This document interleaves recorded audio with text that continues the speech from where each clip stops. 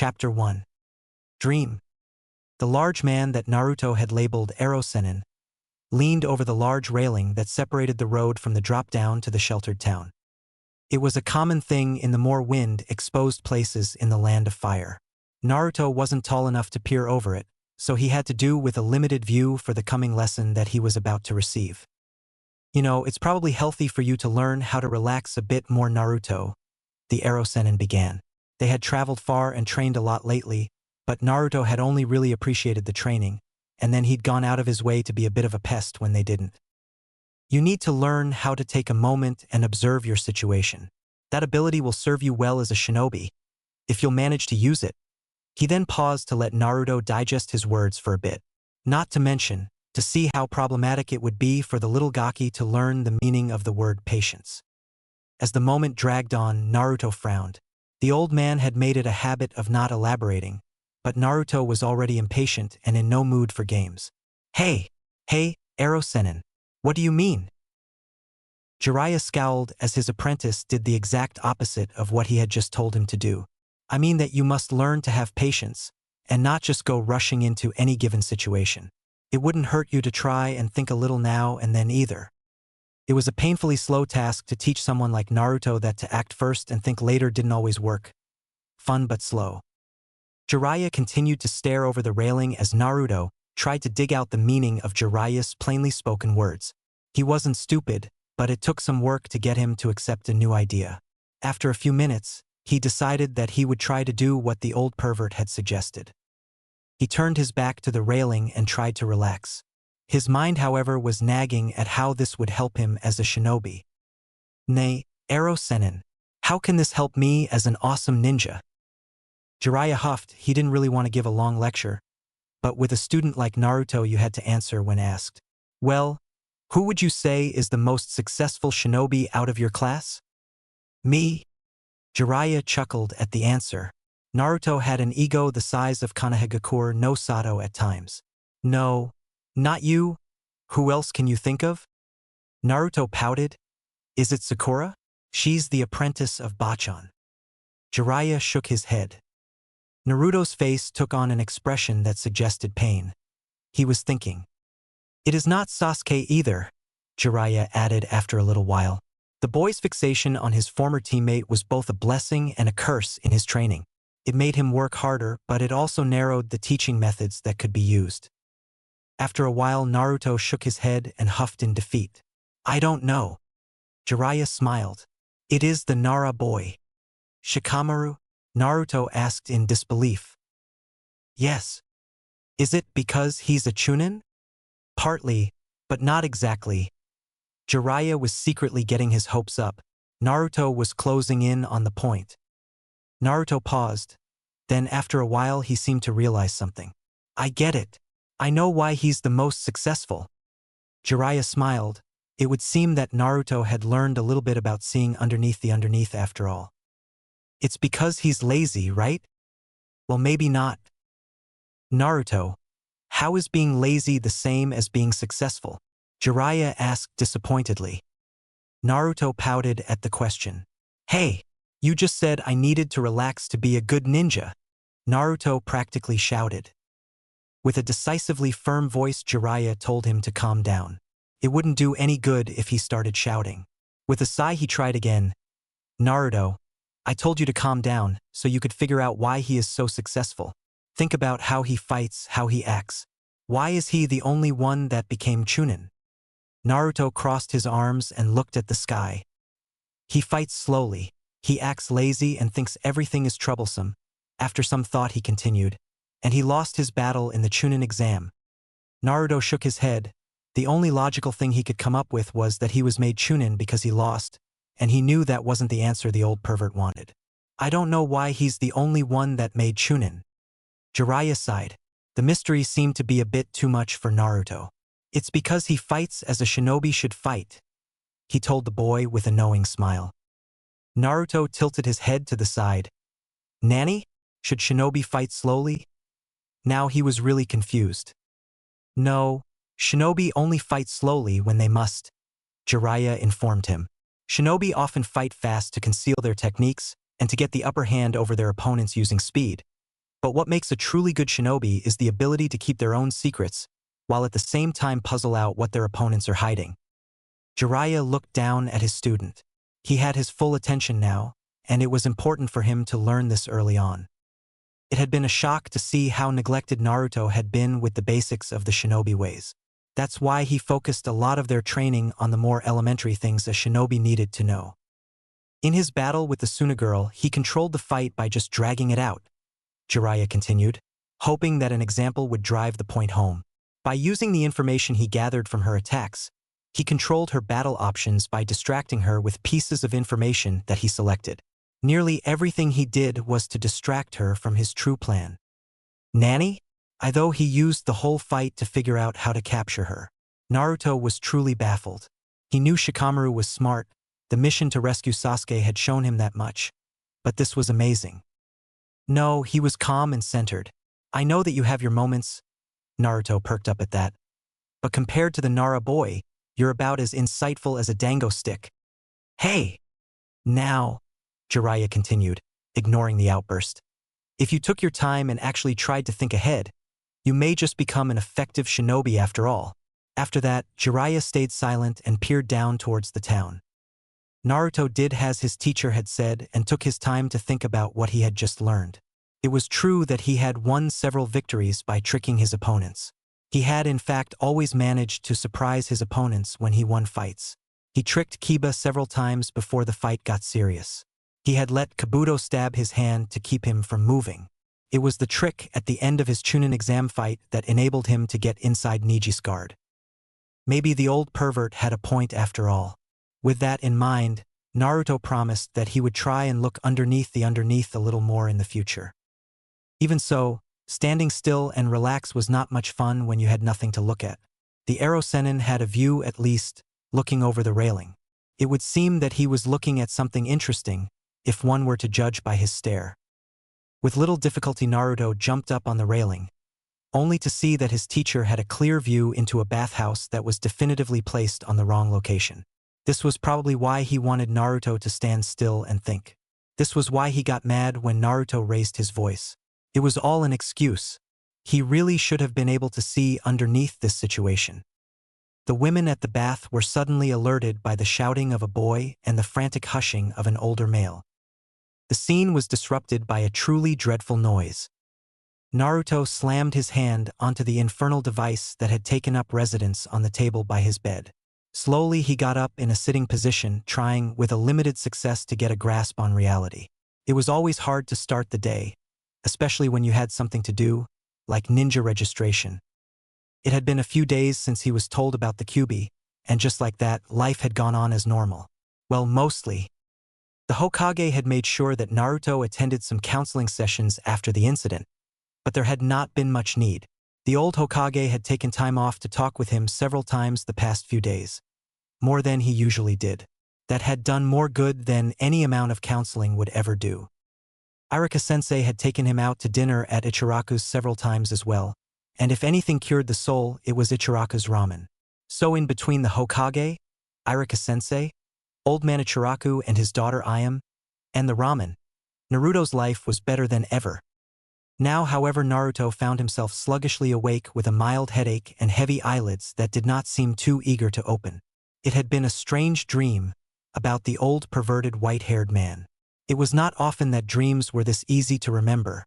Neither were they as realistic as this one had been.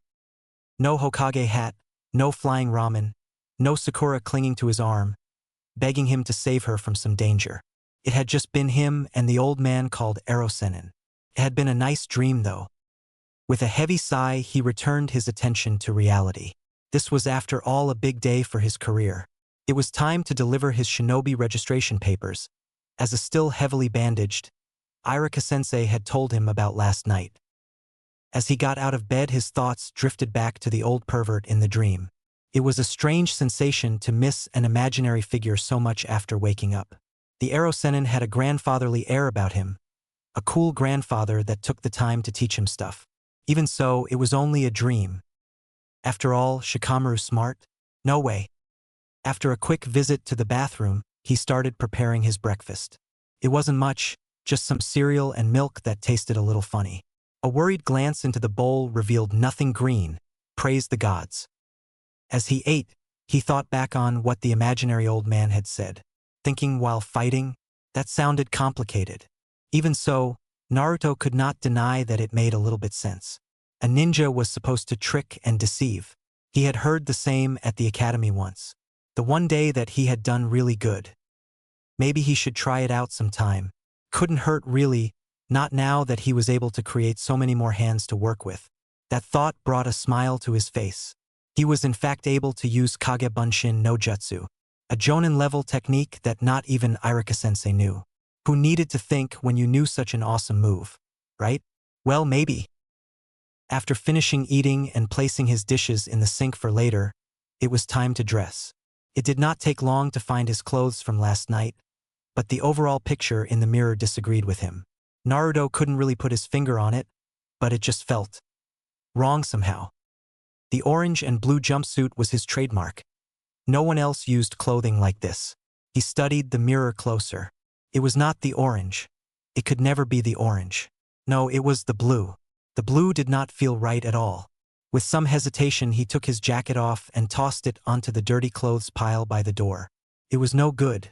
His t-shirt was blue as well. He quickly found an oversized t-shirt among his somewhat cleaner clothes. It was the color that told him it was the right choice. It was plain black, complete with an uneven-looking orange swirl on both the front and back. It was a little too big for him, though. It was, however, the only thing black, so the size would just have to do. He hated to think of himself as small. It was an issue because he was among the shortest in class. When he put it on, the swirl looked even more uneven, almost hand-drawn. It was somewhat cool like that, probably the only reason that he bought it in the first place. Even so, black and orange was the only thing that felt right. It had to be that one.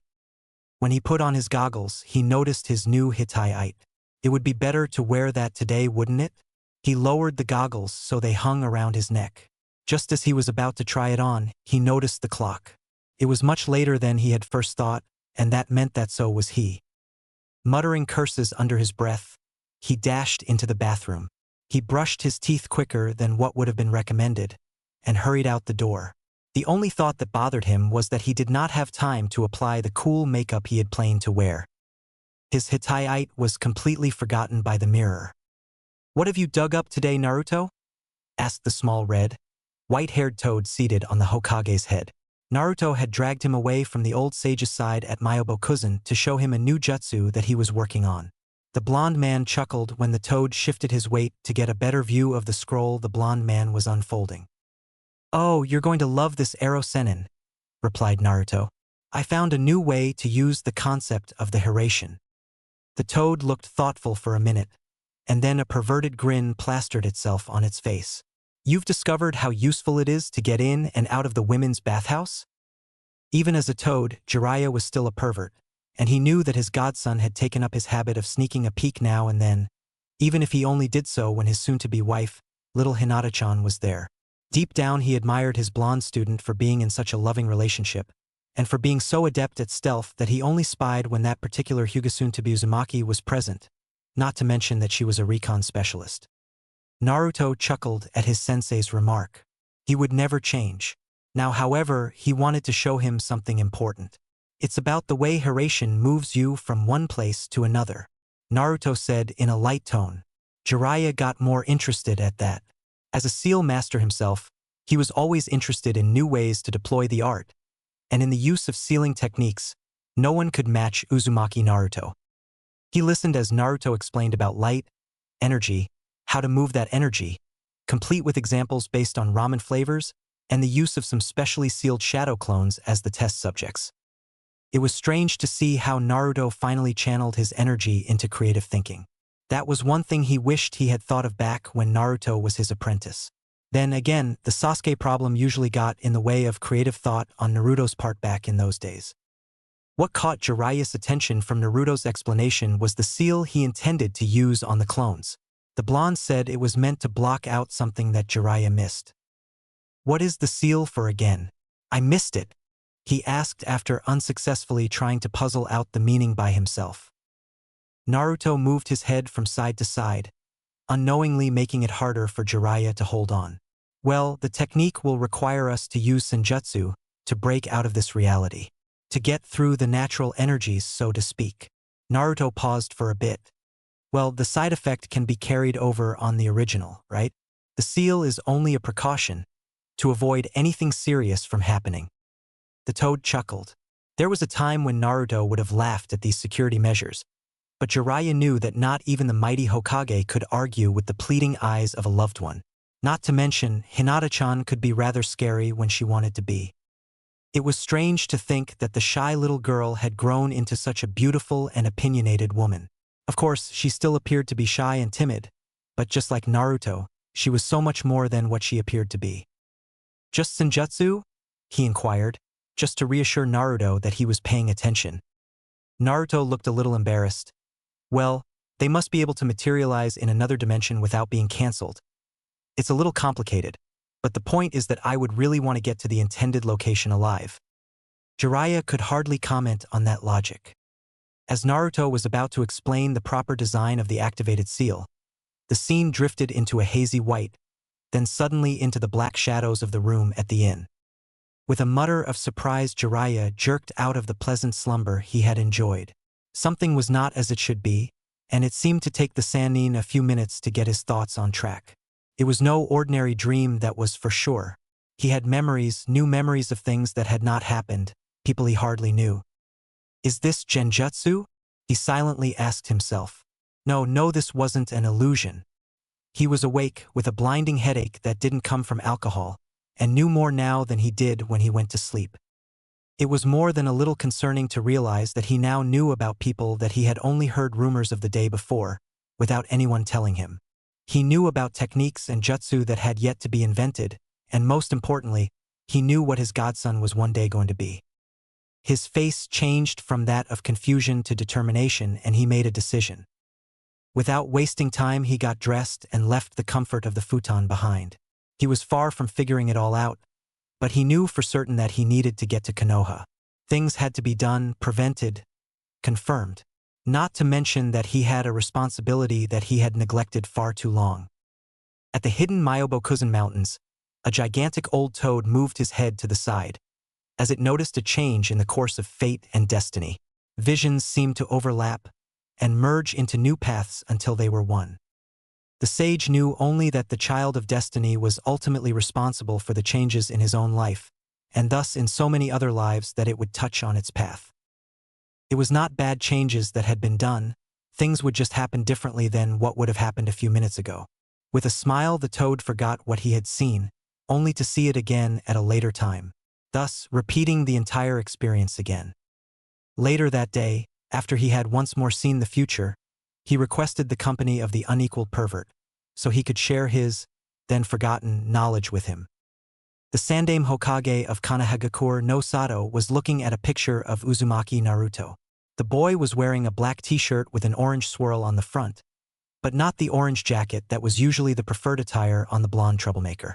Another difference from his usual look was that his goggles were hanging loosely around his neck, and not fastened around his forehead like they used to. The lack of any Hittite would have been the usual concern when taking registration identification picture, but the fact that the lack of anything to hold his hair away from his forehead made him look much more like a miniature model of the Yondaime Hokage than he already did, was a bit more alarming. If the picture hanging in the Hokage's study had been smiling, it would no doubt be even more alike. Uzumaki Naruto was the secret child of the late Namikaze Minato, but that was a secret that had to be kept at all cost.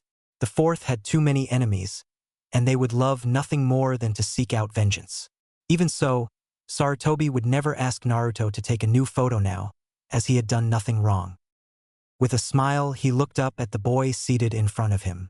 Sarutobi did wonder where the boy's Hittite was though. "This is a good picture, Naruto-kun, but where is your Hittite?" he asked with a grandfatherly voice. Naruto rubbed the back of his head, as he usually did when he was embarrassed. "Anu.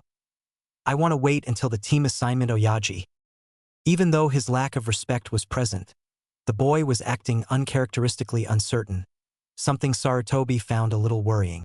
Was the event with Mizuki having a bigger effect on the boy than he had first thought?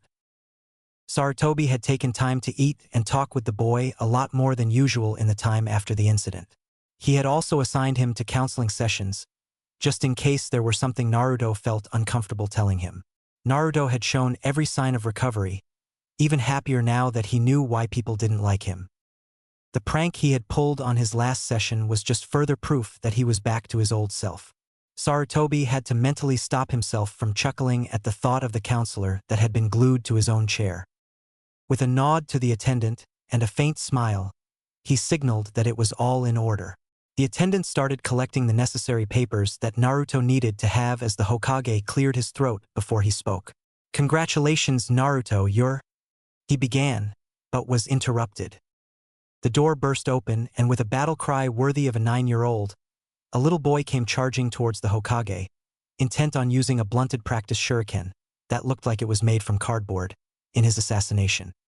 He wore a yellow t-shirt and a long white scarf that trailed behind him, not to mention some sort of weird helmet that let his hair stick out in the back.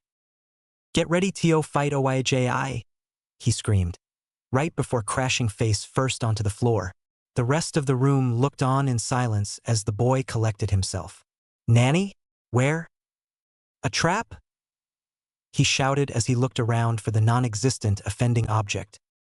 In that moment, a tall man in dark glasses, like his classmate Shino had, appeared in the doorway. He was dressed in navy blue like most Konoha shinobi, with a dark cloth that covered his hair. "Honorable grandson, are you all right? I am sorry, but there is no trap here," the tall man said in a rush, as he pushed his glasses further up on his nose. He immediately started to apologize to the Hokage as the boy, now known as the honorable grandson, fixed a stare at the only other minor in the room. The boy got to his feet and pointed an accusing finger at a still silent Naruto and declared in a loud voice, "It was you that tripped me. Admit it." Naruto, who had been silently wondering what was happening up until then, got up and yanked the younger boy off his feet by the front of his shirt. "No way. You fell all on your own, Baka." It might not have been the most graceful thing to do, but Naruto didn't like to be accused of things he didn't do. It was bad enough to be blamed for what he did. The tall shinobi that had entered after the boy was shocked to see the grandson of the village leader treated in such a way, and he immediately started to protest. "Naruto, are you mad? Let go of him this instant. Don't you know who he is? That is the honorable grandson of Hokage-sama." The shinobi was pointing and waving his arms around, as if he didn't know what to do with them. The aging Hokage, whom had been silently observing the turn of events, was a bit worried about the man's blood pressure. The honorable grandson, whom hated to be called honorable grandson, was silently staring at Naruto. Finally, honorable grandson challenged Naruto to hit him if he dared. A childish thing to do, but when you are 8, that wasn't much of a problem.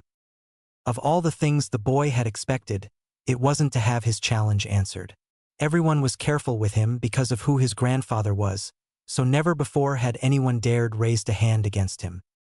Naruto, however, hit him over the head with little ceremony, much to the tall shinobi's horror and the Hokage's mild interest, and shouted that he didn't care who the boy was or who he was related to. In all the apologizing to the Hokage, done by the tall shinobi, Naruto took his leave with the necessary papers. He could have sworn that the apologizing man didn't even see him collect them right in front of him. As ninjas went, that one did not seem to be very observant. After Naruto had left, he became aware of someone following him. In retrospect, it was hard not to see it, as the boy was horrible at hiding. Rocks weren't square-shaped and certainly didn't have spy holes. Fences made up of vertical boards didn't have smaller patches of horizontal boards flapping in the wind. By shinobi standards, Naruto should have noticed the boy sooner than he actually did.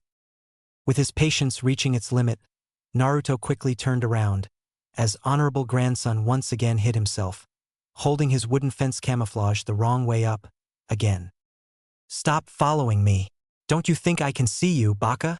Naruto shouted, pointing an accusing finger on the badly concealed offender. Strangely enough, the boy didn't seem very upset or even that surprised that he'd been spotted, as he calmly stepped out of hiding with a smug smile on his face. "You noticed me. It's true what they say about your abilities," the boy stated with what he probably though was a dramatic tone. Naruto was suddenly intrigued, Someone else had seen his skills for what they were, no matter that it was from a boy that was probably 2 or 3 years younger than him, and was impressed. Just as Naruto was about to ask the boy what he meant, honorable grandson pointed a finger at him and made his demand, "Let me become your apprentice." That rocked Naruto on his feet. He'd just become a genin, and now people wanted to be his apprentice? Even his ego had a bit of trouble to understand that logic, so he was glad when honorable grandson felt the need to elaborate. "Teach me the jutsu you used to defeat the Hokage. Please, sensei," he begged. Naruto had no idea who could have told honorable grandson about that. The old man had caught him entering the tower, and he had used his Oiroke no Jutsu to defeat him before his escape, something that said a lot about the supposedly strongest shinobi in the village. Little did he know that it was the honorable grandson who had found the elderly Hokage on the floor and managed to wake him up, using a bucket of ice-cold water. Naruto didn't hesitate for long before deciding to teach the younger kid the Hokage defeating technique, and thus took on his role as sensei for his first apprentice. After the day was nearly over, honorable grandson, Naruto still didn't know his name, finally managed to get the perverted technique right, and they took a well-deserved break. They were sitting on a log, eating a late lunch when Naruto finally got curious over why honorable grandson was so set on defeating the old man. "What's the deal with you and the old man anyway?" he asked casually, noticing how the question affected the boy. Honorable grandson suddenly got very serious, and it took a moment before he answered. "My Ojaizen named me Konohamaru after the village," he started, mentioning his name for the first time. "It's supposed to be for luck, but no one ever calls me by that name. It's always honorable grandson or something like that, never Konohamaru. You would think that it would be easy to remember, as I'm named after the village." The boy frowned before he continued, "They just don't see me. They only see my grandfather, but never me. That's why I want to become Hokage as fast as possible. I want to be respected for me, not for whom I'm related to." Naruto was shocked to hear how similar their reasons were. Naruto also wanted to become Hokage, so people had to acknowledge him and would be unable to ignore him. Konohamaru wanted to be Hokage so people would see him and not just his clan or as the grandson of someone else. Another thing that struck Naruto was how pathetic it all sounded. It sounded selfish and childish now that someone else said it out loud. There was much more to the title of Hokage than just the honor and respect that came with it. "Baka, no one is going to respect that," he said quietly, as much to himself as to his student. Konohamaru, however, took Naruto's statement as a personal insult. "What did you say?" "I said that no one is going to respect you for wanting to be Hokage just so you can be seen," Naruto snapped back. "To be Hokage is the same as to be respected by every ninja in the village. No one would respect you as a Hokage just because you want them to." Konohamaru was stunned at the seriousness in Naruto's voice. Naruto ignored it and just continued. "The Hokage is the strongest shinobi in the village, and no matter how hard you train, it will always take a lot of work. There are no shortcuts to become the Hokage, and for you to become Hokage..." He paused and locked eyes with Konohamaru. "You'll have to win over me, because my dream is also to become Hokage." Konohamaru didn't respond, but his face betrayed him. He was intimidated by the prospect for fighting Naruto. Before anything more was said, they were both startled by a shout coming from the trees behind them. "There you are." It was the tall shinobi with the dark glasses from the Hokage Tower. He had finally noticed that Konohamaru had gone missing and had tracked them down. Now he was standing on a branch, looking at Naruto with all too familiar eyes, cold and loathsome. "Honorable grandson, now we should return home," he said as he jumped to the ground, ignoring Naruto as if he didn't exist. As Konohamaru shouted his protests, Naruto realized that the tall shinobi actually looked a bit familiar.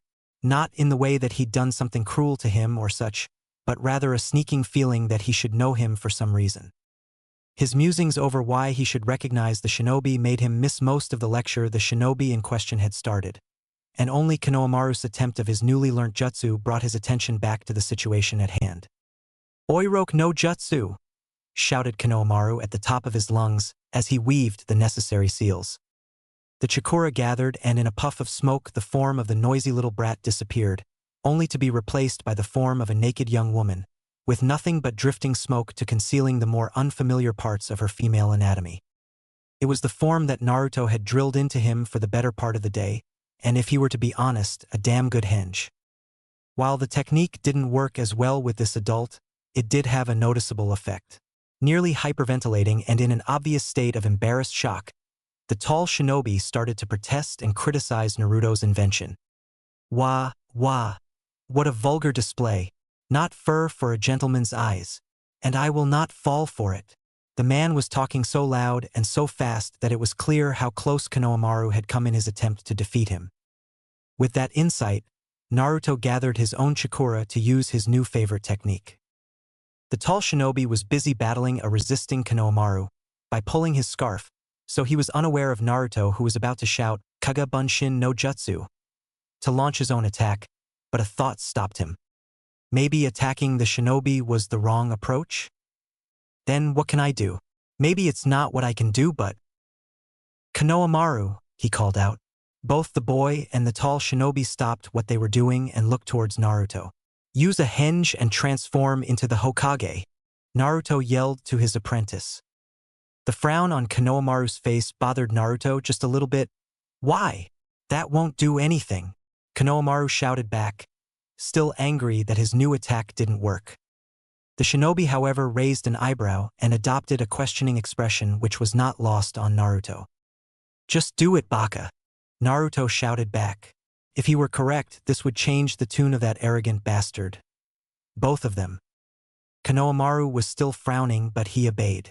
The boy made the correct seals and shouted henge, and was replaced by a picture-perfect image of the third Hokage of Konoha. The shinobi observed the transformation with an unreadable expression. Without a word, he pushed his glasses up on his nose before he smiled. Naruto had been correct. All the training he and Konohamaru had done was far from a lost cause. When he first started to teach the brat, Konohamaru hadn't been able to do a simple henge properly. Now he stood there as his grandfather, fully clothed in his robes, smoking his pipe. It was picture perfect.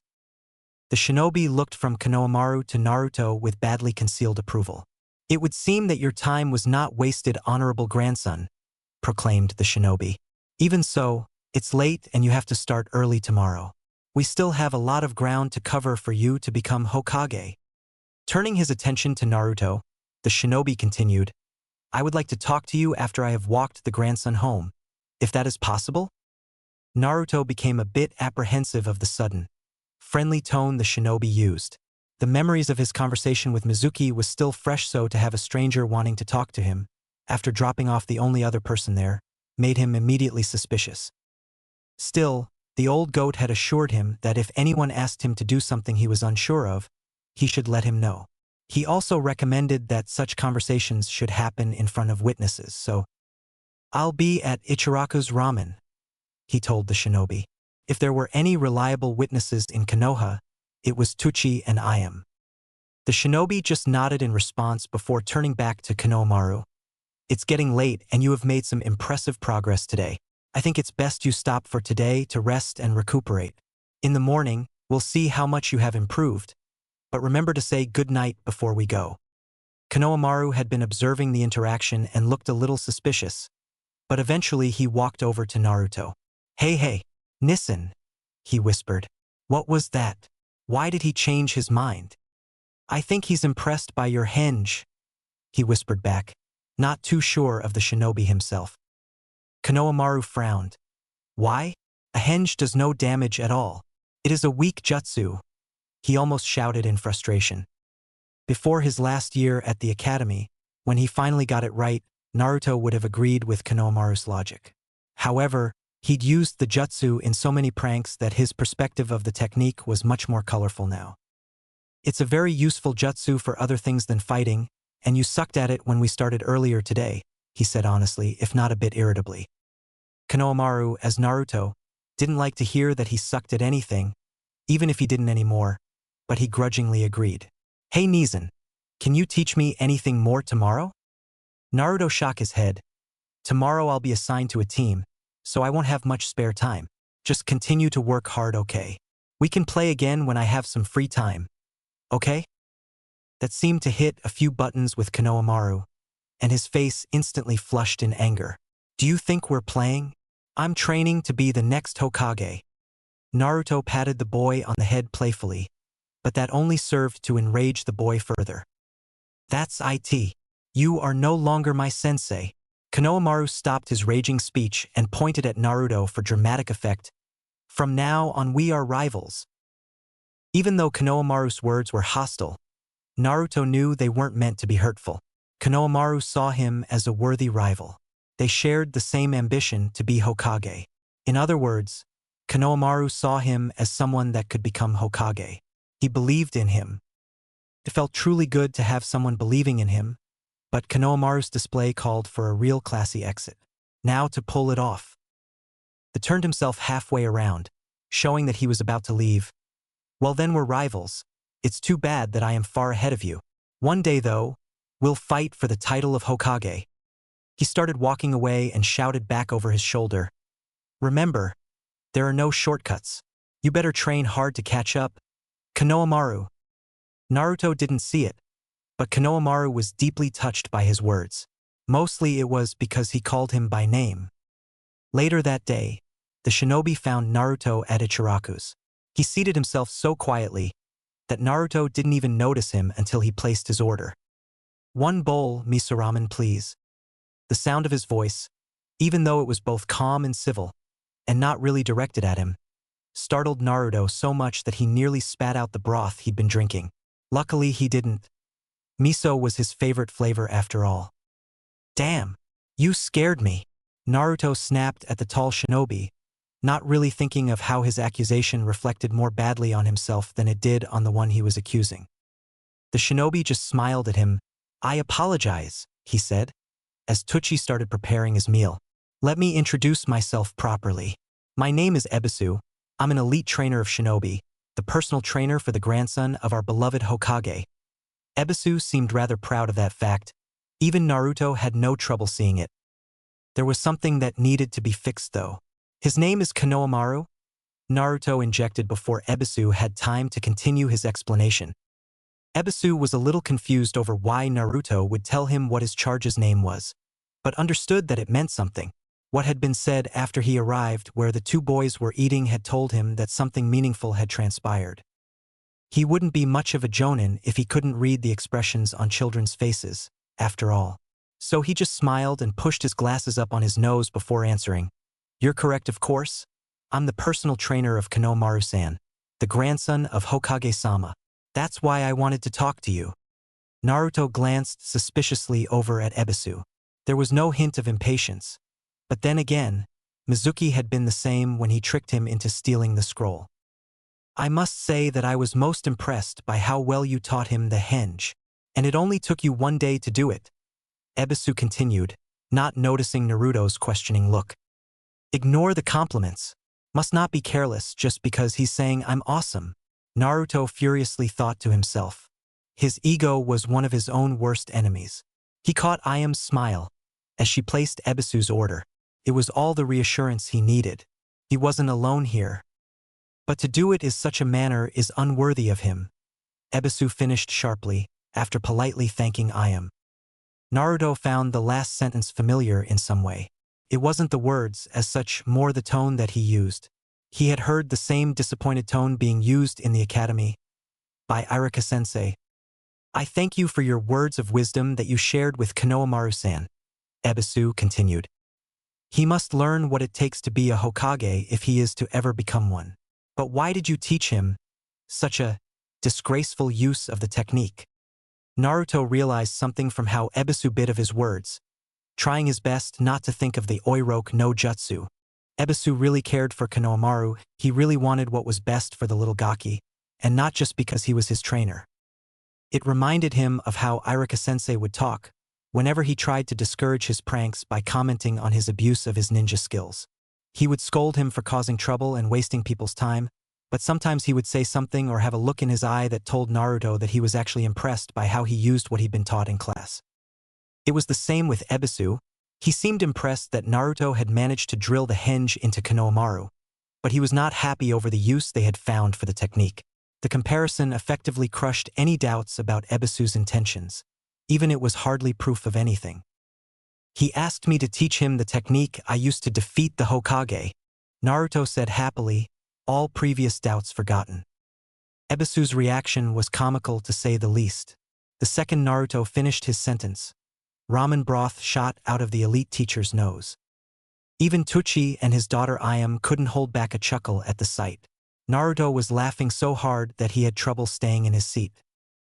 Both Tucci and Ayam were paying close attention to the conversation, as Naruto had begged them to do so. They were among the few people that Naruto truly trusted in the world. To Naruto, Tucci was like a friendly old uncle, and his daughter Ayam was like a fun older cousin that always had time to spare while they worked.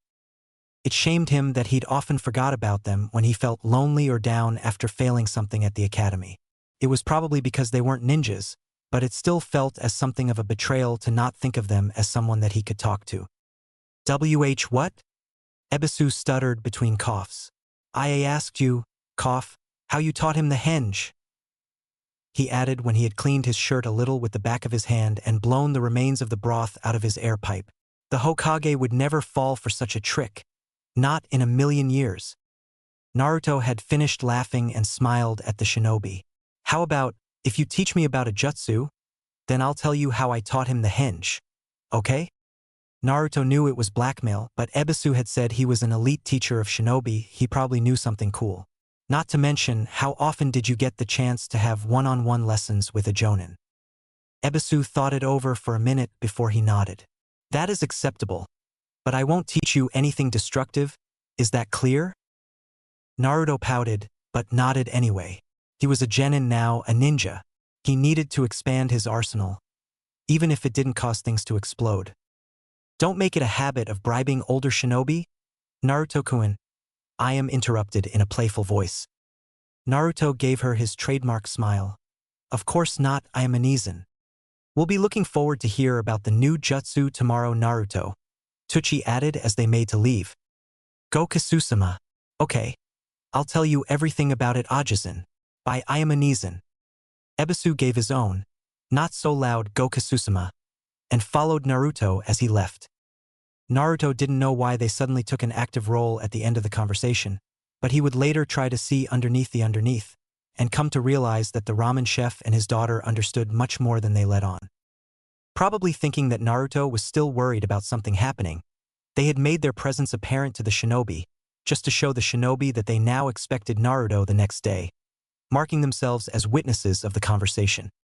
It was probably more for Naruto's benefit than anything else, but if Naruto hadn't already been convinced of Ebisu's good intentions, it would have been the most reassuring thing they could have done. On their way to Training Ground 16, Ebisu told him about something called tree walking. It was a simple thing that most ninjas should know, as it was more an exercise than anything else. So, all I have to do is apply chakra to my feet, then I can walk on any surface? Naruto asked excitedly. Ebisu pushed his glasses further up on his nose and shook his head. No, it's not just to apply chakra to your feet. You must apply just the right amount to generate a magnetic pull between your feet and the surface that you wish to walk upon.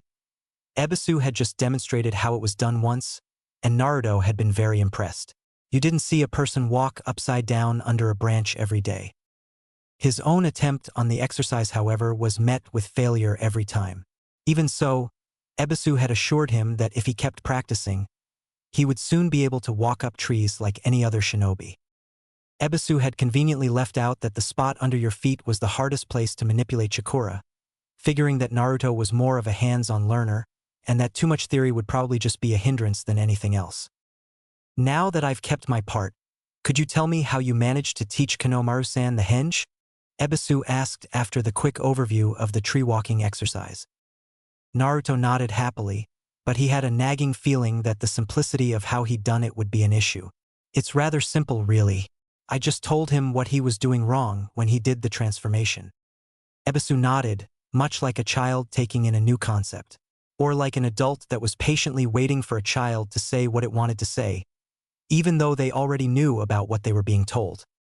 It helps when someone tells you what you are doing wrong if you fail at doing something. Naruto paused for a bit before he continued. Just like when the academy instructors adjust your finger position when you are learning the hand seals at the academy. Ebisu tilted his head to the side. Helping step by step, you mean? He inquired. Naruto nodded. That, and to show him what he should look like, he answered. Ebisu adopted a questioning look. Like a demonstration? He asked in a shaky voice. He didn't show it too much, but his mind was filled with pictures of Naruto using that disgraceful jutsu in front of Konohamaru over and over, corrupting his student's innocent mind with naked and sensual poses. It was a disturbing thought. Naruto looked thoughtful for a minute. You know, that would have saved us a lot of time. Ebisu was sighing inwardly when his fears proved to be unfounded. To think what kids would do today. Then Naruto's words hit him. That would have saved time? What do you mean, save time? He asked, almost fearfully. Naruto didn't register the fear in Ebisu's voice and continued in a cheerful voice. I took him to the hot springs. What? Shouted the elite teacher. You took the honorable grandson to the hot springs to show him what he should look like? The outrage on Ebisu's face was all too apparent. He was sweating again and his eyebrow was twitching. He also seemed on the verge of having a nosebleed. What? I had to show him how he should look. You would have screamed if you'd seen what he transformed into on his first tries. Naruto shouted back. They were loud, but the initial hostility that Ebisu had shown was not to be seen. It was more like he was shouting out of principle. What is this behavior? Ebisu continued. Such behavior is indecent. I will not forgive it. How rude. K-kids have no right to look through the hole in the fence at the second level, above the entrance of the women's bathhouse. Naruto's face went blank. Ebisu was a pervert, a closet pervert, since he was in denial. He just admitted to know about the frequently used spy hole for Konohagakure's peeping population, which was a rather large amount of the inhabitants. You know about the hole too, Naruto informed the panicking shinobi. I do not know what you're talking about. Ah ha ha ha. No, kids today, not knowing their place. Yes, that's it. Heh. Imagine me looking at naked women. How absurd. How rude. Ebisu continued, all the time smiling like a madman. This time, Naruto didn't think twice about summoning over 20 clones to his side. Kage Bunshin no Jutsu, he shouted, filling the clearing with Naruto's. Ebisu seemed to calm down a bit. He almost seemed relieved to get his mind off what he had just heard. So, you want to fight me now, eh? He taunted. I warn you, I am a Jonin, not a Chunin. Like the traitor Mizuki. I will not go down easy. Ebisu's tone was light, almost relieved. Naruto didn't even think about his own smile, and how it gave a clear message that he had no serious intention of harming Ebisu. Naruto didn't answer the taunt either. He and his clones just weaved the necessary hand seal and cried out, Henge! In union to a baffled opponent. With several puffs of smoke, not one Naruto was left to be seen. In their stead were over 20 young blonde girls with thin lines of smoke covering up their more personal areas. If that wasn't enough, all the girls suddenly started swarming the baffled shinobi that was now sweating like a pig, with a stupid expression on his face. They latched onto arms and legs, caressed his chin and kept making exited noises, all in the effort to break this closet pervert once and for all. With a final twitch of his eyebrow, the shinobi shot backwards, off his feet, propelled by a stream of blood shooting out of his nose. I call that my Harimu no Jutsu, Naruto stated excitedly to the now unconscious Ebisu. He figured that the smile on the pervert's face was an indication of him not being seriously harmed. At least this pervert was no longer in denial. The effectiveness of the technique was astounding. Not only had its predecessor defeated the village's strongest ninja, now this new variation had defeated a Jonin. If he kept this up, he might be able to create techniques strong enough to defeat an entire village like this. A thought of Sasuke's face with the expression Ebisu had after his defeated entered his mind's eye. The mental image was enough to make Naruto bark out in laughter, and he didn't stop laughing before he was well home. When he finally opened the door, it was about 11 o'clock. He was tired but happy with how the day had played out. The prank at the end was just a bonus, a joyful change from the highlight it once had been. He'd gotten a student, a rival, and respect for his ability as a teacher. Not to mention that he had learned something cool. At least how to do something that was cool. Once he got it right, however, it would be really cool. All in all, it had been a great day. As he walked by the mirror, he paused. He looked different without his jacket on. His goggles hung around his neck also did something to the overall picture. He looked carefree, more relaxed. Maybe he should continue to just use a t-shirt? Cammy knew that some days could get unbearably hot in the jacket. He could perhaps have a short-sleeved mesh shirt underneath, like Shikamaru used under his open jacket. With a nod, he decided to try it out. He needed to place the Uzumaki symbol on his new uniform, though. He hated working with needle and thread, but it would probably be worth it. His goggles were usually placed on his forehead, keeping his hair out of his eyes. Now they hung rather loosely around his neck, looking much more carefree. He also saw that if the goggles had been his Hittite, it would be perfect protection for his throat. People always say that I'm a knucklehead anyway. He took off his goggles and placed them by his Hittite, before picking up the official sign of Konoha and tied it around his neck. He thought it looked good, so he decided that he would try wearing it like that the next day.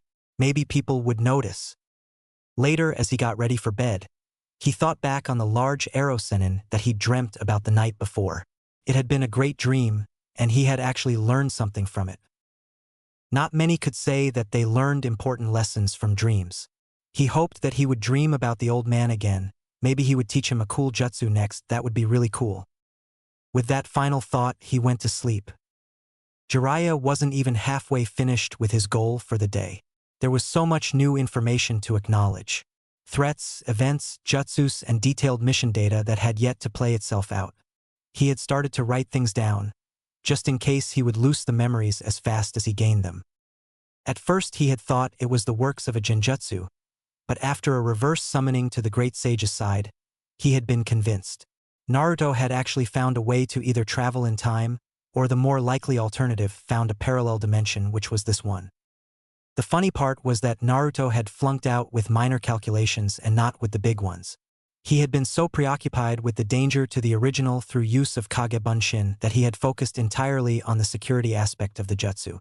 He had completely forgotten about where the memories would go after they dispelled. The memories, which should return to the original, didn't return to the other dimension, as there were a couple of sources of chakra that was indistinguishable from their sources nearer to them in this dimension. So, as energies goes, they sought out their source's counterpart, which was the same but much closer. So here was Jiraiya, not the one that was a toad sitting atop of the Hokage's head, but a younger version on the same individual with a nation's worth of information. The old shinobi was thankful to the dimensional counterpart of his godson for not only arming Konoha with enough knowledge to fight off several invasions and terrorist attacks, but enough to prevent all-out shinobi world war. With that, though, came sobering realizations. His godson would probably be in the same situation as he himself was in. More knowledge than what was healthy. He would have to send word to Konoha about how important he would be, so they wouldn't think him crazy or worse. Naruto, the little boy that he'd named. He'd completely forgotten about that fact until this morning. He knew who he was, of course, but he didn't know the boy. He'd seen him a few times over the years, but hadn't talked to him since he was 3 years old. Too busy keeping an eye on Orochimaru's whereabouts and now the Akatsuki organization. It was important work, and there were few others that could do it, but it still saddened him to think about how lonely Naruto had been growing up. With the memories, there also came the knowledge and impression he'd gotten through conversation with Naruto throughout his other life. Naruto had been safer, but that wasn't enough for a child. Even though it had shaped and formed a person out of legend, which Jiraiya himself had created, and brought peace and prosperity to the shinobi world. He felt both apprehensive and happy to finally meet Naruto. It was no telling how he'd act now that he too knew what could have transpired in the future. Would he be angry, happy? Only time would tell.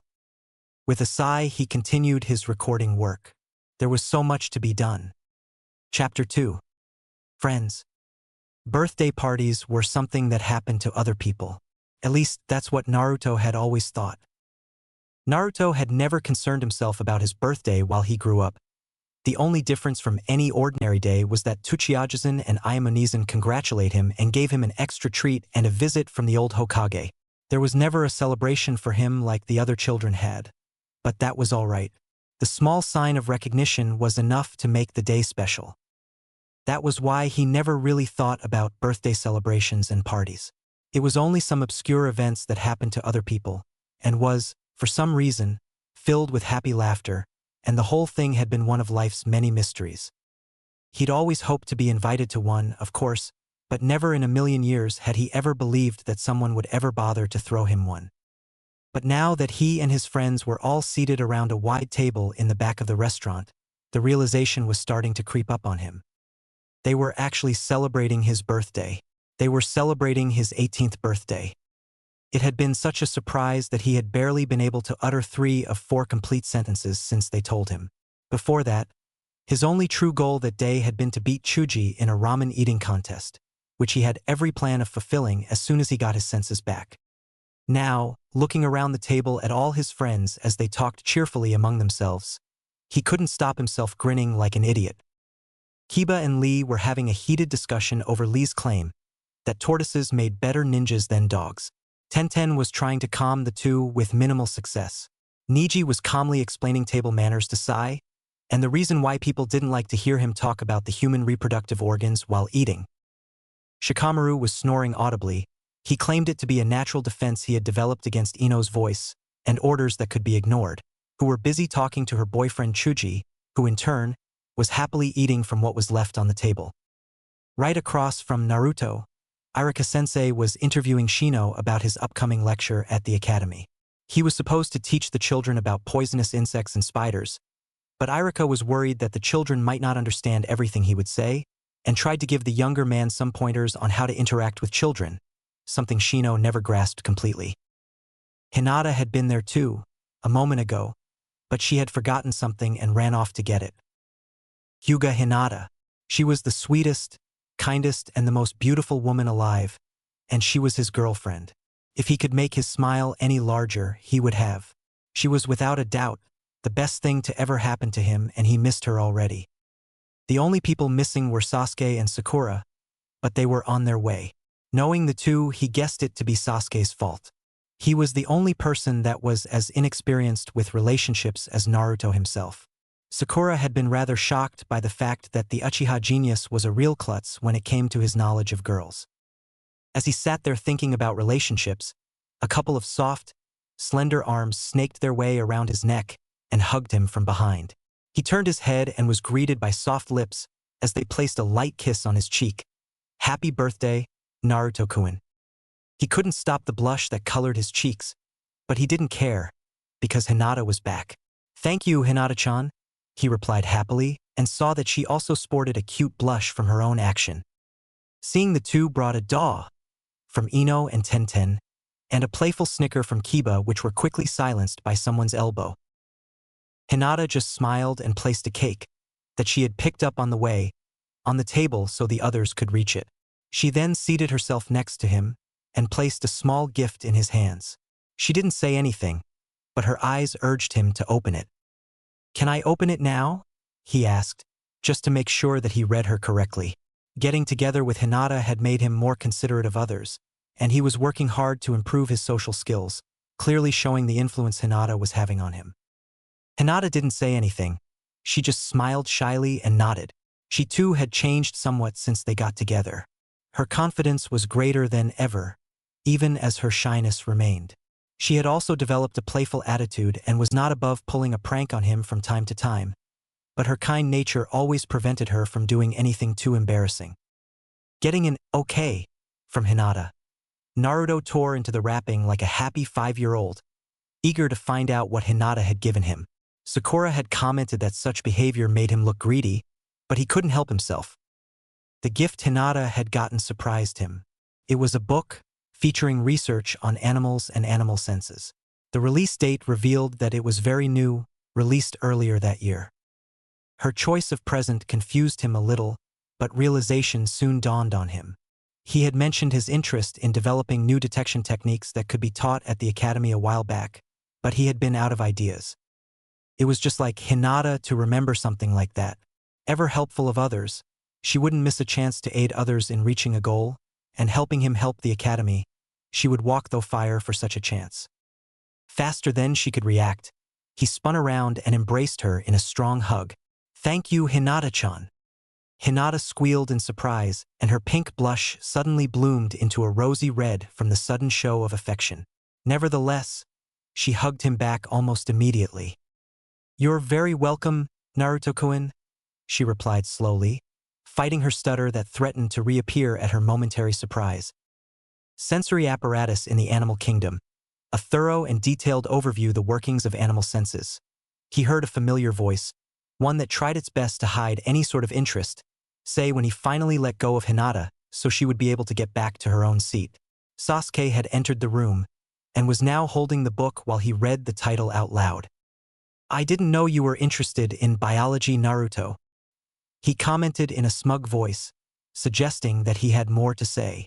Before he had time to add his usual sarcastic comment, however, Sakura walked out from behind him and over to Naruto's side, giving the blonde a nearly backbreaking hug. "Happy birthday, Naruto." Sasuke, who was holding her hand, also gave him an uneasy smile and congratulated him, with no trace of the comment Sakura had interrupted. Most people would write the uneasy smile off as his disappointment at being interrupted, but Naruto knew that Sasuke was very happy to have Sakura stop his less acceptable behavior. His uneasy smile was just the outcome of Sakura's happy one. It was the smile she used when she was annoyed, disapproved of something, disagreed with someone, or was violently upset.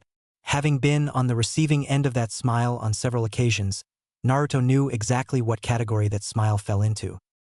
He didn't even have to look at Sasuke's hand, the one that Sakura was currently holding, which by some strange coincidence seemed to have lost its color and, if you listened carefully, produced faint cracking noises, to know who her anger was directed at this time. "Biology, you say?" she asked, trying her best to cover up Sasuke's late intention. She didn't say anything more, but she gave Naruto one of her asking looks. She was probably as confused by the topic as nearly everyone else. Both of his old teammates were doing well for themselves.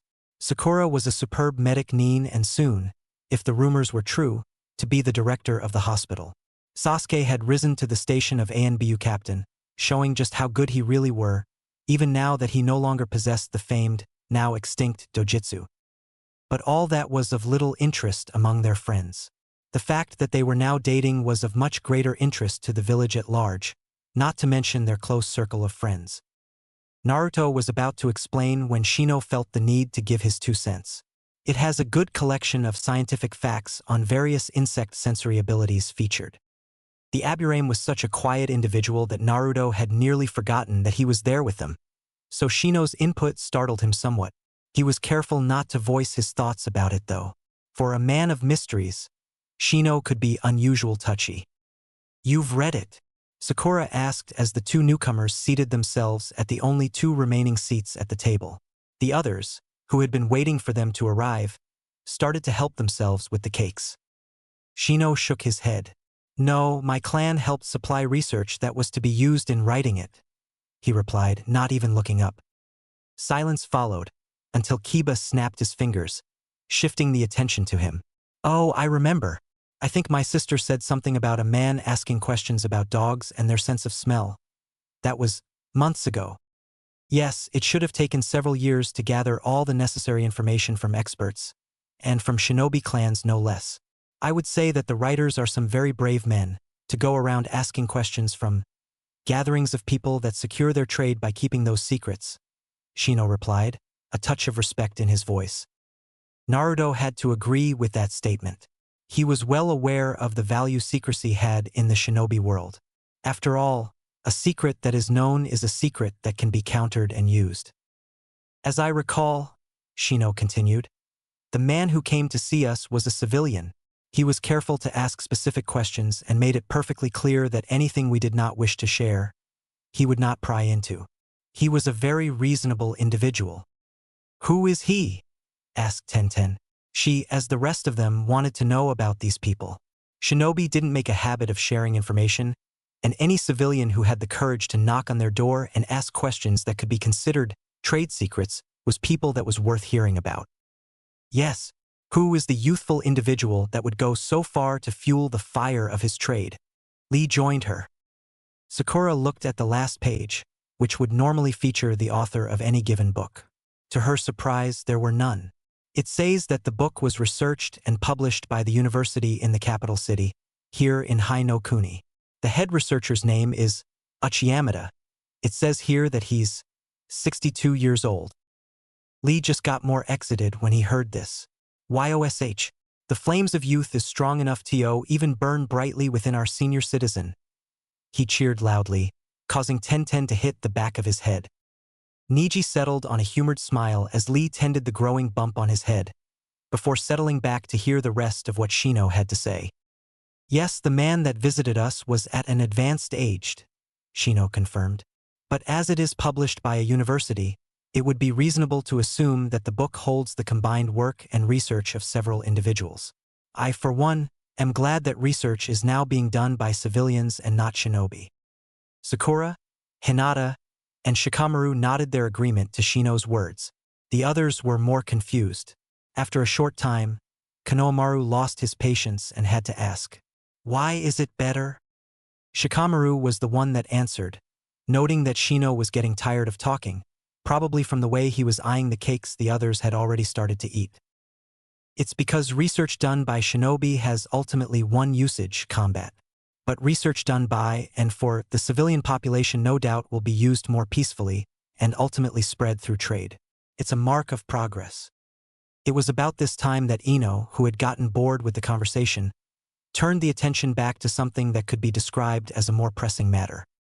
What's more important now, however, is this rumor that I've heard. Why on earth would you wish to have an eating contest on your birthday, Naruto? She shot in before Shikamaru had time to say anything more. The sudden change of topic didn't faze anyone. They all knew Ino well enough to know that she would get bored eventually, and then take matters in her own hand to solve the problem. The eating contest was news to some of his friends, and from the look on the faces around the table it was clear that Ino wasn't the only one that wanted to know why he would want one. They tried not to show their interest, of course, but by this time Naruto was a better ninja than any of them, arguably of course, and was able to spot their curiosity. Not on Shino, of course, though, who was happily digging into his first piece of cake. The question deserved an answer, but Naruto doubted that it would satisfy their curiosity. I knew that today I would be the one to choose what to eat, he responded with a sheepish smile, scratching the back of his head. It was received as he had expected. Several blank stares were directed back at him, and a humored smile from Hinata and Sakura. With a happy sigh he continued, I know that I only have a chance to win if it's ramen. I'm not dumb enough to challenge an Akimichi to an eating contest without being able to choose what we should eat. This brought another snicker from Kiba and a sigh from Hinata. She was used to her boyfriend being more thoughtful, but this was a petty challenge that Naruto had been planning for nearly half a year. Not to mention that Naruto was a big enough fool to challenge the Akimichi to eating contests without being able to choose the dish. The heavy-set shinobi seated by Ino's side just smiled.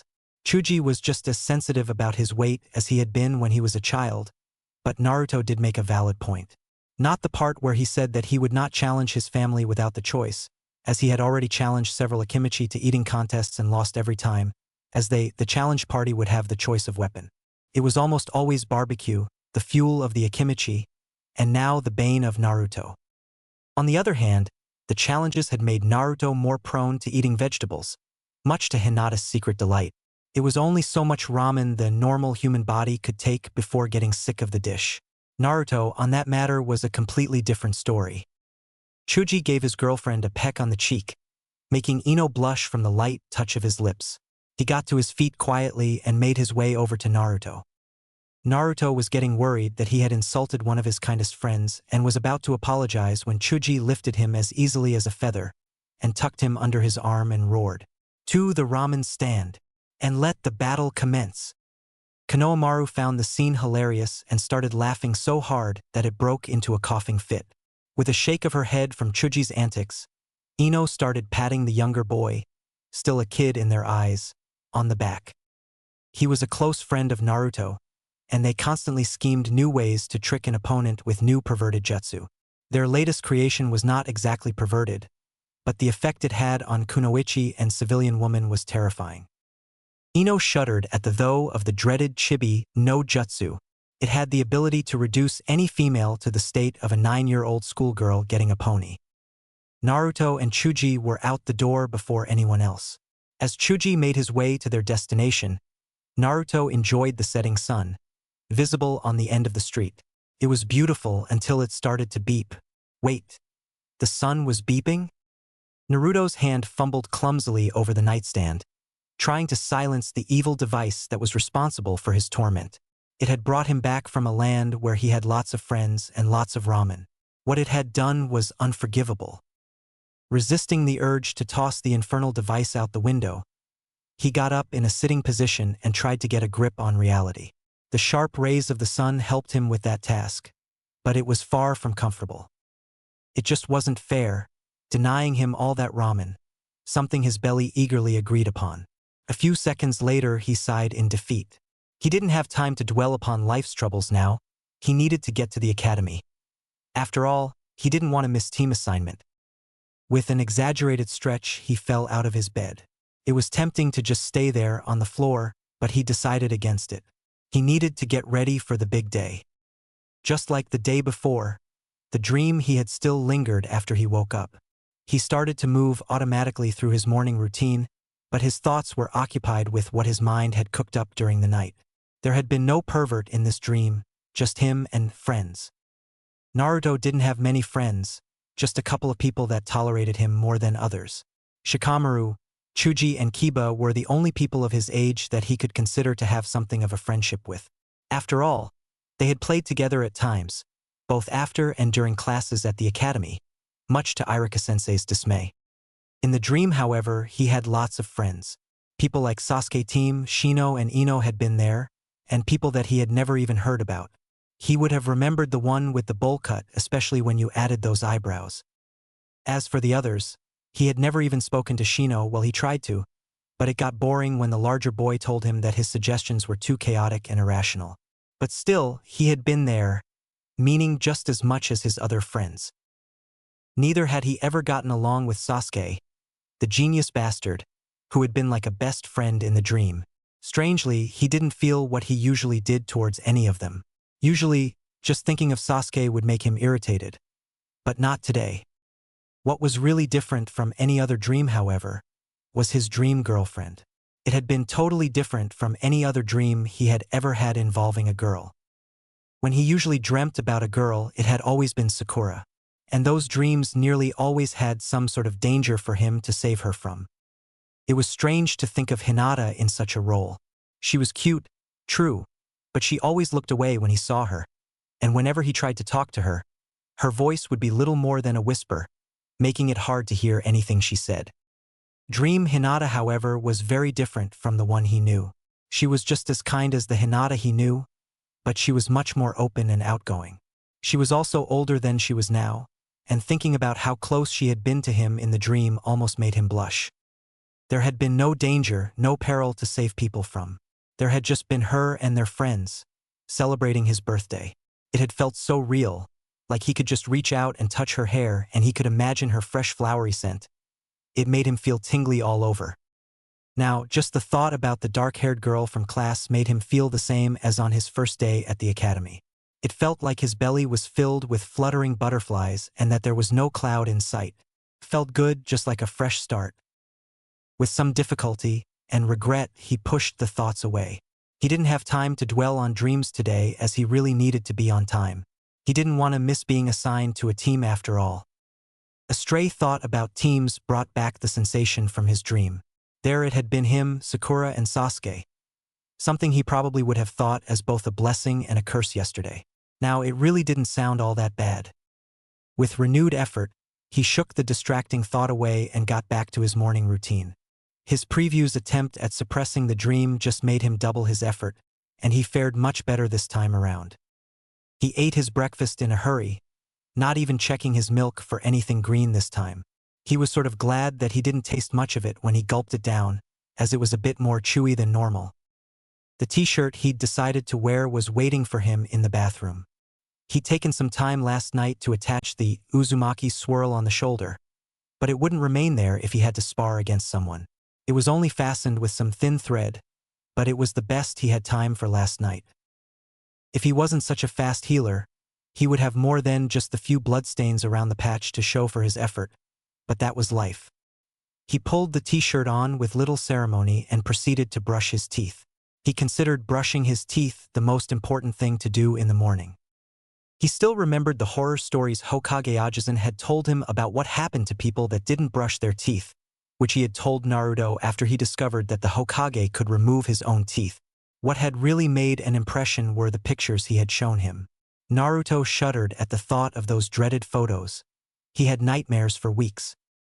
When he was done with everything that he needed to do, he picked up his hitai and fastened it loosely around his neck. It did, as a matter of fact, make him look cooler if that was even possible. It would also be perfect for protecting his throat if it was needed. Naruto lingered a little in front of the mirror. He traced the lines of the leaf symbol with his finger and smiled. It was happening. He was actually a shinobi, a real shinobi. The first step towards his goal, to become the greatest Hokage ever. Hinata entered the classroom with her eyes locked firmly on her feet. It was a habit she thought she had rid herself off months ago, but today she didn't care about her apparent relapse. He wouldn't be there today. Naruto was the only one to not pass the genin exams this semester, and seeing him so downtrodden and depressed afterwards made the whole thing so much worse. He had worked so hard and trained for hours on end, but it hadn't been enough. She had seen him practice after class several times, and whenever he didn't get something right, he would just get back to his feet and try again. That was the reason that she admired him so, the ability to always get back up and just try again, no matter what anyone said. On the genin exam, however, he didn't get a second chance, and thus he failed. He'd been so depressed after that Hinata couldn't help but feel like she should have failed as well. It wasn't something she should feel guilty about, that she knew, but it was one of those irrational feelings that you couldn't argue with. He had tried harder than she had, harder than anyone, so why shouldn't he also be allowed to pass? Why couldn't they test them on the Henge no Jutsu instead of the Bunshin no Jutsu? She knew, without a doubt, that he would have passed that test easily. She had seen him work on the transformation technique so many times, so much that he had perfected it to the point that he was probably the best in their class with that particular jutsu. He was so familiar with it that he not only knew how to impersonate people flawlessly, he'd even started using it in his pranks, showing that he was able to utilize it properly as well. Sadly, his perfection of the henge was on the cost of the bunshin, which they had chosen to test them in. After all his hard work, it just wasn't fair that he should be the only one to fail. With a depressed sigh, she reasoned that not looking for him wouldn't magically make him pass and appear in the classroom. She lifted her eyes from the floor and looked around the classroom. What she saw made her heart skip a beat. Naruto was there, and he was waving at her. She didn't know why, or anything else at the moment, but she automatically averted her eyes, hiding the blush she felt blooming on her cheeks. Her feet automatically made their way towards her seat, while her lungs started working again with a considerable effort. Unconsciously, she had started to tap her fingers together, trying desperately to regain focus as she quickly made her way to her usual seat on the back row. Her head was tingling with all sorts of questions and feelings. What was he doing here? Did he pass? Why was he waving at me? Should I have waved back? Did I upset him?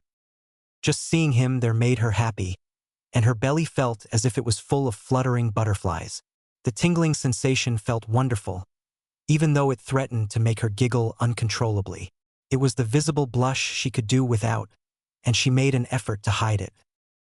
Taking a deep breath, she managed to calm herself enough to think things over more rationally. Naruto wouldn't have waved at her. Would he? No, who would? Wanting for an answer to her question, she dared a glance up from the desk. She noted that Sakura had entered behind her, so Naruto had probably been waving at her. The butterflies settled, and the light tingling was replaced by an uncomfortable hollow feeling in her gut. It was the same she got whenever he tried to ask Sakura for a date. She watched as Sakura made her way over to where Naruto was now talking to another classmate. She observed with a sad heart as Sakaki walked away, and Sakura demanded that Naruto should move out of her way. She knew how Naruto would react when Sakura was around. He would start to blush and comply. Then eventually he would ask her for a date, which in turn would for some reason give her a bellyache. His reaction this time, however, surprised her. She couldn't hear what was said between them, but Naruto just looked at Sakura in confusion before turning towards the person seated on the other side of the bench. With his head turned away from her, she couldn't see his expression, but as the person sitting there was Uchiha Sasuke, she could imagine that he was frowning. At least that's what she thought at first, but some instinct told her she was wrong. Somehow, his body language seemed light, more carefree than it normally did when he was near the number 1 student in class. It was as if there had never been any tension between them in the first place.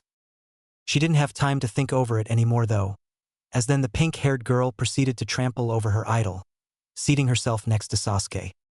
Hinata lost focus at that point. She was afraid Naruto would see her staring at them, which he had done before, and think her even creepier than he already did. What she'd seen didn't prove anything, of course, but the small change in behavior pattern was enough to make her imagination go crazy with ideas. He could have looked at me, she thought to herself. She could hardly believe it. She fought the thoughts back. It was no use getting worked up over nothing. Could easily have been anything else. After all, he didn't have any reason to notice her at all. She had done nothing to deserve his attention. She knew that she was being silly, but Naruto was the person she admired more than anyone in the entire world. She could still remember the first day she'd seen him. He had been so strange in her eyes, and yet he had been so amazing. It had been her first day at the academy and she'd been terrified by the new experience. She was alone among people that had known each other for years. That had been terrifying by itself, but the added pressure of not embarrassing the clan was also a heavy burden. It only got worse when they started testing their skills in front all the other students. When they were to test their skills in the Bunshin no Jutsu for the first time, she had been so terrified that she'd actually felt herself tremble. She would be one of the last to try, but that was a small comfort, as people seemed to pass with no more than 1 or 2 tries each. Then it had been Naruto's turn. He walked up to their teachers, looking more confident than anyone. When he formed the seals, however, only one sick-looking clone appeared. It was normal to fail the first try, even though the others usually didn't produce a thing when they failed, so he had been told to just try again and again and again, but it was always the same result. After 5 attempts, people had started to snicker and some even started to laugh. Hinata, however, had been transfixed. Naruto had become more and more frustrated at his lack of result, but he never gave up. He didn't start crying when people laughed. He never lost his confidence even as he failed again and again. This display of failure after failure was amusing to the other students, but what Hinata had seen was bravery unlike any other. In the end, he had imitated the sick look on the Bunshin and been told to keep practicing. Seeing how he handled losing, seeing how he never let his failure get to him, and just got back up, she could not help but admire him. He was everything she wanted to be.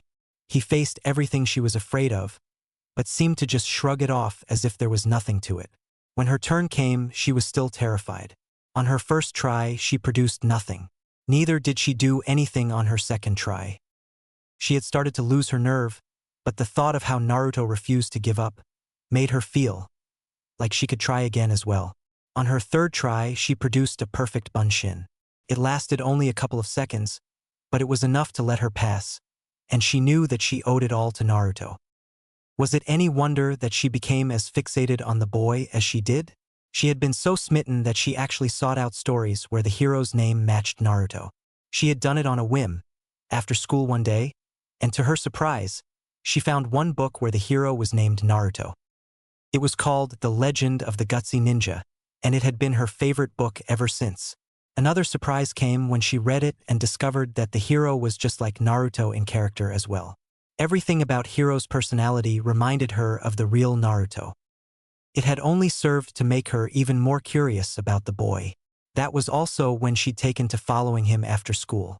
It was an act that she wasn't very proud of, but she couldn't resist. Just seeing him train was enough to lift her spirit and make her forget her own failures. He would train for hours on end, never stopping until he managed to do what he tried to do right just once. And even with little natural talent, just like her, he would not bow to taunts or critic. He would just laugh in its face and try again. He just would not give in. Oh, how she wished she could be like him, even just a little bit. When Hinata seated herself, Hinata's response caught Naruto off guard. She'd seen him waving at her, he was sure of it, but she'd broken eye contact so suddenly that he now found himself very unsure. He watched as she hurriedly made her way back to her own seat, looking intently at her own feet while she pressed her fingers together. It was as if she tried her utmost not to show interest in him. That thought hurt more than he would have liked to admit, but he was also strangely glad she didn't wave back at him at the time. When he'd seen her enter the classroom, he'd found it strangely hard to think straight, and he'd just waved at her automatically. He didn't know what he would have done if she'd waved back, but a growing hollow feeling in his gut desperately wanted to know why she'd been so intent on not looking at him. With a dawning realization, he came to a terrible conclusion. She didn't want anything to do with him. It made sense. They had never actually talked that much, and the times they had, she made sure that she didn't look directly at him. Maybe he disgusted her, like he did with so many grown-ups. The notion that Hinata could actually hate him felt unreal. The track his thoughts had taken brought a lump to his throat, and the hollow feeling was replaced by a deep pit where his stomach should have been. Does she hate me like so many others do? Just the thought of her hating him made him feel sick. What should he do? Taking a deep breath, he calmed himself down. It didn't matter if she hated him now. Everyone hated him now, not Irika-sensei, Hokage Ajisen, Tsuchiya or Ayamanizan, but most others did. But he would change that. He would do anything to try and get her attention, no matter how long it would take. One thing was for certain, he would not give up. He would never give up. He couldn't just ask her out, however. That hadn't worked with Sakura, so why would it work with Hinata? He quickly realized that he was making excuses not to ask her out. It wasn't that he didn't want to ask her out, he really did. It was just a sneaking fear of failure and what-ifs. What if she said no? What if she thought him a loser? He needed to think, needed to understand, and take things one step at a time. Maybe I should try to get to know her first, and try to win her heart from there? His thoughts were interrupted by a classmate leaning over him. "What are you doing here, Naruto? This is only for real shinobi," he informed Naruto with what he probably thought was an intimidating voice. Sakaki was one of the less attentive students in class, but somehow he had managed to pass his exam just like all the others.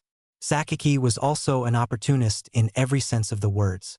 He would try and act tough when he had something going, but usually he was all talk and no bite. Naruto leaned back and lifted the Hittite from around his neck so that tough guy wannabe could see it clearly. "I am a real shinobi, see?" He grinned. He enjoyed the way Sakaki suddenly seemed less sure of himself. The boy's face went from surprised, to angry, to uncertainty. Luckily, that was all he was prepared to argue, and he just left without saying anything else. Naruto was happy about that. It wasn't often he had the benefit of winning a disagreement with others, and even less often was the times when it was they who left speechless. Usually it would be him that would argue wrong and make a fool out of himself one way or another. Caught up in his own small victory, he didn't even notice Sakura approach. "Get out of the way, Baka. I'm going to sit with Sasuke-kun," she demanded, disrupting Naruto from his thoughts. In his surprise, he only looked confused at Sakura, and the only intelligent thing he thought to say was the word, "huh." Collecting his thoughts, he turned his head around to see why exactly Sakura wanted to sit next to him, when she clearly said that she wanted to sit next to Sasuke. The genius was there, sitting with his hands folded in front of his mouth, looking directly at the blackboard, as if he was ignoring the entire world. He didn't have time to say anything, or get clear so Sakura could pass, as the girl in question proceeded to climb over him, not even trying to be careful. As he was being trampled, he heard Sakura say, "Good morning, Sasuke-kun. Is this seat taken?" in an all-too-sweet voice that was completely at odds with her violent act. She settled herself between Naruto and Sasuke, but the boy which held Sakura's interest didn't even bother to look at her. It bothered him that the Uchiha had been able to seat himself without him noticing, but he quickly realized that he was more irritated by his own slip than he was about Sasuke sitting there. It was also strange to realize that he didn't feel more than mild affection towards the pink-haired girl.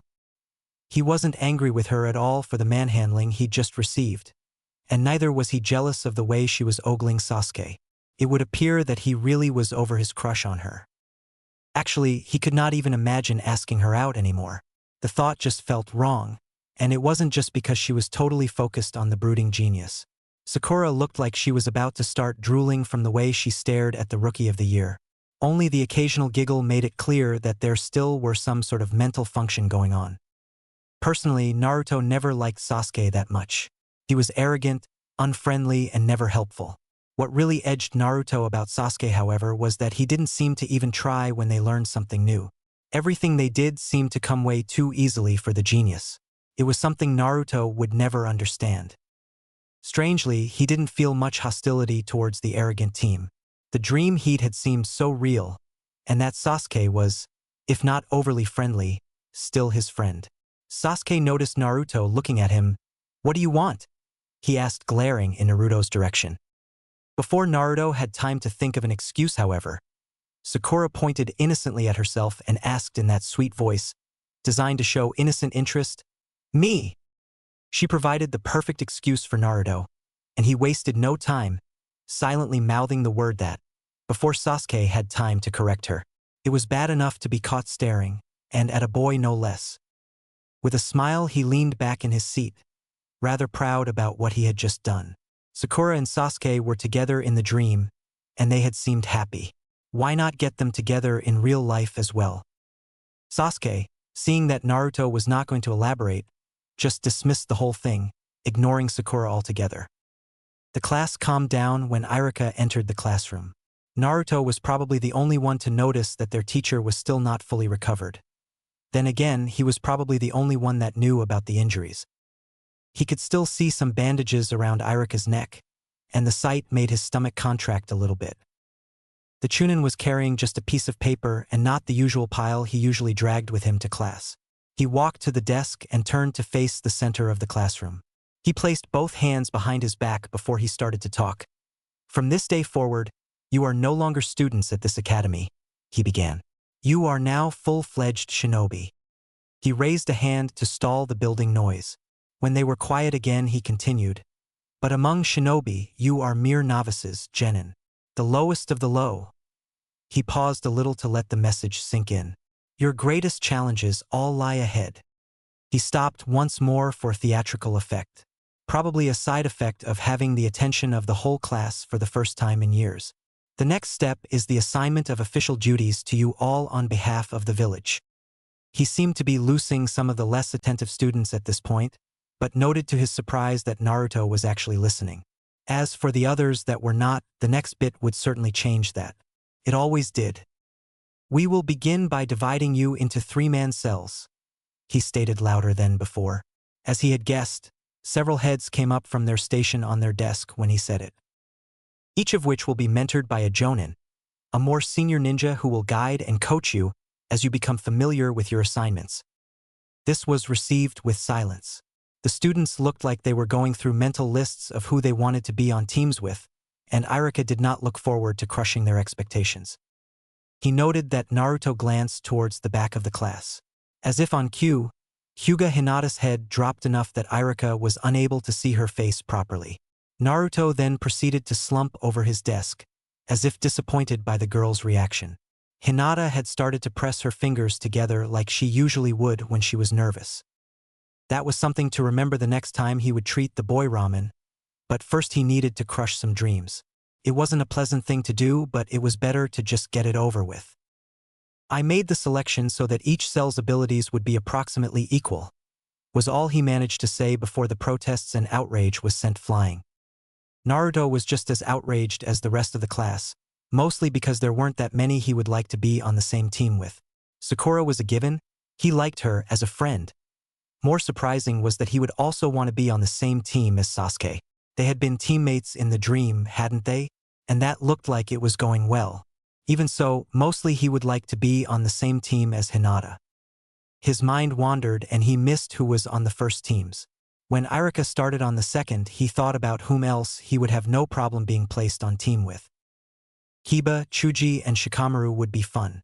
He had nothing against Shino, but he hadn't really understood him, not even in the dream. Dream Ino was much like her real counterpart, noisy and bossy, but he thought she would be nice enough. It would be fun to have someone to argue with. Even so, his thoughts kept drifting back to Hinata. If he was placed on the same team as her, he would see her every day. He would have lots of chances to get to know her, and she would get used to him eventually. It would be perfect. Anyone else would be fine, as long as he ended on the same team as Hinata. Even as he was thinking how great it would be if he ended on the same team as the ones that had been in his dream, he was totally unprepared for what came next. When he heard Irika say the words, Team 7 and Haruno Sakura, his ears perked up. When he proceeded to say, Uzumaki Naruto, Naruto's jaw nearly hit the desk. Could it be? To his left, he noticed Sakura's shoulders drop in defeat, but he didn't care. And Uchiha Sasuke, Irika finished. Naruto didn't believe it. He didn't even notice Sakura's victory punch right next to him. He was downright shocked to have a dream come true, literally. He wasn't disappointed with his new team, but he still wished that he'd been put on a team with Hinata. Irika continued to name Team 8, and a part of Naruto's brain that was still functioning complimented Kiba and Shino for being so lucky as to end up with Hinata. He was a little sad that he wasn't one of them, but at least she would be with friendly people. Well, they were friendly in the dream. His own team, however, was still his main focus, and with some effort he turned his head towards Sasuke and Sakura. His expression was quickly noted by both of them, as it resembled very much that of a goldfish. Sasuke only glared back at him. Just don't get in my way, he said threateningly. That sentence was enough to snap Naruto out of the daze he was in. He didn't shout back, just turned his head away and pouted irritably. He was disappointed by Sasuke's response, not angry. It was the first time he actually didn't feel like shouting back at someone that talked down on him for a very long time. It just didn't appeal at the moment. Okay, everyone. I'll be introducing your senior Jonin instructors this afternoon. Until then, you're dismissed. Irika finished. Naruto had missed who the other teams would be, but he noted that Chuji and Shikamaru, who were seated a couple of benches ahead of him, seemed happy enough. Well, Chuji was anyway, so they probably ended on the same team. As recess came, Naruto didn't know what to do. Hinata seemed to be in a hurry to get out the door after her new teammates. It made sense, he supposed, but a lingering thought that she was trying to avoid him would not leave him.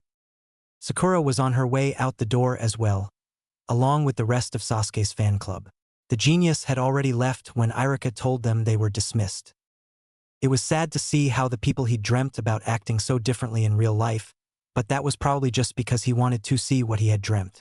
After all, they weren't acting much different than any other day, except maybe different groups. Everyone was gathering in their selected teams so they could eat together. He noted that Shikamaru, Ino, and Chuji were walking together. Chuji and Ino had looked happy together in the dream, so he could not help but smile for them to be on the same team. It would seem that everyone he recognized in the dream had ended up on teams with one another. It made him feel a little bit uneasy for some strange reason. Not the team selection, just the dream about it. He wrote it of as educated guesses made in his sleep. After all, there were other people in the dream as well. People that he had never even heard about or seen. It was probably just his mind playing tricks on him. Even so, he was a little jealous that the others were going to have lunch together with their own teams, while his team had no such plans. Too bad he was on a team where people didn't want anything to do with one another. Well, the others didn't want anything to do with him. Naruto furiously murdered that thought. He wasn't the sort of person to feel sorry for himself. Living alone for several years had taught him that self-pity did nothing but make things worse than they actually were. If he was to be on the same team as the arrogant team and his former crush, he might as well try to make the best of it. I am going to make friends with my new team, no matter the cost. With that thought, he got up to try and find his team. When he got outside, he noticed that the mob of fangirls seemed to have scattered. Some was looking for something among the trees that was spread throughout the academy area. Others were running back and forth between the few buildings that also was school property. It didn't take a genius to guess what they were looking for. Naruto had to shake his head at their behavior. Of course, he's not hiding himself at the academy grounds, he thought to himself. Sasuke used to eat by himself 2 buildings down the road. He and Kiba had made a habit of tracking him down from time to time, just to give the location to his groupies whenever they felt like teaching him a lesson for showing off. Naruto had to admit that Kiba was much better at finding the genius than he was, but he wasn't too bad himself. He didn't see Sakura anywhere until he made his way down the road towards Sasuke. He spotted his female teammate sitting by herself on one of the stone benches lined along a path, leading towards the trade district. She looked a bit sad where she sat, eating alone, and Naruto had to think twice about who he was to talk to first. After a short internal debate, he settled on Sasuke. He now knew where Sakura was, so if Sasuke wasn't where he was supposed to be, then he knew where he would go next. He hurried towards his destination, just in case Sakura decided that she wanted to move before he got back. He found the genius exactly where he thought he would be. He was standing in front of an open window on the second floor of a storage building, so Naruto decided that he would try and surprise him. After all, who didn't like surprises? He darted into the building and made his way up to the room behind Sasuke. Silently, he crept inside and over to the window. Sasuke didn't seem to notice him at all. He was still eating his lunch, oblivious to Naruto. With an effort of will, Naruto managed to not think of his own lunch that was still resting in one of his pockets. His stomach was the only part of his body that would openly sabotage him every time stealth was required. He stood up slowly and leaned on the window frame, still unnoticed by Sasuke. The genius seemed too occupied with keeping a lookout for his fan club to even notice Naruto. Or so he thought. "What do you want?"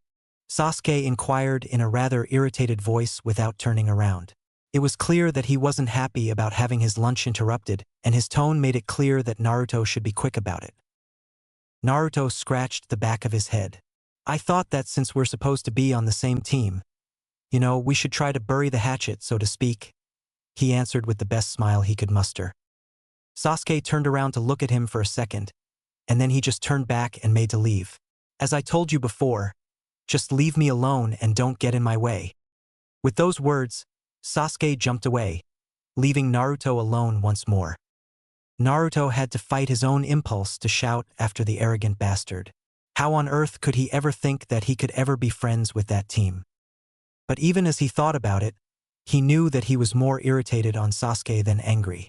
Was this because of the dream? It felt like Sasuke was just trying to deal with something and wanted peace. And weird as it sounded, Naruto could sort of understand that.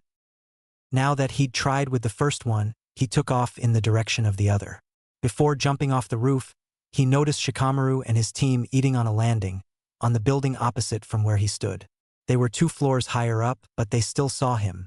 He waved at them, but Chuji was the only one to wave back. He knew Shikamaru well enough to know that he was way too lazy to do anything unnecessary, so he wasn't surprised that he didn't wave back. Then he headed over to the bench where he'd seen Sakura eat her lunch. However, when he caught sight of her, she was talking with Sasuke as he passed by. Not wanting to interrupt their conversation, Naruto lingered behind a corner for a while. Sasuke wasn't interested in talking to him, but if Sakura got him talking, that would be good for him, wouldn't it? After all, company was what helped Naruto get over the Mizuki incident. After a minute or two, he looked around the corner to see if they were still talking. To his disappointment, Sasuke had left, and Sakura was looking even more depressed than she had before. She rested her head on her arms and her lunch was just sitting there by her side, nearly untouched. Just the sight of her made Naruto a bit nervous about talking to her. When Sakura looked like that, it was usually best to just let her be, in his experience. No, he needed to at least try. As he jogged up to her, he called out, "Hey Sakura-chan, can I talk to you for a minute?" Sakura raised her head to look at him with wide eyes, startled by his greeting. She seemed to bite back her first response before she answered him. "Yeah, sure. What did you want to talk about?" The way she said it made it sound somewhat forced, as if she really didn't want to talk to anyone, but were still going to try. Naruto was unsure why she was so friendly towards him. Usually she would snap out some accusation or rude dismissal. I thought since we are going to be on the same team, that we might as well be able to talk a little, if that's okay?" he responded, a little unsure of himself. After a moment she just nodded, much to his surprise. "What did you want to talk about?" she asked as he seated himself on the opposite side of the bench. Naruto took out his lunch before answering. He really hadn't thought of that. I tried to talk to Sasuke earlier, but he wouldn't talk to me." "Have you spoken to him?" Naruto began, knowing that they had. He realized that it was the wrong approach, as Sakura's mood instantly darkened. It would seem that whatever they'd talked about was none of his business. As the moment dragged on, Naruto found the silence more and more uncomfortable. As he unpacked his lunch, a sandwich and some orange juice, he thought over what subjects he could try. So, what did you think our Jonin sensei will be like? He tried. It wasn't the most engaging subject, but Naruto wasn't used to talking to girls at all.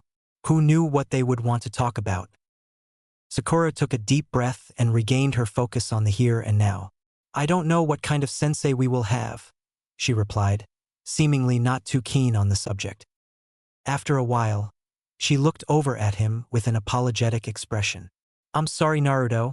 I have a lot on my mind right now. I need some time to think. Okay? Can we talk about this another time? She asked silently. It was clear that she wanted to be alone, but still tried to be civil about it. He was surprised that she was this polite, even when she really didn't want to be there, so he just smiled kindly and nodded in answer to her question. Whatever Sasuke and Sakura had talked about, it sure had made some changes. He halfway wondered if Sasuke also would have been changed after their conversation. Maybe Sasuke isn't that bad after all? He thought to himself as he watched her leave. Suddenly, his thoughts were interrupted by his stomach. It was roaring like an animal, and Naruto now knew that some of the food he had eaten must have been bad. There was a time and a place for thinking, and a time and a place for action. Naruto had to hurry to get to the latter. After recess, Hinata spent her time watching Naruto form her seat. He was acting differently today than he usually would. He hadn't tried to ask Sakura out on a date even once that she'd noted. More noticeable, however, was that he had yet to work himself up over anything. Not even when Sasuke told him to stay out of his way. She had succumbed to using her Byakugan and read their lips for a second and caught some of what had been said.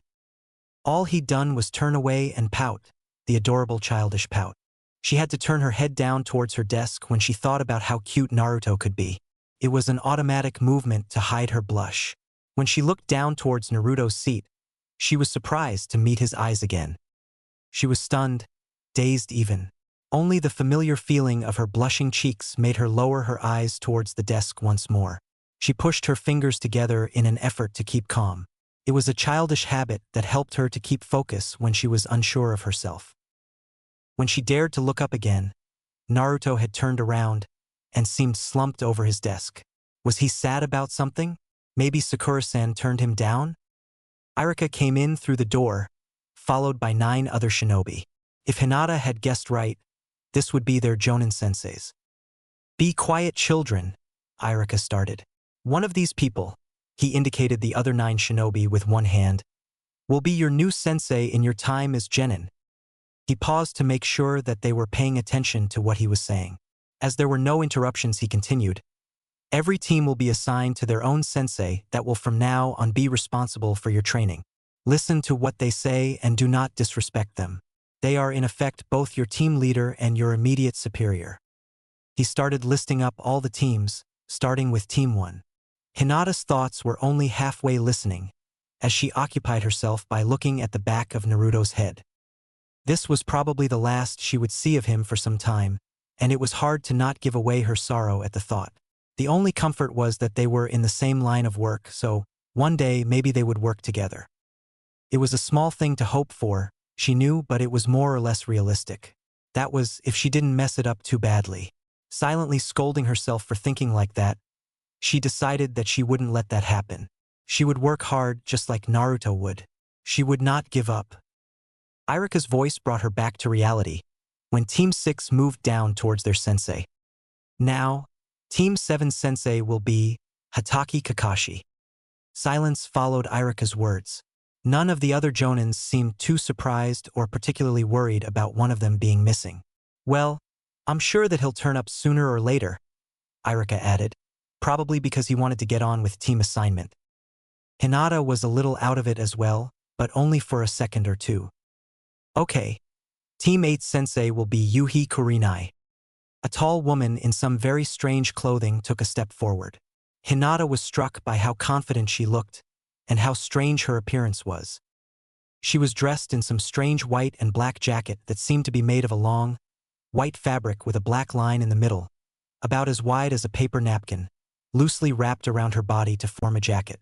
The only thing that resembled usual clothing was her sandals, her hitai, and a red sleeve on her right arm, that somewhat pulled attention away from the confusing outfit.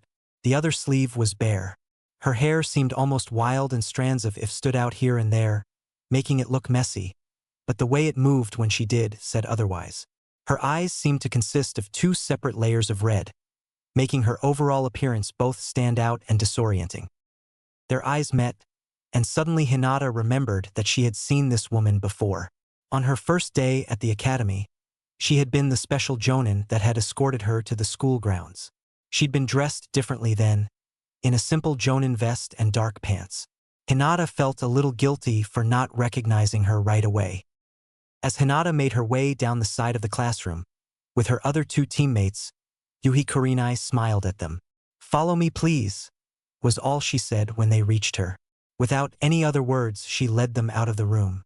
Hinata was the last one to leave, and just as she went out the door and took a last look back, she met Naruto's eyes once more. It made her legs go wobbly and she could feel the blush coming. Even so, she couldn't hide her shy smile properly as she turned away to catch up with her teammates. She remembered her own promise. She would work hard and do her best, just like Naruto would. Back in the classroom, Naruto had noticed the smile and felt the butterfly effect in high gear. She may have looked away as she always did, but she smiled, and what a cute smile it was. Naruto was getting more and more agitated by how late their sensei was.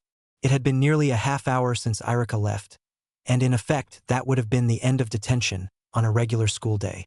Why was their sensei so late? He was starting to get hungry again too, and there was no conversation in the other two. Well, Sakura-chan was trying to talk to Sasuke team, but she didn't seem to make much progress. He tried once or twice to talk to them, but Sasuke had only told him to shut up, and Sakura had said that she was busy talking with Sasuke. At long last he got out of his seat. He needed to move around. He walked over to the blackboard to see if there was something he could use. Anything. He needed something to do. "Stop it, Naruto," he heard Sakura say. Both Sasuke and Sakura were looking at him in annoyance.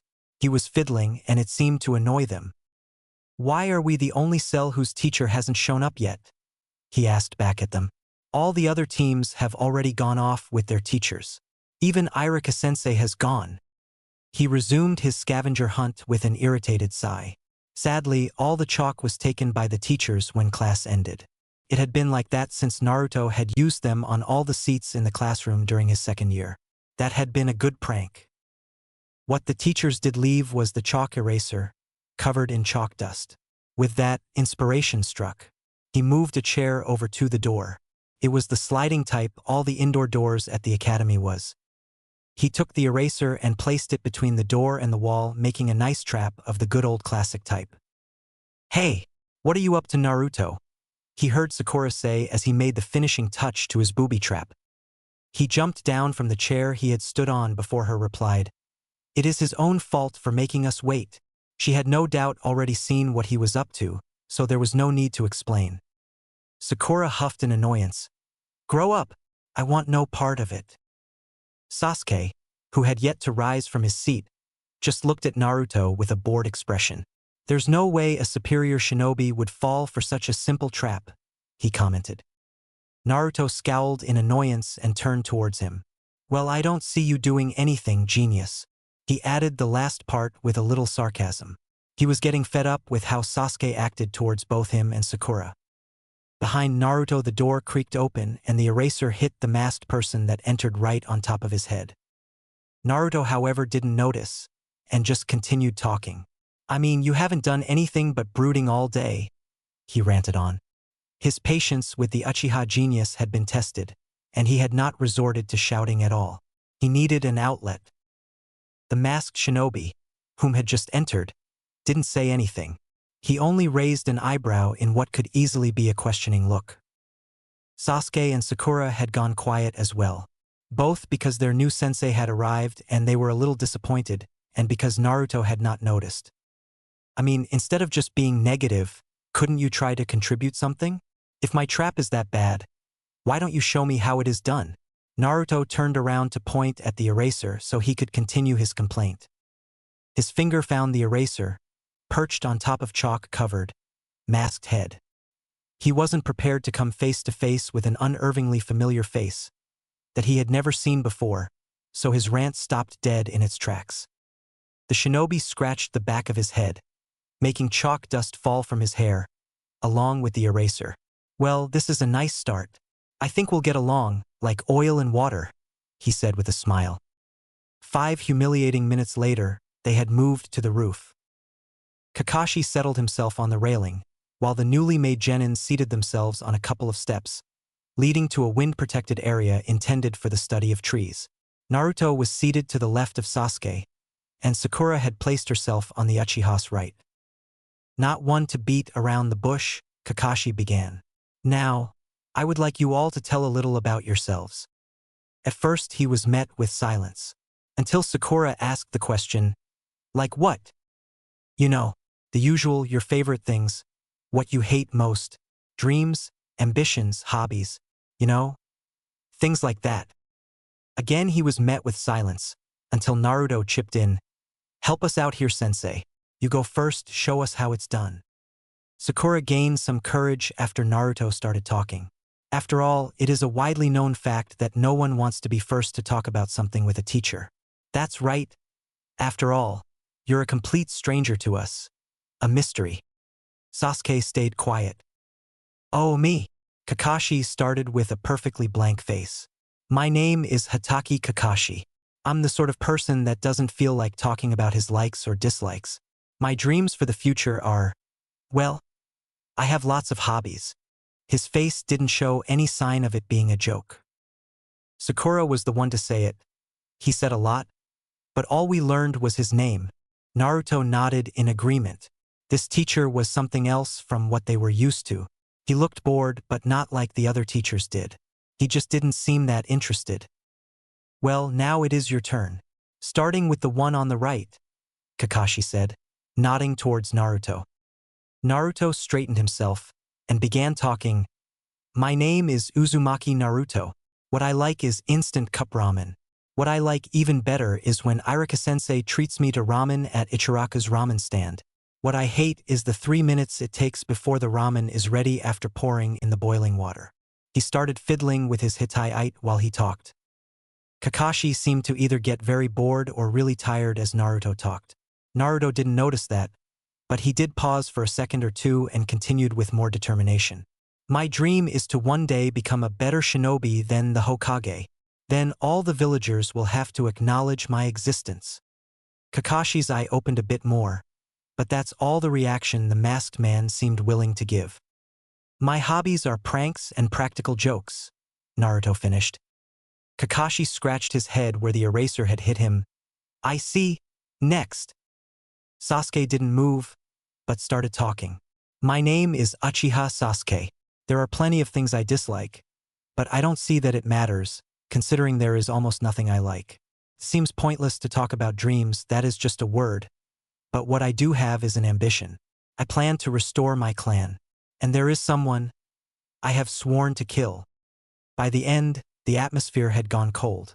No one said a word, but even Kakashi had adopted a serious expression. Considering he was wearing a mask and his Hittite covered his left eye, that said something. Naruto didn't know why, but Sasuke's words sent chills down his spine. The words was scary, true, but it was something deeper than that. He couldn't explain it. He just instinctively knew that it would lead to something terrible. Sakura's eyes, however, were filled with admiration, as if Sasuke's cool factor had just been raised to a new level. The mood was lifted when Kakashi, at long last, broke the silence. And finally, the young lady, signaling for Sakura to begin. Sakura blushed slightly and glanced over at Sasuke before she started. I am Haruno Sakura. My favorite thing is, well, it's not a thing, it's a person. A boy. And that boy is She looked over at Sasuke and blushed. Let's move on to my dream. Instead of telling them her dream, Sakura blushed and squealed in delight. Naruto couldn't help but wonder if Sakura might have a perverted side to her as well, from the way she was acting. The next thing Sakura said broke Naruto's line of thought completely. I hate Naruto. Naruto's jaw dropped. He thought she was nicer now. What she and Sasuke had talked about earlier seemed to have worn off, and now she was back to her old self. He could only hope that they would talk again soon. He liked friendly Sakura much better. After a while, Kakashi told them that it was enough. I believe we all understand one another. Formal training begins tomorrow. Naruto perked up. This was what he had been waiting for. With a salute, he asked the question on everyone's mind, a bit louder than the other two would have, of course. Yes, sir. What will our duties be? Inside, he was even more ecstatic.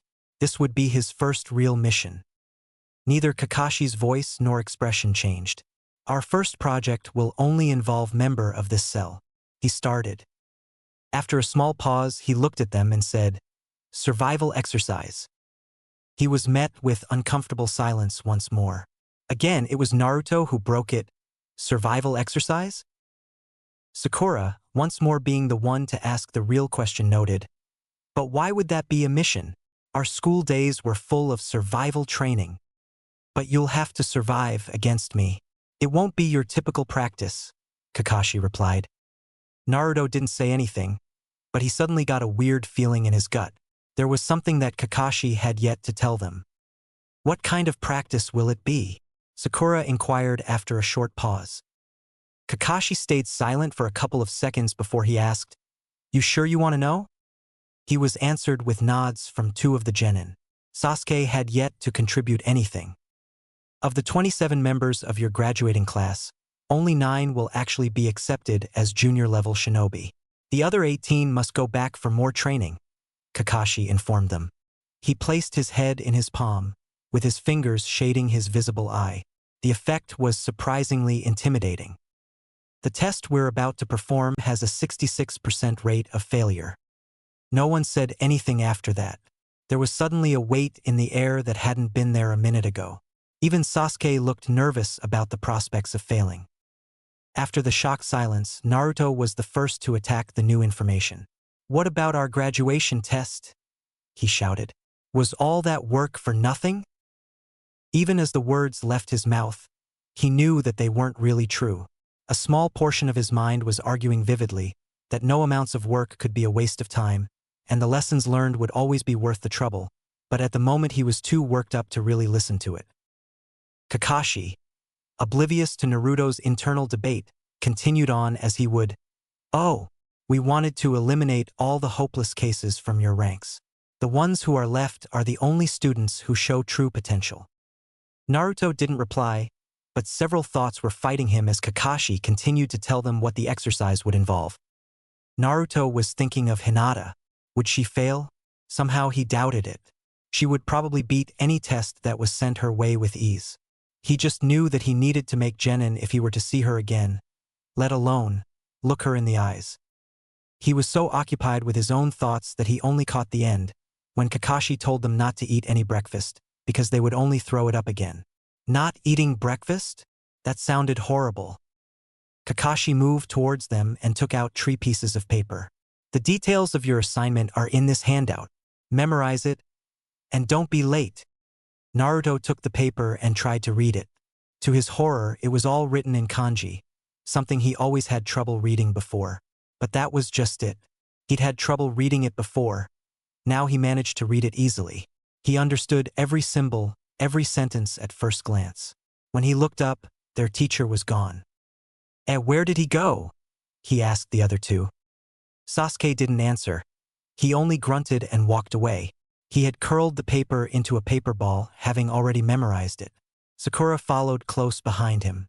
Maybe we could train a little Sasuke-kun? She suggested timidly, getting ignored just like before. Hey, wait up! Naruto shouted as he made to follow. Sakura whirled on him, anger burning in her eyes. Go away, Naruto. Sasuke-kun and I want to be left alone. When she was done shouting, Sasuke had disappeared. She seemed genuinely confused at first, and then all her attention was back on Naruto with a vengeance. This is all your fault. He was actually really scared of her when she got like this. Stars would usually follow close after, as Sakura packed on hell of a punch. Surprisingly, no stars appeared. Sakura just took a deep breath and left without saying anything, leaving Naruto to get his heartbeat back on track. Sakura had been really weird today. First, she'd nearly pummeled him when she wanted to sit near Sasuke. And then she had been nice and polite when he talked to her during recess, after her talk with Sasuke. And then she was back to hating him. Was all girls like that? He was actually getting even more worried about asking Hinata out. What if she was the same?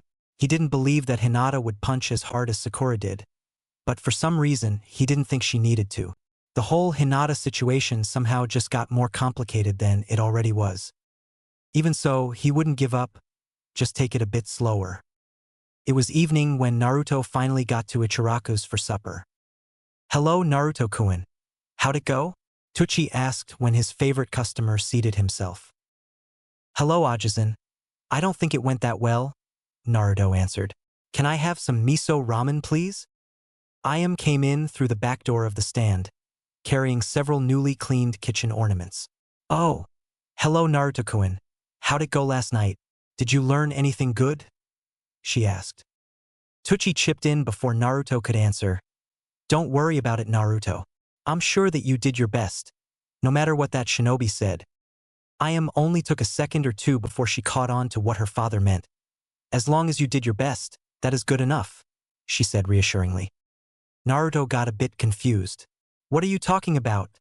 he asked as Tucci went to work on the ramen. "The jutsu that Ebisu fellow was supposed to teach you yesterday. Didn't you promise to tell us all about it?" The ramen chef replied, not even put off track by the misunderstanding. "What was it you were talking about?" Ayam seemed to catch on to her father's meaning faster than Naruto would ever have done, as she too seemed to keep with the subject, even if she missed the start of the conversation. "That you did, Naruto. Now how'd it go?" Naruto took a moment to realize that they had changed subject before he started to tell them about what he had learned. It was nice to have someone to talk to when you lived alone, and Tucci and Ayam had always time to listen. He told them about how Ebisu had defied gravity and just walked up the tree, as if it were nothing. He considered lying about his own attempt, but decided against it. If there were someone that deserved the truth, it surely was these two. "It was so hard. I mean, I fell like 1,000 times trying to do it, but I haven't got it yet," he finished. 1,000 times was a little exaggerated, he knew, but it was the feeling that counted. "I only managed to do 16 steps before I fell down today." Tucci placed the order in front of Naruto. Smiling kindly, he said, "Don't worry about it, Naruto. You'll get it in the end." "Thanks, Ajisen Itadakamasu." "By the way, Naruto, what did you mean when you said that it didn't go so well?" Tucci inquired as Naruto ate. Naruto looked up and was about to answer when Ayam chipped in. "Don't talk with your mouth full." Naruto obeyed automatically and swallowed the noodles before talking. "Thanks, Onizen," he smiled at her, before answering Tucci. "I was talking about the team assignment today." "What happened today, Naruto?" the ramen chef asked, leaning over on the counter. "I'm not sure. We just didn't get along, I guess," replied Naruto after gulping down another mouthful. "I was placed on a team with Sasuke team and Sakura-chan." Tucci raised a questioning eyebrow. "I thought you liked that Sakura girl?" "Yeah, I did. I mean, I do, but not like that anymore.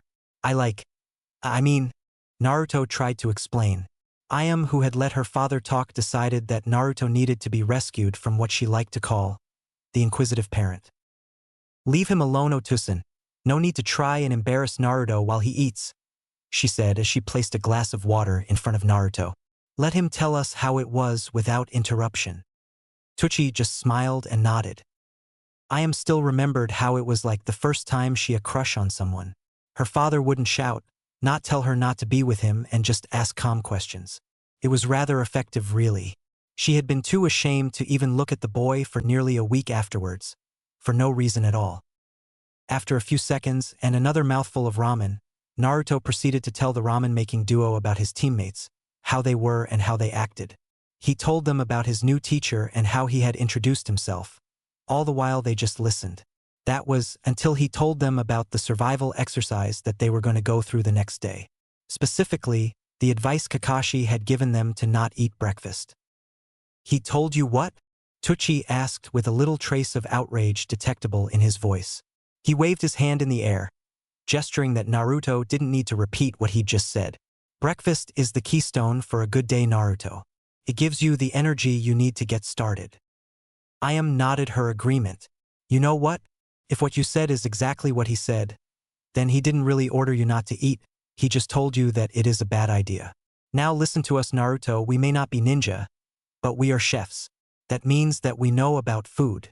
And trust me when I say, if what you'll be doing is hard enough to make you throw up, then you will need something to start the day with. She moved to the back of the stand and reached for something in a paper bag on the floor. She came back with 3 oranges and placed them on the counter in front of Naruto, who in turn only regarded them with suspicion. These are good for keeping you energy up, Naruto, without leaving much to throw up again. Now you will eat 1 or 2 of these tomorrow morning, she ordered him. It wasn't a stern voice, just firm. Even so, the familiar tone was enough to stop any arguments on Naruto's part. Don't worry, Naruto, they taste great and they're not vegetables. They're fruit. Tucci, who had been looking at his daughter's little outburst of care for Naruto, was smiling. He'd always been proud of his daughter, and this little scene showed one of the many reasons why. He decided that he needed to go by her example as well. Now supper, on the other hand, drawing both teen and preteens' attention. Eat a lot before you go to bed. You'll digest better when you sleep. If you don't use too much energy before you go to bed tonight, you should feel less hungry when you wake up. Naruto was looking wide-eyed at Tucci and his daughter. They'd just told him to not take his new sensei's advice, and practically ordered him to eat before the test. If he hadn't trusted them completely, he would have thought that they were giving him bad advice. But as things would have it, he did trust them. He had nothing against eating a large supper, that part sounded rather pleasant. The oranges, on the other hand, he was less sure about. Even so, Ayam had told him to eat some of them before the test, and he would. If they left little to throw up again, then that teacher wouldn't have anything to scold him for. Oh, and Naruto, Ayam chipped in. Don't stay up and practice tonight. Naruto was amazed. How do you know I plan to train? Ayam just shook her head lightly. You always stay up and train before something big, silly. You always have. Naruto didn't know what to say. He never really realized how much the ramen-making pair knew. It made him happy. He could still remember the dream about the white-haired man, but even if he told him that secrecy was a ninja's greatest weapon, it still felt really good to have someone knowing him. Thank you, he said in a weak but happy voice. He was getting a little overwhelmed by his own emotions. Ayam glanced over at him with a raised eyebrow. Then with a smile she said, Don't worry about the oranges, Naruto. You can pay me back with a small favor. Naruto was a little taken aback at first, but then he realized that she was just trying to get his mind on a less sensitive subject. She peeked over her shoulder at her father, who was occupying himself, cutting vegetables. Then she leaned down towards Naruto and whispered, I believe that you were about to say who you like, now that it is no longer Sakura. Who is she? What she asked made him choke on the broth. Ayam just smiled at him, much like her father had done before. The way she looked at him made him feel like she already knew, and just waited for him to admit it. But she couldn't know. He hadn't told anyone. Naruto could feel himself starting to panic. Not knowing another way to escape, Naruto hurriedly said his Goku Susumu as fast as he politely could, and took off. He wasn't sure, but he thought he could hear feminine laughter as he ran away. As for why he was running, he told himself that it was to get ready for the next day, but truthfully he just couldn't tell anyone yet. He wasn't ashamed of it, Kami forbid. He just didn't want to jinx it. As for leaving, he needed to go anyway. After all, he had a big day coming up. The paper said 6, or was it 7 tomorrow morning? I should have memorized it. As he made his way home, he needed to eat some more and go to bed early. The oranges he got from Ayam were breakfast, no matter what that Kakashi said. And even if he get in trouble for it, he still believed Ayamanizan and Tuchiajizan over some jonin that couldn't even dodge an eraser. Any day. Chapter 3. Anger Management and Phobia. Early morning. It was early, too early in Naruto's opinion. His head was still fuzzy when he arrived at the training ground, where they'd been instructed to meet up with their new sensei. He wanted to curse that particular sensei right now, as the note didn't specify exactly when they were to meet, so it forced him to get up bright and early, even if it was still dark, to avoid the risk of running late. He could only hope that he was on time. The night had passed without any dreams that he could remember, and for that he was rather thankful. It had been a relief with a good night's sleep, and a much-needed too, considering he had to get out of bed when the alarm rang. He tried to go to bed early, but had been kept up when he made the final preparation on his t-shirt. He had picked up a thicker thread on his way home, and had proceeded to stab himself to death with the needle as he worked. In the end, he'd managed to fasten the patch in place. You could hardly even see the stitches on the outside, and luckily, due to the dark color of the fabric, few of the bloodstains were visible. When he stumbled into the clearing, in the middle of the training ground, he noticed that his teammates were already there. Both of them looked about ready to drop. Sasuke seemed to have trouble keeping his eyes open, something that made his expression look even dumber than Shikamaru's on a test day. A little voice inside Naruto's head scolded him for not bringing a camera for this occasion. He would have loved to immortalize the image, showing that even the great Uchiha could be brought down a notch by such an ungodly early morning. Sakura was just as out of her element as Sasuke, maybe even more so. She wasn't seated more than a couple of feet from her crush, but there was no hint of her even registering the fact.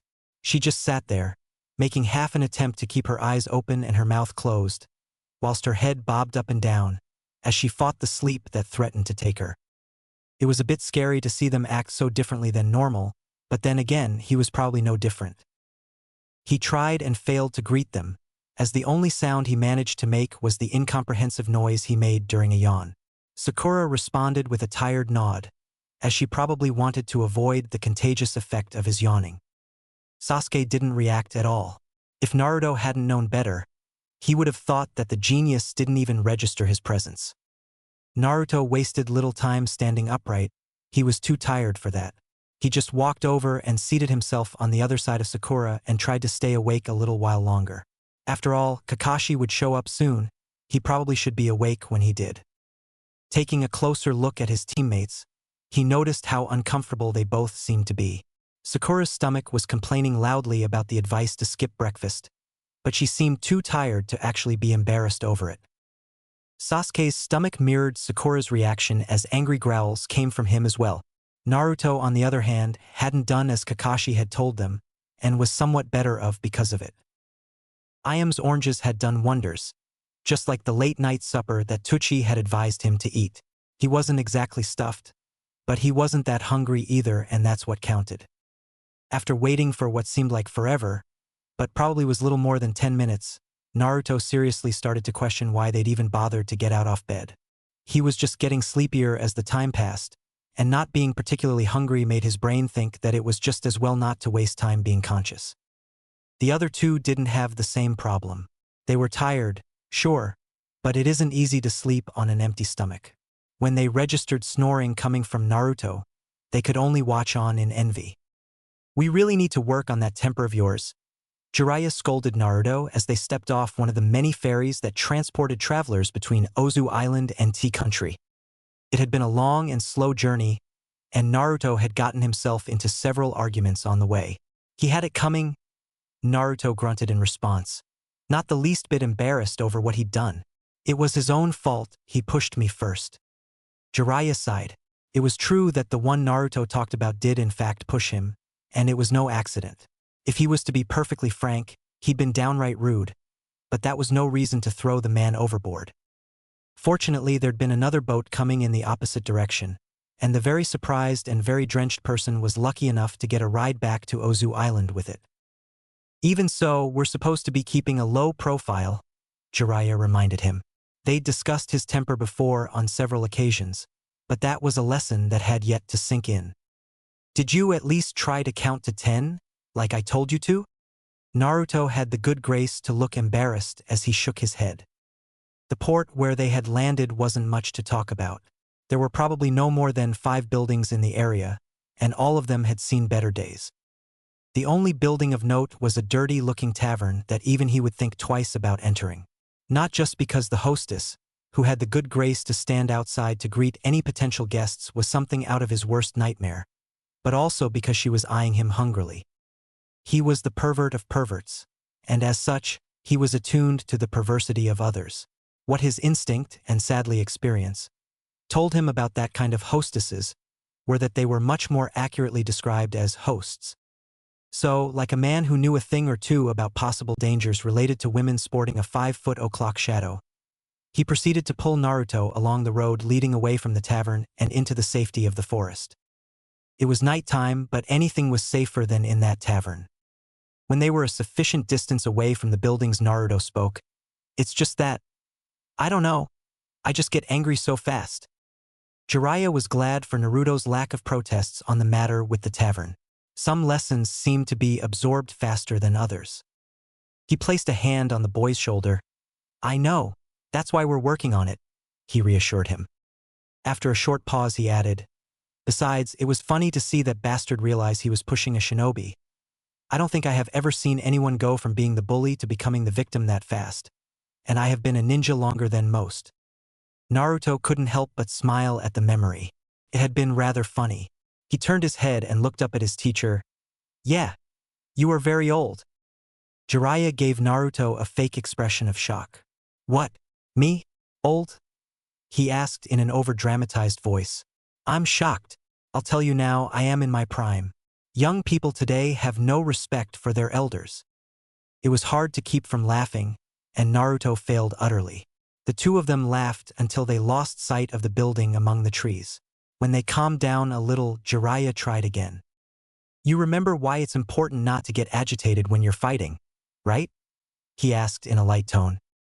The 14-year-old boy nodded, but kept his eyes on the ground. Jiraiya sighed. "Well, I'm going to tell you anyway. Who knows, maybe it'll stick this time."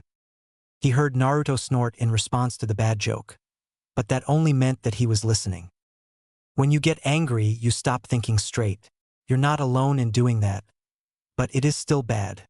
Think about what would have happened if people acted purely on what their emotions told them. Naruto looked at him with a raised eyebrow he didn't understand. Jiraiya didn't blame him for it. Take a hidden village as an example.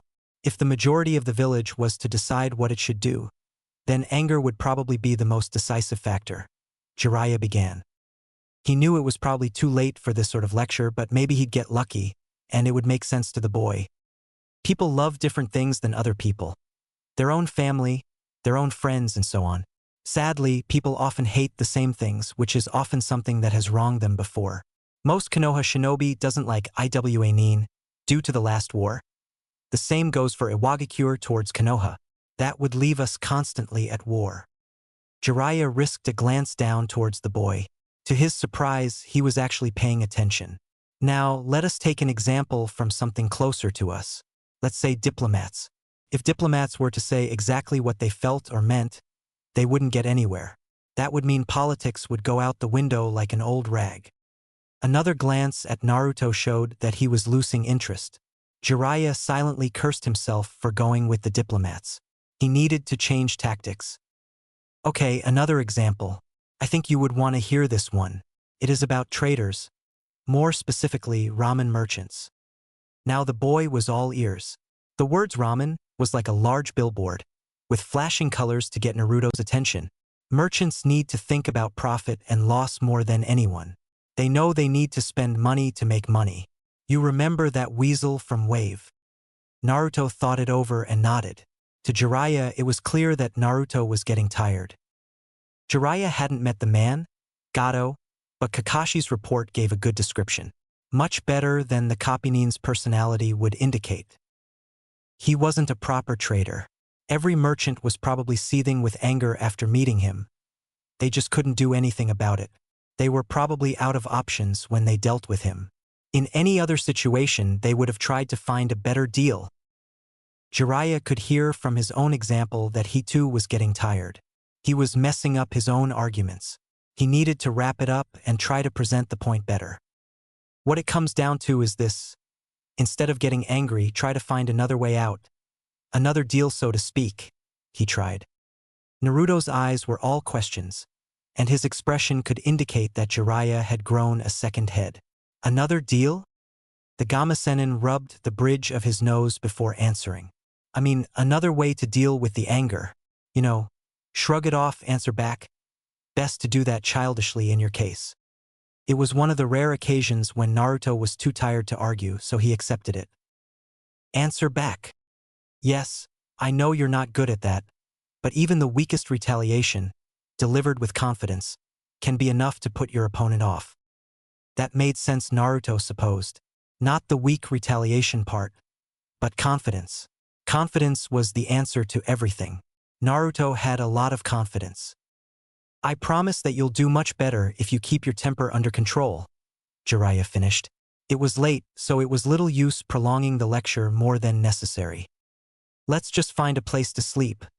We'll talk more about it in the morning. After a lengthy pause, where they didn't talk, Jiraiya added, just one more thing, Naruto. I think you should wake up. What? What do you mean wake up? Naruto asked, confused. Wasn't it time to go to sleep? Jiraiya shook his head. I said, get up, Baka, was the words that greeted Naruto when he joined the land of the living. Sakura had added a kick when she woke him, but that was not unusual. Sakura may be cute, but she was also violent, and his endeavor to get a date with her had left him painfully aware of the fact. Kakashi was approaching them with some type of alarm clock when Naruto seated himself upright. The sun was halfway up on the sky, and the dim light he'd arrived in was nowhere to be seen. Sakura was angry for some reason that was unknown to him. At least it was unknown until she shouted, "You're late," at their approaching teacher. Sorry, Kakashi began. I'm late because my alarm clock broke, so I had to buy a new one, he answered with what could easily have been a smile on his face. It was hard to tell with the mask. He's late, Naruto thought to himself as he rubbed the sleep from his eyes. He was brutally introduced to total consciousness when he heard Sakura shout and angrily at the Jonin, "Liar!" To Naruto, it was like nails on a blackboard. Kakashi's voice held no trace of anger or irritation when he replied, "Nope, and here it is." He held up the clock so they could see. He then turned sharply on his heels and started to walk away. "Follow me, please," he ordered them over his shoulder. He led the three of them into a clearing, where 3 training posts were embedded into the ground. There were 1 or 2 at the academy, and they had been used to build up striking force in taijutsu. It was essentially just a tree stump, but they worked just fine for training target and punching bags, as they hardly ever hit back. A short distance away stood a square-shaped rock, which seemed to have writing on it. The ground around it was paved, and there was a flagpole a few feet away. It looked important. Kakashi walked over to the poles and placed the clock on top of the one in the center. "I've set this alarm to go off at noon," he informed them whilst activating the alarm. Naruto noted that the clock was actually 10 past 11. He'd been asleep for nearly 5 hours. "Is the time right?" he interrupted before Kakashi could continue. Kakashi made a show of bending down to look at the clock before answering. Yes, it is," he said with a friendly smile. "We got here over 5 hours ago," Naruto nearly shouted back at him. Kakashi didn't even flinch. He just raised his eyebrow and asked, "And?" "You're late," Naruto resorted. Silence followed. Sasuke and Sakura looked at him as if he was stupid, as did Kakashi. In the end, Sakura just hit him on the head. "Baka!" After a few seconds without answering, Kakashi took out 2 bells and held them out for them to see. "I have here 2 bells," he started. "Your challenge is to steal these from me before the timer sounds." It was strange to note that Kakashi seemed to become even happier when he said, "Anyone who fails to get a bell doesn't get any lunch. Instead, you'll be tied to that tree stump, so I can eat your lunch in front of you." The statement was followed by a series of growling stomachs, as if they'd been waiting for a cue. "All you need is just 1 bell apiece. But since there aren't enough to go around, one of you is definitively headed for the stump." Kakashi made the bells jingle to make the point. What was said next, however, instantly raised the tension. "And whoever fails this test will no longer hold the rank of genin. One of you is on your way back to school and disgrace." He said the last part with a glare. The effect was very intimidating. Naruto was sure that, if he had moved, either Sakura or Sasuke would jump. For that matter, had any of them moved, he would probably jump as well. He could almost feel the pressure in the air. Kakashi snatched the bells into his fist, and his expression changed instantly back to the bored look with his eye only halfway open. You may, if you choose, use shuriken. Attack as though you mean to kill or you'll never stand a chance. Sakura was the first to comment. But that's so dangerous, she said, worry clearly written on her face. Naruto agreed. To use shuriken was never allowed in the academy, for everyone's safety. You couldn't even dodge an eraser, he proclaimed nervously. You're going to get yourself killed. Kakashi just sighed, and looked even less interested than before. It's always the weakest that shout the loudest. Then he turned to the other two. Now let's ignore the loud one, and you'll start on my signal. The familiar twig of anger shot through Naruto. He hated being underestimated. People always underestimated him.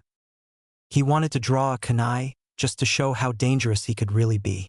His fingers itched, but something just wasn't right. Instantly, he remembered the dream. It had been one of those with the old pervert. He realized that he'd gotten angry really fast, and it had only been one comment.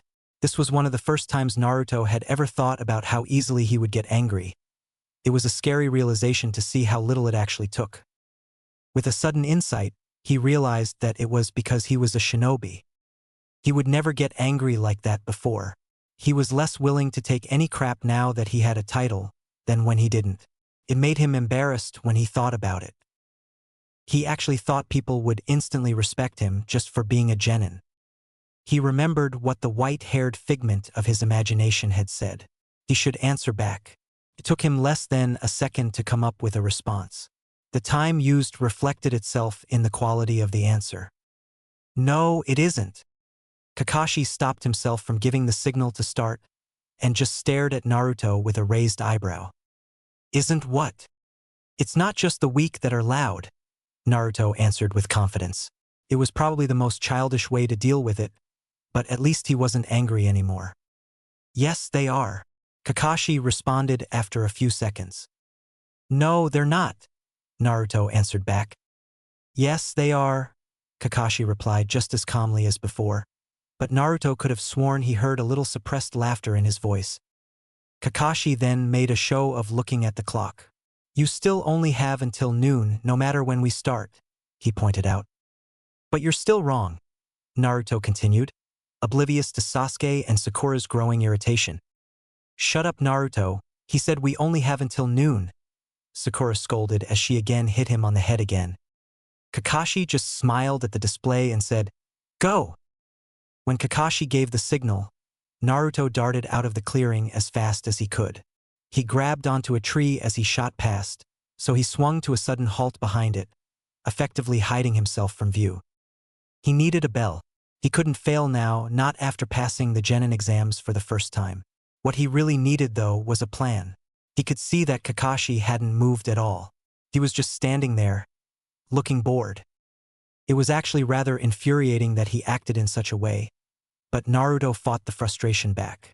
The perverted figment of his imagination had helped him before, so it was probably best to heed what it had said. Naruto had actually worked it out the night before. The dreams about the old man, it was his own genius talking to him. After all, he'd never seen anyone like that in his life. The imaginary figure was smart and gave good advice, pointed out things he needed to work on and so forth. In short, Naruto was a genius. The only strange thing about it was that the genius was the same part that was perverted and old. Even so, the thought of him being an actual genius brought on a boost of confidence and with it a half-formed plan. For it to work, however, he needed to move fast. Without a second thought, he formed the ram seal and made 4 shadow clones. It wasn't as many as he could have made, but it was enough for what he had in mind. They all roughly knew the plan, so they wasted no time standing around. All the clones and Naruto darted off to fulfill their part of the plan, and hopefully, the dead last position would work to his advantage. Kakashi had just given the signal for the test to start, and was pleased to see that all of his potential students did what they'd been trained to do. Even so, this was just the beginning, and his test wasn't about what they were trained to do, it was about what they hadn't trained to do. Kakashi didn't believe in the grading system. Just as he was about to take out his beloved book, the loud one of his genin came back out into the clearing. He was making enough noise to wake the dead, not a shinobi approach at all. It is common for shinobi to conceal their presence, you know, he informed the boy in a deliberately bored voice. I don't need to hide from someone like you, Naruto proclaimed loudly. I'll kick your ass and show you what an awesome ninja I am. Kakashi didn't know if he should be laughing at Naruto's words or cry at the apparent lack of any useful training. Suddenly feeling a bit empty, he decided to see just how bad it really was, starting with his temper.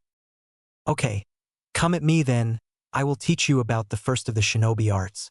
Taijutsu, he said flatly, as he moved his hand to his equipment pouch, enjoying the sight of Naruto tensing. When he revealed the little orange book, Naruto's expression turned into pure disbelief. Fighting himself not to laugh, Kakashi proceeded to taunt the boy a bit more. He made a show of opening the book and started to read. After a few seconds, he looked up. Is something wrong? I thought you were going to attack me. But you, why are you? That's a book. Naruto stuttered, clearly not sure what he should do. Of course it's a book. I've been dying to find out how it ends, Kakashi replied whilst turning some pages, making it seem as if he was reading. Carry on. It shouldn't make any difference to the outcome, considering who I'm up against. At first Naruto just stood there, staring at the white-haired Jonin with an unreadable expression. Then he exploded. I'm going to beat you to a pulp, Naruto roared as he charged forward, all thoughts of plans and scheming forgotten. Naruto leapt into the air, intending to feint a strike to the Jonin's face. No sooner than leaving the ground, he knew something was wrong. He twisted his lower body so it would seem like he intended to kick, but the whole movement was off. The worst part was that he really had no time to think about it, as he was already in motion. Without stopping his spin, he lashed out with his fist towards Kakashi's face. The attack was easily blocked, but Naruto wasn't done. He used the force of his own attack to twist around in midair, trying to follow up with a sideways spinning kick. The very same he had feinted a moment before. As with the first attack, he instantly knew it wasn't good enough. Kakashi dodged easily, just by bending his knees faster than Naruto was able to rotate. His attacks were just too slow. He couldn't stop, however, as that would only open more room for counterattack than he already had. With a last effort to land a hit on the tall shinobi, he settled for a simple strike propelled by the same rotation caused by the kick, which hit nothing but air. From behind him, he heard Kakashi's voice say, "Showing your back so many times in a fight is not good at all." He also suddenly heard Sakura shout from the bushes on his left in an alarmed voice, "Naruto, get out of there. You'll be killed." It just had time to register before he again heard Kakashi, "Too late." A glance over his shoulder made chills shoot up his spine. There was something dreadfully familiar about the situation. Something that went deeper than anything he could explain. Pure terror shook him as he heard Kakashi's next words, "Kanahagakur no Sato's most secret and most sacred taijutsu technique, Senin Goroshi." The words were followed by a sensation of horrible wrongness and utter despair, and then Naruto dissolved into a cloud of smoke. From the bushes, Naruto had a good view of what Kakashi had done. It was some sort of horrible torture technique, he was sure of it. It was so horrible that he could almost feel it from where he stood. He'd hoped that the clone would last longer than it did, but it had gotten angry and just rushed in like a madman. It reminded him of what his genius dream had said. It was no good getting angry over something like that. After all, if the teacher was reading a book, it would only mean that he had one hand busy, and wouldn't be able to fight as effectively as if he had both hands free. Still, that teacher was really something else. He'd managed to fight the clone with just one arm. That was seriously good taijutsu.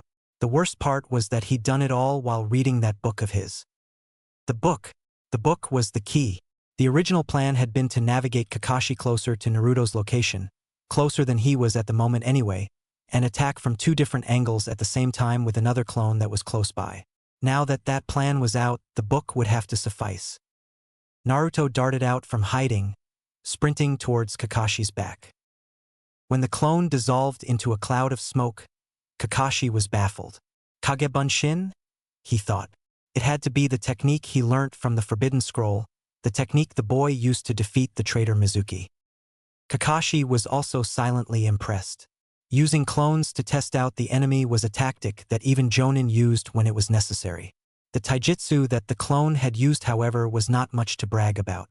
There had been several times where the boy could have been disabled without much difficulty. He knew that, in a second or two, he would see if it really was all the boy had to fend with. He spun around and blocked high with his left hand, as Naruto tried to deliver a drop kick aimed at his shoulder. As he blocked high, Naruto would be out of balance for a follow-up. The boy was in no position to attack again before reaching the ground, as he was out of reach. Kakashi expected Naruto to drop towards the ground to follow up with more attacks, but was surprised when he felt Naruto's weight pressing down on his blocking arm. Naruto was using his own momentum, combined with whatever leverage he got from the block, to go up over Kakashi, kicking with the other foot downwards towards his head. He blocked the kick easily with his right elbow, whilst grabbing Naruto's other leg with the same arm. It was at that moment that Kakashi noticed not one, but two mistakes on his part. The first, and probably greatest mistake, was that he was holding his book with his left hand, open, content pointing upwards, where they could easily be read by a minor. The second mistake was that his left hand, which his beloved book occupied, would be unable to get a good hold of anything without dropping the content, risking damage to the signed work of art. If that wasn't enough, Naruto proceeded to fold his legs, trying to get a hold of Kakashi's arms, which Naruto was currently using as a floor. Naruto's attempts to trap his arms made Kakashi aware of a body moving at high speed towards his back. For half a second he thought that it could have been Sasuke or Sakura that came to help the blonde, but they were still concealing themselves in the trees. No, it was another Kage Bunshin. One clone was distracting him, occupying his arms and his focus, prohibiting him from using any jutsu, as another went for the bell. The boy's plan was coming together. A kunai was thrown out of some nearby bushes at high speed, aimed at his head. Kakashi instantly knew it was not meant to kill. It was a deadly weapon, true, but it was thrown from his right side, so it wasn't in what people considered his blind spot. It was another diversion, probably intended to keeping his attention away from the second attacker, whom from the sound of it had gone airborne. This was a bad situation for Kakashi, especially if the lesson was to sink in. With speed and force that he previously had no intention to use against the genin, he broke the hold that Naruto had on his arms and flung him away. The second Naruto connected forcefully with the back of Kakashi's knees. Kakashi, however, had been able to weave the seals for a Kawarimi no Jutsu, so Naruto only hit the lower end of the log that Kakashi swapped place with, tipping that end upwards. The result of this action was that the upper end came tipping down, connecting not too gently with the attacking Naruto's head. In hiding, Kakashi allowed himself to breath. That was unexpected. Naruto was supposed to be dead last in his class with no real natural talent. Now, however, Kakashi was in doubt. True, both his form and technical abilities wasn't very good. But to use such an advanced technique to gain the tactical advantage that early was something that one would only expect from an experienced fighter.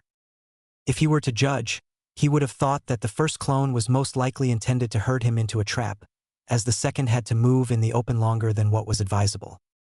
Even so, it had played a key role for the trap to work. It occupied his attention and his arms, and after a second thought, Kakashi realized that it was probably supposed to act as a weight when the third would kick the back of his knees, effectively folding Kakashi backwards. The third Naruto seemed to be the real one, as he was still cursing angrily under his breath and holding his head where the log had hit him.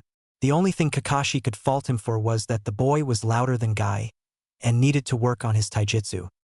Naruto managed to push him into a corner, but that was mostly because Kakashi wanted to see what he would do. The boy's attacks in general was a bit weak, and his movements was unsure and hesitant, as if he wanted to do two things at once. If this team against all odds were to pass, he would have to do some work on it. About the overall effort, Kakashi could only say that it was a clear team effort. Too bad. Naruto's team consisted entirely of himself.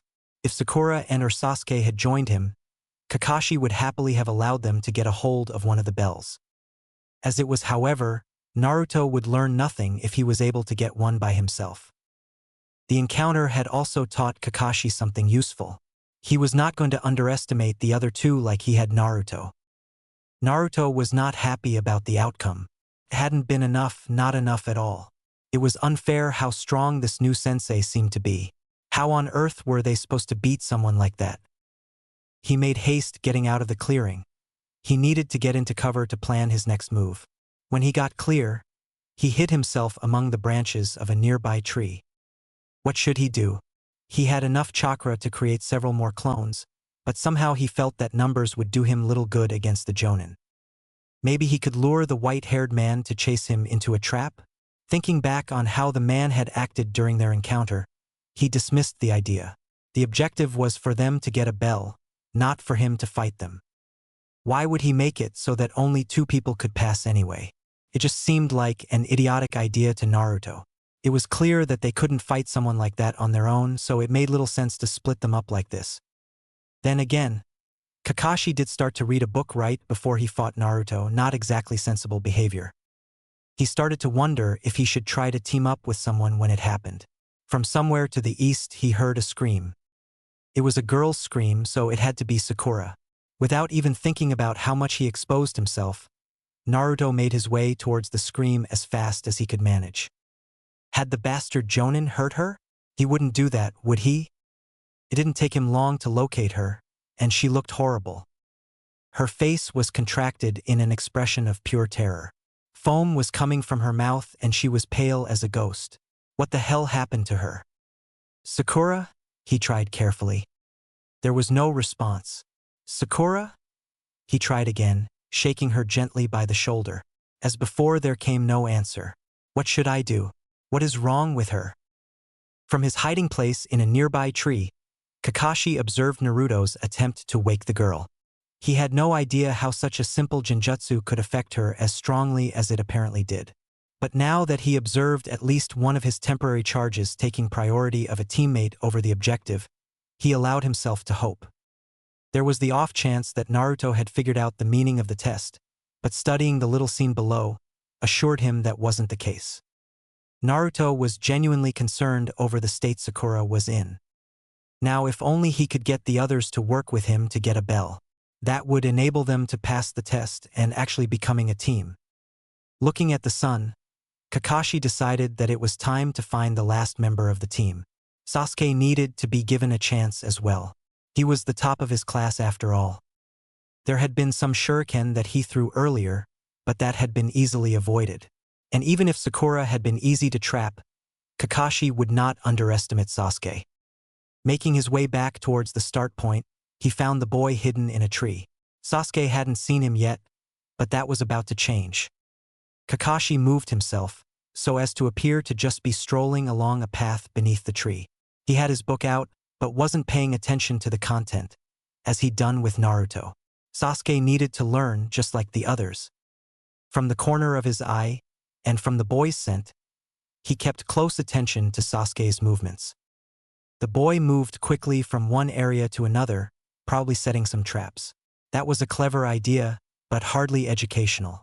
Kakashi hid himself and made a couple of shadow clones and sent them, unnoticed by Sasuke, to disable the traps.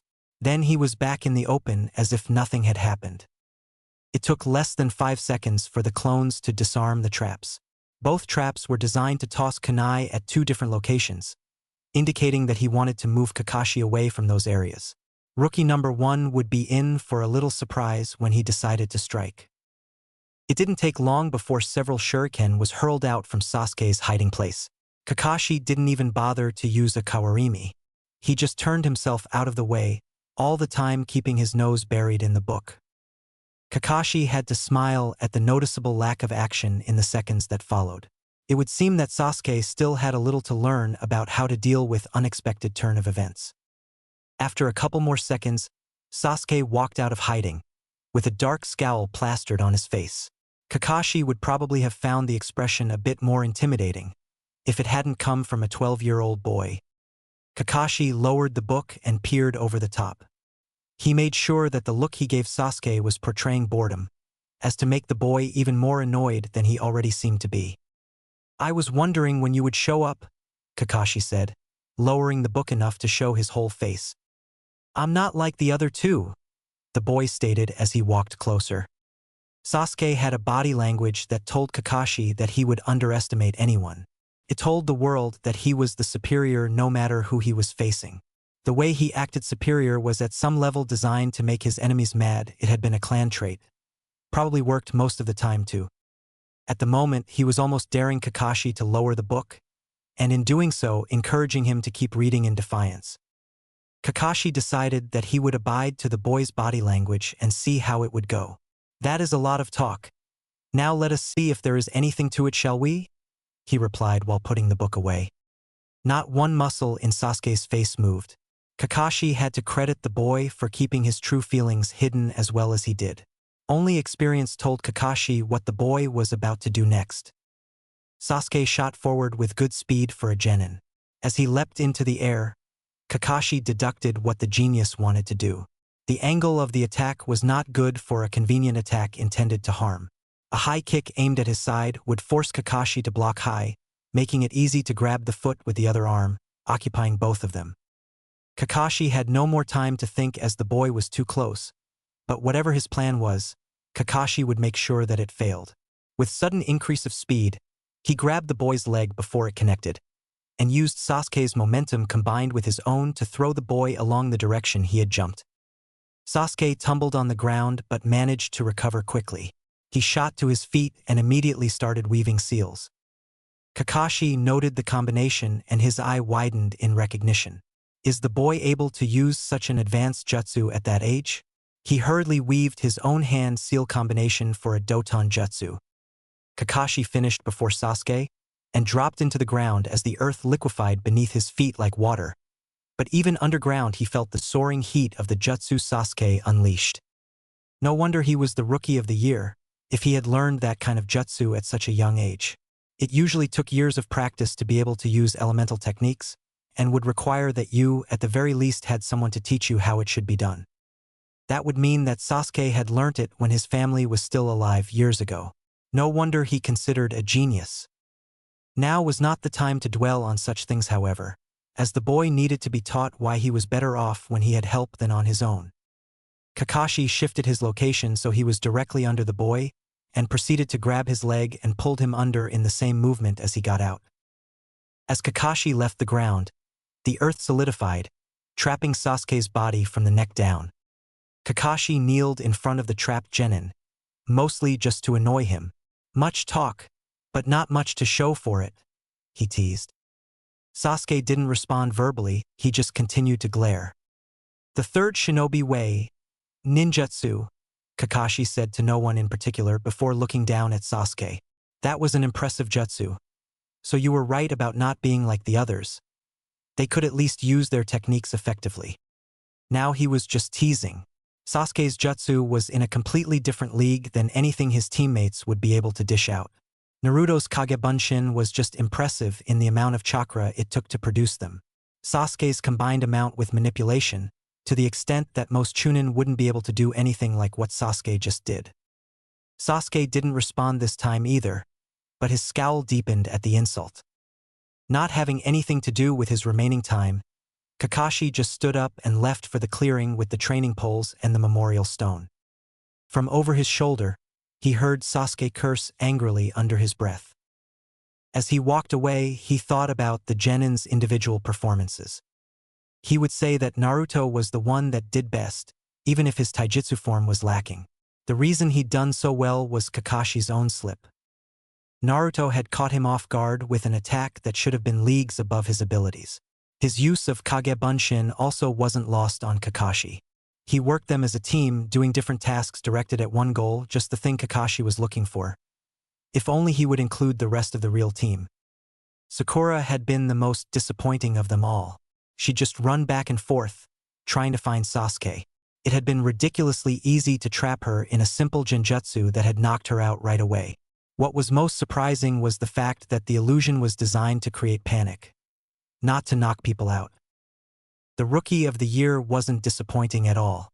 He'd planed ahead, and would probably have succeeded in leading him into a trap if he hadn't disabled them.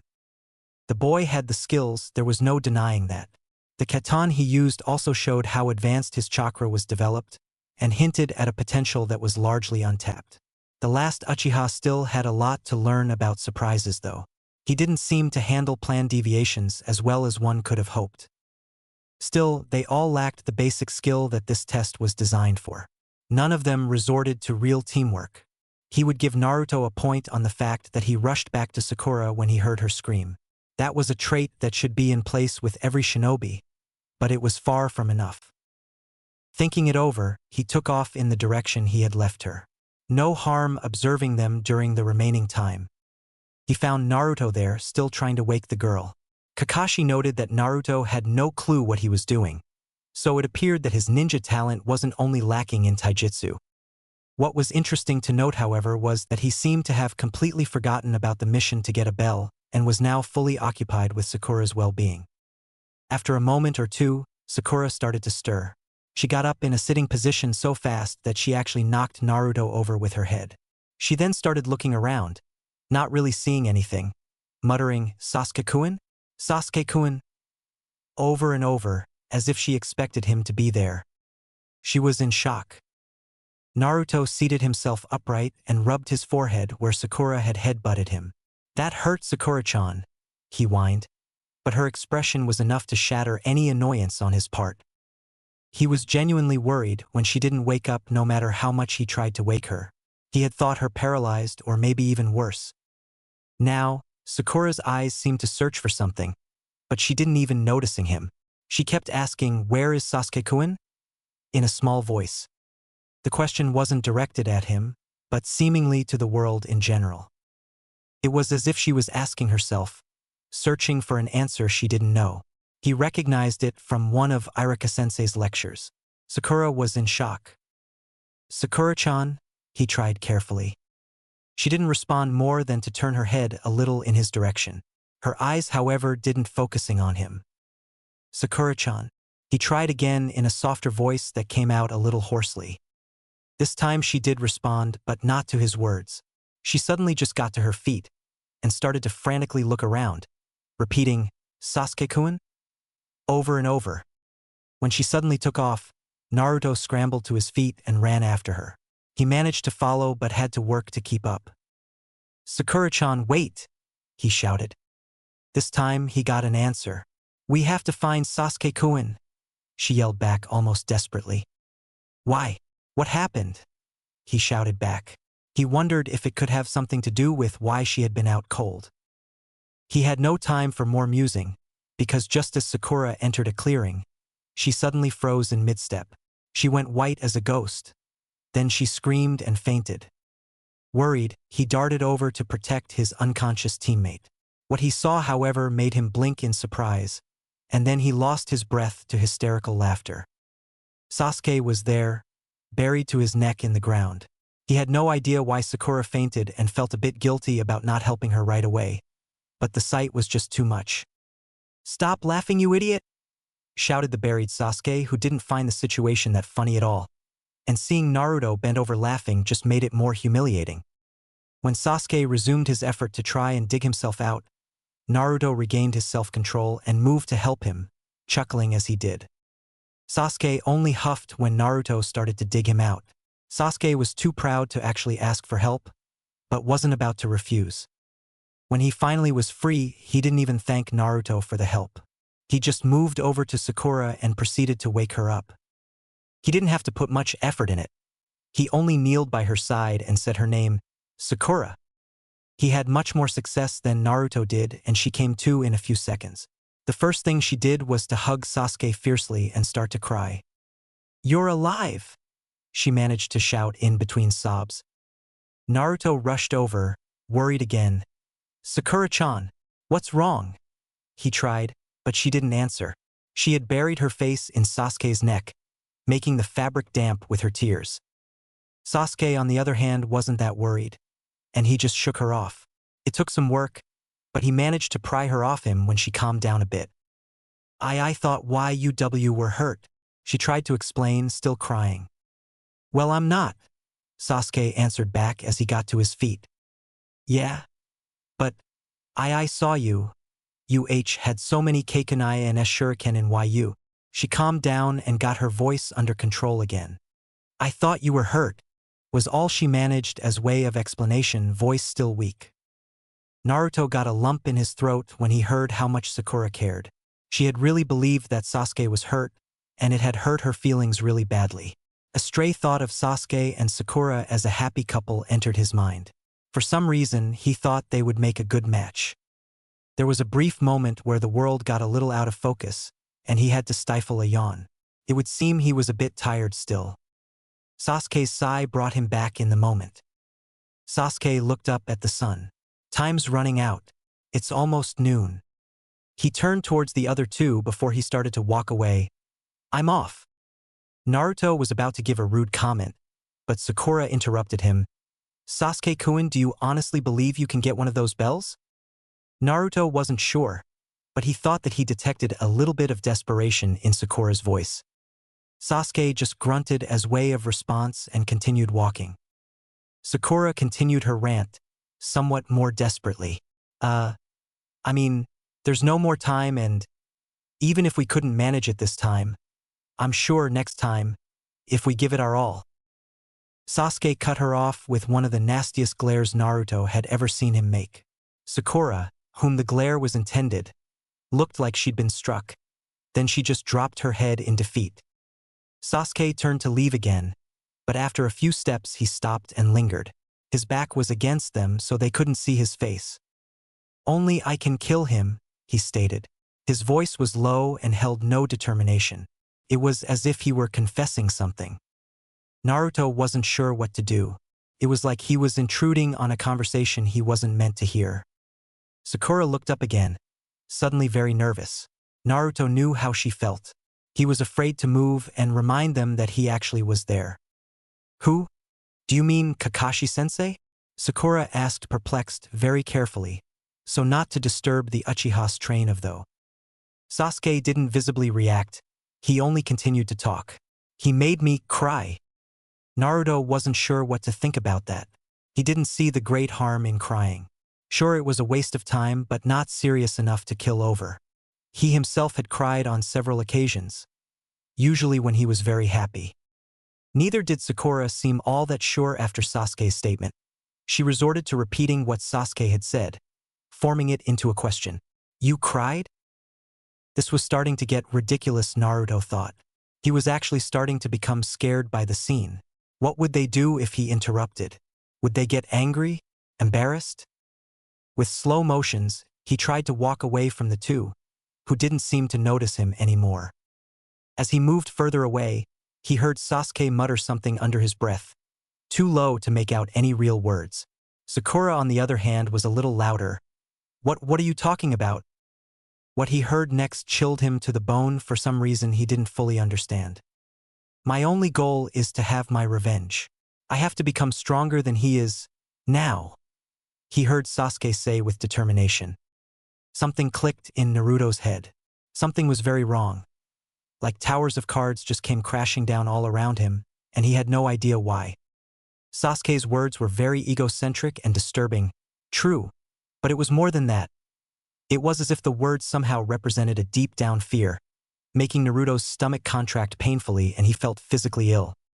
He didn't know exactly why, but he needed Sasuke to stop talking about whatever he was talking about. Killing his brother, Avenger. He just needed him to stop. Without thinking, he stormed back into the clearing. Sasuke, listen to me. Don't think like that. Please, just don't think like that, he pleaded. He just needed Sasuke to stop. Before Sasuke had time to answer or look at him for that matter, the bell signaled the end of the exercise. Sasuke looked in the direction of the sound, and Naruto heard him say, "Crap, I should have saved my breath." Then he just walked away towards the sound. Sakura didn't say anything. She just sighed heavily and followed Sasuke's lead.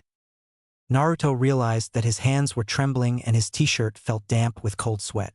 It wasn't from cooped-up energy or anger, but out of fear. He was genuinely afraid of what Sasuke had talked about. The bell felt like a blessing, as it had effectively stopped Sasuke from talking about whatever it was he was talking about. With a deep breath, he started to jog after his two teammates, trying intently to forget the horrible feeling he'd just felt. "Hey guys, wait up!" he shouted, but neither of them bothered to answer. It was getting irritating to be ignored, but the irritation also washed away any lingering fear, so he stuck with it. If they didn't want to talk, he wouldn't talk to them either. As the silence stretched on, his thoughts involuntarily drifted back to what Sasuke had said. It was strange to realize that he didn't know the reason why he reacted like he did. It had just felt so horrible wrong when Sasuke talked like that. It was a bit like yesterday on the school roof, only 100 times worse. Maybe the Hokage would know what was wrong. After all, the old geezer knew about everything.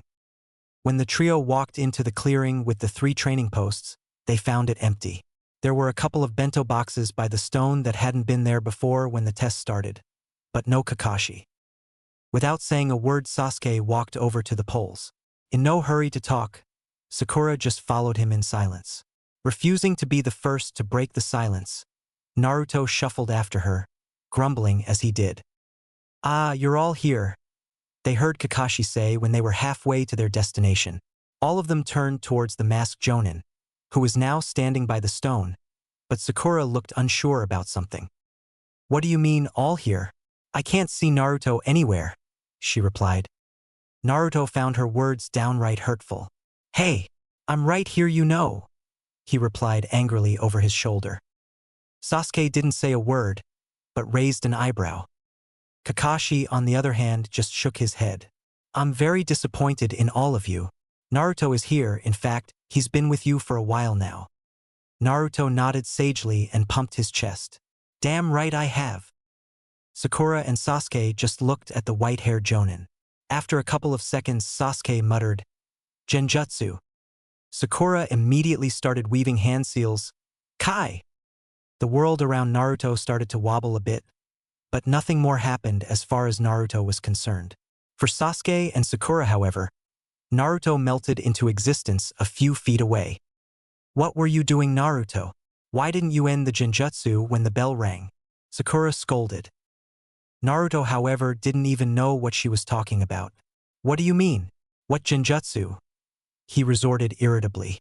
This was getting ridicules. Kakashi sighed. "And you two didn't even notice when he disappeared," he said in a disappointed voice. Turning towards Naruto, he added, "More surprisingly, however, is that Naruto here didn't seem to notice anything at all." "Didn't notice what?" Naruto asked, still confused. He had lost track of what was going on. Sasuke's scowl deepened. "You cast the jutsu," he accused. "Why?" Kakashi smiled back at him. "To see if you would notice." "You cast a jutsu on me," Naruto demanded, outraged. He received a slap on the back of his head from Sakura. She was getting tired of Naruto's stupidity. "Shut up and listen, Baka." "Yes, I did," Kakashi replied, unfazed by Naruto's outburst. 5 minutes later, Naruto found himself tied to the pole in the middle. Sakura and Sasuke were seated on either side of him, not looking happy at all. Kakashi stood a few feet away, not looking all that pleased himself. Then again, he didn't look disappointed either. The silence was only broken by the genin's growling stomach. Even Naruto joined, as his makeshift breakfast hadn't filled him up, just like Ayam warned him it wouldn't. "Well, listen to the little stomach's growl," Kakashi began. "By the way, you three, I have an announcement about this exercise." No one interrupted him. They just continued to announce their hunger without words. "None of you need worry any more about being sent back to the academy," he told them with a smile. Naruto felt the edges of his mouth being drawn upwards into a smile. They'd passed? He told them they had passed. "We don't need to. It means all 3 of us." Naruto tried, but was too excited to say anything right. Kakashi interrupted him before he managed to correct what he said or add anything more. "Are hopeless. More schooling would be pointless." The Jonin didn't move a muscle. He just stood there smiling, with his hands in his pockets. As the excitement died down, he added, "None of you will ever be shinobi." No one said anything at first. Naruto was so shocked that he couldn't even protest. Kakashi lost his easygoing attitude and looked much more serious as he glared at them. "Give it up. None of you will ever be a ninja."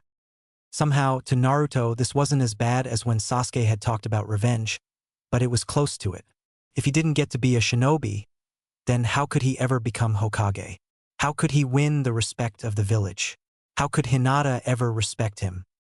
Naruto panicked and pointedly forgot everything he'd learned from the dreams and from the academy. What do you mean give up? He shouted. He fought against the ropes, but they were too strong. Give me a break. Okay. So maybe none of us got our hands on one of your stupid bells, but why the heck should we quit over that? Because not one of you has what it takes, answered Kakashi without missing a beat. What happened next took Naruto completely by surprise. Suddenly Sasuke was charging towards Kakashi. It all happened so fast that Naruto hadn't even registered him getting to his feet. He heard Sakura cry, "Sasuke," just next to him, forgetting the Kuin altogether. Sasuke drew a kunai in mid-sprint and raised it for a stab. What happened next was done so fast that Naruto was unable to see what really happened. Only that Sasuke was suddenly pinned to the ground with one arm held behind his back by Kakashi, who was sitting on Sasuke's back and resting a foot on the team's head. Naruto was speechless. A small part of him remembered what the white-haired man had said. Two things he had said actually, about fighting fast to conceal secrets and about losing control of your temper. Kakashi had moved so fast and defeated Sasuke so easily that Naruto could only look on in awe. And then there was Sasuke, whom was usually calm and acting as if everything about him was cool, brought down like Chuji without lunch. It didn't take him long to realize that he too had not been thinking straight a few moments ago.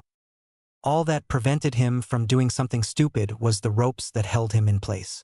He didn't think that he would have attacked the teacher like Sasuke did, but still, he would have done something stupid.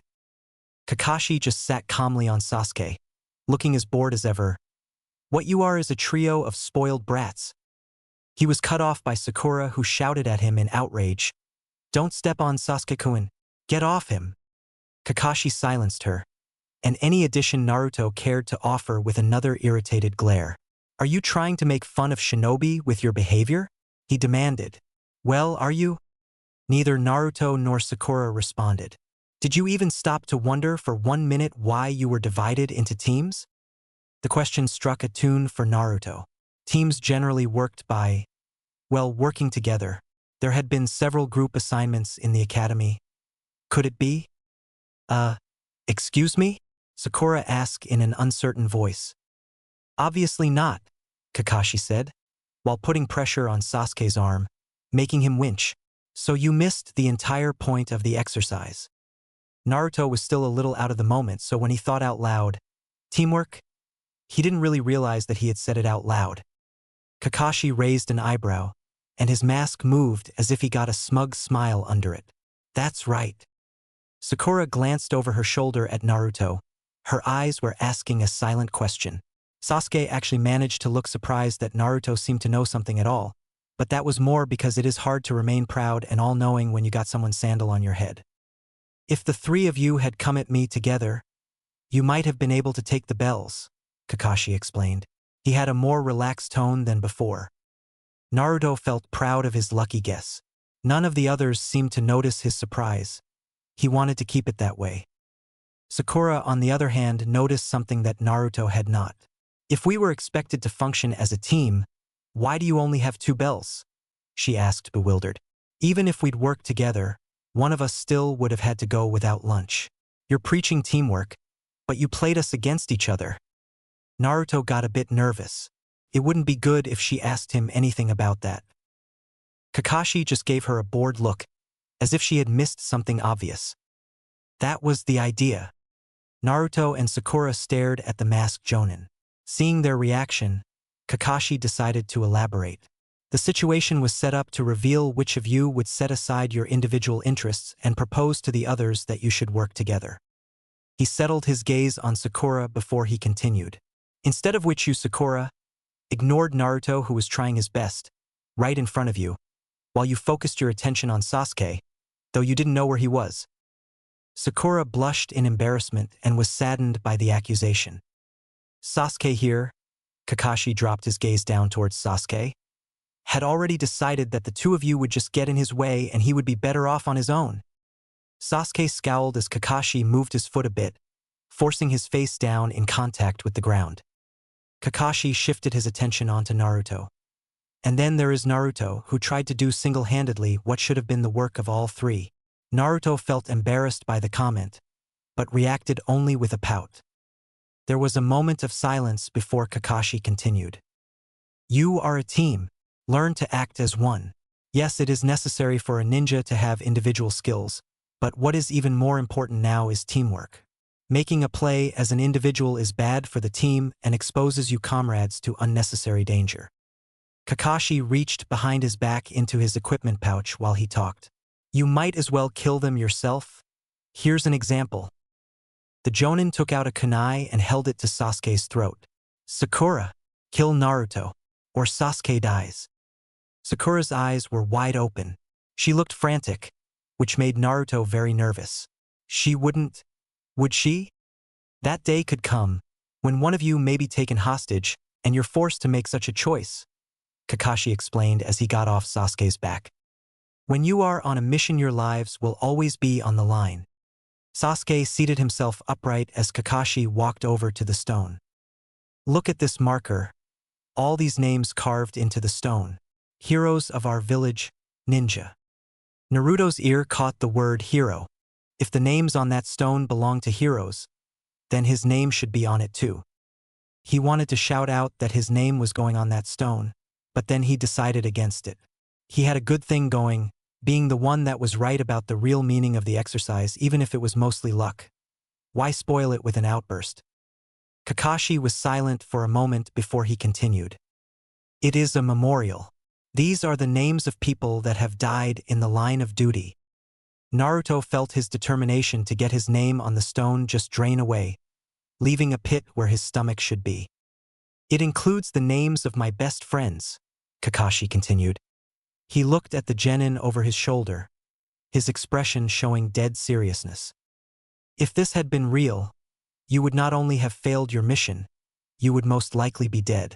Only one of you would have had a chance of having your name added to this stone. Kakashi's words didn't just tell them how serious he was, it also teased their curiosity. Naruto found himself hoping that it was him Kakashi was talking about. That way, he would at least have that much. The Jonin turned around and faced them. His expression didn't change. It would have been Naruto. Naruto didn't know exactly how to react. He started to smile, but the sudden tension in the air stopped him. He could literally feel the anger coming off Sakura and Sasuke. After he failed to get a bell, and he heard Sakura scream, Sakura blushed when Kakashi mentioned it. He went out of his way to help her. When the two of you found Sasuke, he was the one to dig him out. Naruto smiled at his teammates' irritation, which only helped to make it flare up again. He knew it was stupid to make them angry, but it wasn't often someone told him he was better than the team. Sakura carefully raised a hand. Kakashi nodded for her to start asking, Sensei, if Naruto is the only one that would have ended up with his name on the stone, why is he the only one tied to a pole? Yeah, why?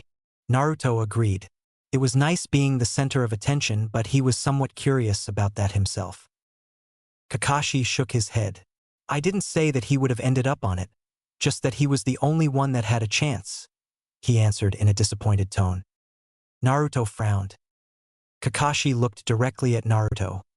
When he helped the two of you, he forgot all about the target.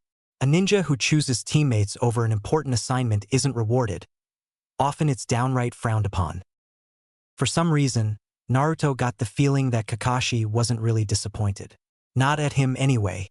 It just sounded so odd, and out of place when the Jonin said it. In this scenario, Naruto has compromised the objective and is now being punished for it. Kakashi looked at the stone again before he continued. He had the chance and opportunity to rally the two of you, but he didn't. Naruto felt more confused than embarrassed from what Kakashi was saying. It was as if the Jonin was praising Naruto at the same time as he was criticizing him. That said, he did better than the rest of you. He was at least trying to do something instead of just running around like children, Kakashi added harshly. Sakura looked at the ground, refusing to meet Kakashi's gaze. Sasuke didn't react at all, not visibly. The silence stretched on, making the genin uncomfortable. Listen, I'll give you all one last chance. One that will be far more difficult than our last little game with bells, Kakashi said after a while. If you are prepared to continue, you may have one of the lunch boxes here. But no sharing with Naruto, he goes hungry. Naruto's stomach growled in protest along with him. Why? Because you abandoned the objective? Shinobi are not rewarded for such acts, Kakashi responded as he made to leave. After 2 steps, he stopped and glared back at them. If either of you two feeds him, you fail the test right there. My word is law. Do you understand? Before anyone had time to respond, the Jonin disappeared in a swirl of leaves and dust. I don't need to eat anything. I ate breakfast, so I'm not hungry, proclaimed Naruto in an effort to keep the spirit up. His stomach, however, was disagreeing with him, somewhat more convincingly than his words. The other two didn't say anything, and from their expressions, Naruto didn't think they would say anything friendly if they did.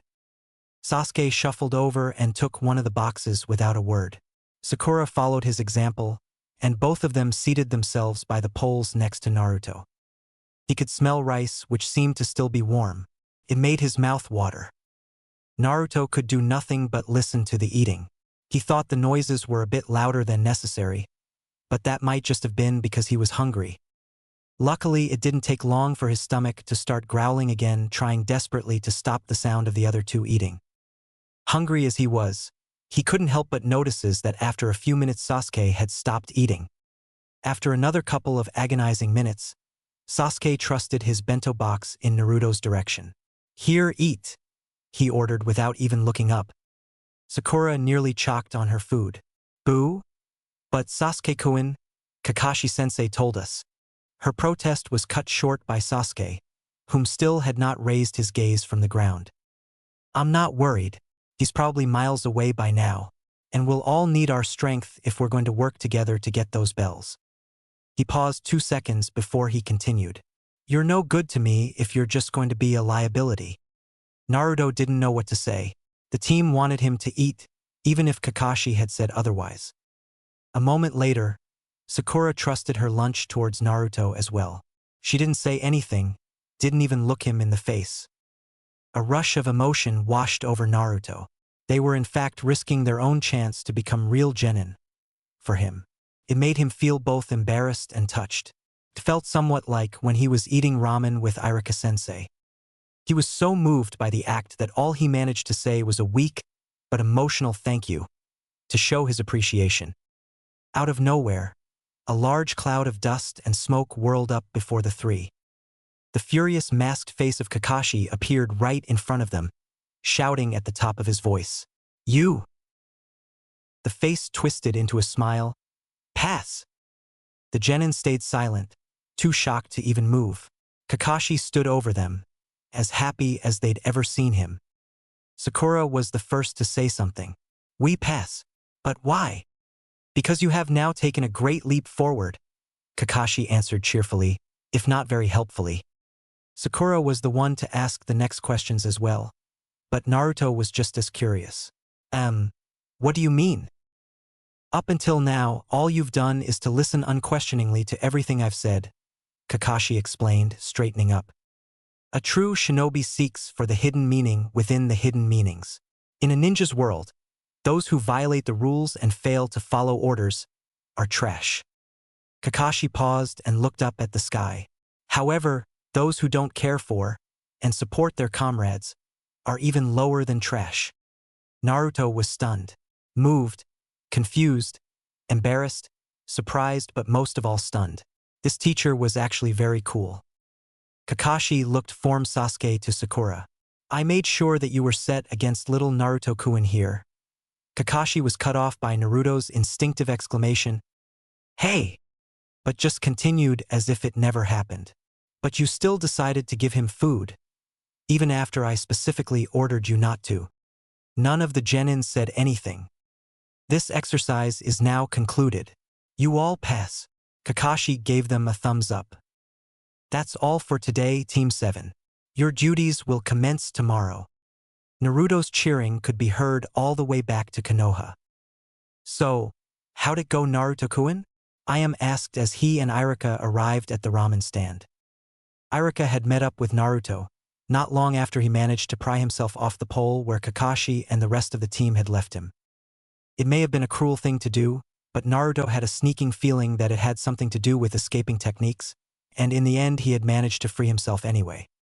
It was great, I am Anizan, Naruto replied happily. That Kaka-sensei is really cool, and his test was really easy, he lied proudly. Oh, was it now? Tucci asked as he joined his daughter at the counter to take their order.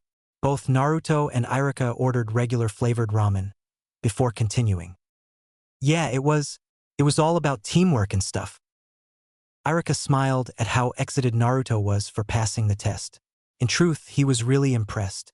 He'd eaten his lunch with the Hokage, who had told him about Kakashi's record for failing teams. Naruto's team was the first he had ever passed. Irika was dragged back to the moment when he heard Naruto say, "Thank you Onizan and Ajizan. The oranges and all the ramen before bed really helped. You're the best." He looked at the ramen-making duo in search for clues about what the genin was talking about. Naruto noticed. "They gave me some really good advice, Irika-sensei," he explained. Ayam folded her arms and nodded sagely. "People don't work without food. That goes without saying." Tucci, whom had started working on their order, nodded in agreement. Telling people not to eat isn't what you would expect from a responsible adult. Not even Shinobi is able to go without food. Irika was getting confused and turned to Naruto. The boy scratched the back of his head in mild embarrassment. "Kaka-sensei told us not to eat breakfast before the test, but I got these oranges from Ayam." Naruto suddenly seemed to panic, and he continued in a rush. "They really helped me. They didn't break any rules." "Not really. It was more advice than an order." Irika waved his hand in front of him and smiled to show that nothing was wrong. "It's all right, Naruto. From what you said on the way, I would think that it was a way to keep you from having an easy time. Anyway, wasn't the whole idea behind the test to have you disobey orders?" Naruto calmed down and smiled. He was relieved that he didn't get Ayam and Tucci in trouble. "That was a great favor you did for Naruto," Irika said thankfully to the chef and his daughter. "If I didn't know better, you could be the prime reason why Naruto here passed," he added in a more playful voice while he messed with Naruto's hair.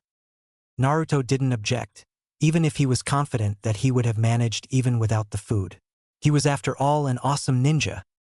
Ayam leaned a bit over the counter and got an evil glint in her eye as she placed a couple of bowls in front of the two customers. She waited until both Irika and Naruto said their itadekamasu before she mentioned the little deal she had made on Naruto's behalf. "You know, Irika-san, it was more of a trade than a favor. Sort of," she started. Irika looked up at her with a cocked eyebrow and a mouth full of ramen. Tucci seemed to materialize by his daughter's side, eager to hear what she was trying to find out. Ayam smiled sweetly towards Naruto, who seemed oblivious to the danger he was in. "He still hasn't told us who the new lucky girl is." Naruto started coughing with his mouth full, as Irika swallowed. He looked from Ayam to Naruto and back again. "Lucky girl?" he asked, a bit baffled. Ayam nodded innocently. "Yeah, he was going to tell us last night, but then he seemed to be late for something and he had to rush off. Now, however, he seemed to have a lot of time to spare." She said it all with a sweet smile that would unnerve even the most enduring torture victim. It was the smile that a big sister would use when she knew an embarrassing secret about her baby brother, or one a mother would have before the first meeting with her son's girlfriend. Naruto started to sweat. He was trapped. It was the choice between leaving Ichiraka's ramen or telling them he had a crush on Hinata. Life could be really hard sometimes. Irika put his hand to his chin and seemed to remember something. "You know, I think I saw something at the academy yesterday," he started slowly. Naruto momentarily panicked. What on earth has Irika seen? "I haven't talked to Hinata at all." That last thought brought his breathing back under control. He hadn't talked to her, something he was both sad and relieved over. Irika couldn't know about it. Ayam's smile grew positively evil. "What did you see, Irika-san?" she asked in the same sugar-sweet voice. Tucci was now leaning on the counter as well, keen to find out whom the mystery girl could be. Irika was oblivious to how it would be for Naruto, so he just started retelling what he'd seen. "Well, it was during the team assignment. You see, I noticed that Naruto had turned around in his seat. I think he was looking towards the back row in the classroom." Irika gave Naruto a sideway look and noted that the boy was looking unfazed, so he continued. I didn't actually see that much actually, just how they acted. It was true. Irika hadn't seen anything really, just some glances and reactions. Naruto's thoughts wandered back to the team assignment. All he'd done was glance back, towards the back row, where Naruto's eyes widened as realization dawned. Irika-sensei knows. Irika-sensei, he pleaded desperately, but it was too late. Irika was already in lecture mode, and any good teacher is able to block out pleading voices that doesn't sound like a question. And then I noticed that a girl was pushing her fingers together. Ayam was now leaning so much forward, over the counter, that Irika was a bit concerned she would fall over it. Yes, she urged him. Naruto, on the other hand, was blushing madly. I think he was looking at Hinata, Irika said before he noticed that Naruto was blushing madly. He scratched the back of his neck nervously. I'm sorry, Naruto. I thought it was okay. Ayam, on the other hand, had become ecstatic. Hinata? What a beautiful name. What is she like? Is she cute? Is she nice? What is she like, Naruto? She practically demanded in a blizzard of questions. Naruto was too embarrassed to speak. He wasn't ashamed for liking Hinata, far from it, but the way Ayam was going on just from her name was unnerving him, to say the least. She was asking so many questions that it was impossible to choose which one to answer. And how was he supposed to know what Hinata was like? He'd never really spoken to her in the first place. Naruto was so busy trying to answer her questions to himself, and being embarrassed in general, that he didn't notice exactly when Ayam stopped her interrogation. When he noticed the silence, he looked up at her. She had a gentle smile on her face and was nowhere near as worked up as before. It is all right, Naruto-kun. You can tell me when you are ready. With a heartfelt sigh, Naruto thanked her. It was hard to speak of something so new. I'm sorry, Naruto-kun, she said again. I was a little too forward. I apologize. It's okay, I am an Izan, Naruto replied. I'll tell you another time. Ayam smiled and nodded. In your own time, Naruto-kun. There is no need to rush it. Irika and Tucci, who had been silently observing the two youths, just smiled. Ayam and Naruto was much like a little brother and an older sister. Ayam would tease Naruto in a good-natured way, but never going too far. With a chuckle, Tucci patted Ayam on the head. Normally you didn't do stuff like that to a 17-year-old girl, but Ayam let it drop. Her father was only keeping the conversation on a playful level. Irika messed with Naruto's hair and apologized again. I'm sorry, Naruto. I didn't know you wanted to keep it a secret. Naruto swallowed what he had in his mouth before answering. It's all right, Irika-sensei. It's just so new, he tried to explain. Well, if it means anything, I think she is a very sweet girl, Irika assured him. As Ayam walked to the back of the stand to wash some dirty dishes, Tucci whispered to Naruto, Don't be mad at Ayam-chan, Naruto. She only wants what's best for you. Naruto smiled and nodded. He wasn't mad at all. It's okay, Ajizan, Naruto reassured him. I'll tell her when I know the answers to some of her questions. Tucci made sure Ayam was nowhere near before he responded. That's good, because I'll never hear the end of it if you don't. Sarutobi was seated in his office, smoking his pipe. It was a vice, he knew, but it was one that he felt was acceptable at his age. At the moment he was looking over an issue that was causing him to stress, feeling the uncomfortable worry of the unknown. There were 2 written reports on his desk, both concerning a little boy that he'd watched grow up. One of the reports was from his old student, Jiraiya, and he found the topic both concerning and suspicious. Jiraiya was coming home long before he was expected. That wasn't what caused the concern. Neither was it the supposed mountain of information he was bringing with him, though that was really suspicious. What worried the elderly Hokage was the message he received about Naruto. Jiraiya wrote that the boy may display unusual behavior or abilities far above what he should be capable of in the time before he came back. It was strange to get such messages from Jiraiya, whom had only met the boy a few times in all his life, every time before the boy's 3rd birthday. What was even more concerning, to Sarutobi at least, was the message that said Naruto may be changed.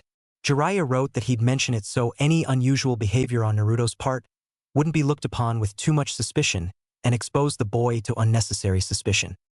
Sarutobi could see logic in what Jiraiya had written, what little there was, but to him there were several other reasons for worry. Naruto was like a second grandson. To hear that there might be something wrong with him was like a hammer blow to his chest. What was worse, Jiraiya also wrote that he shouldn't do anything about it, or confront Naruto about it before he got there to explain the situation. It was just a request, true, but Jiraiya had been very insisting on that point. Sarutobi wasn't an unreasonable man, never had been, but it was hard to hear that something might be wrong about people you cared about and not doing anything about it. It was difficult. The other report was from Kakashi. It had arrived late as usual, much to Sarutobi's annoyance.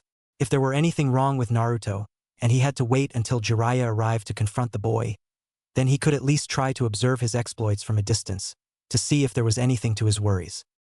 What he read in the report confirmed that there was something that was different.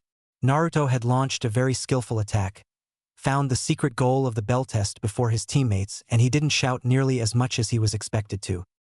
These were all good changes, but it made the elderly Hokage worry about the cause. How did he change? Why did he change? What did it have to do with Jiraiya? There were just too many unanswered questions. Not for the first time since the letter arrived, Sarutobi felt nauseous. It would take Jiraiya a couple of days, maybe a week to arrive. It would probably feel much, much longer. Sarutobi removed the pipe from his mouth and looked at it. It wasn't decorated or very expensive. It was just a plain old pipe. Putting it back in his mouth, he decided that he wouldn't go against Jiraiya's request. But that didn't stop him from talking to the boy about other things. He would have to make time to eat with the boy in the coming days. Now that he was a genin, they should have lots to talk about. Chapter 4. First day. Naruto was very pleased with himself. Not only was he going on his first mission today, but he would also find Mr. Uki, a potted plant he had just bought, a new home. Mr. Uki was a common houseplant that didn't need much care. Naruto had bought it as a present because it seemed like an appropriate thing to do for their new teacher. There were no harm in trying to get on his new teacher's good side either, especially after what Kakashi said when Team 7 had first met him in the classroom. Naruto was on his way towards the agreed meeting place. It was not very impressive, just a little used road, with wooden fences on both sides. It was while he was walking that a thought struck him. The mood his team had been in yesterday during the test had been disappointing. They hadn't really argued, just ignored each other. Kakashi had told them that teamwork was the important thing afterwards. But what if they didn't start helping each other out sooner? Would Kakashi stop training them?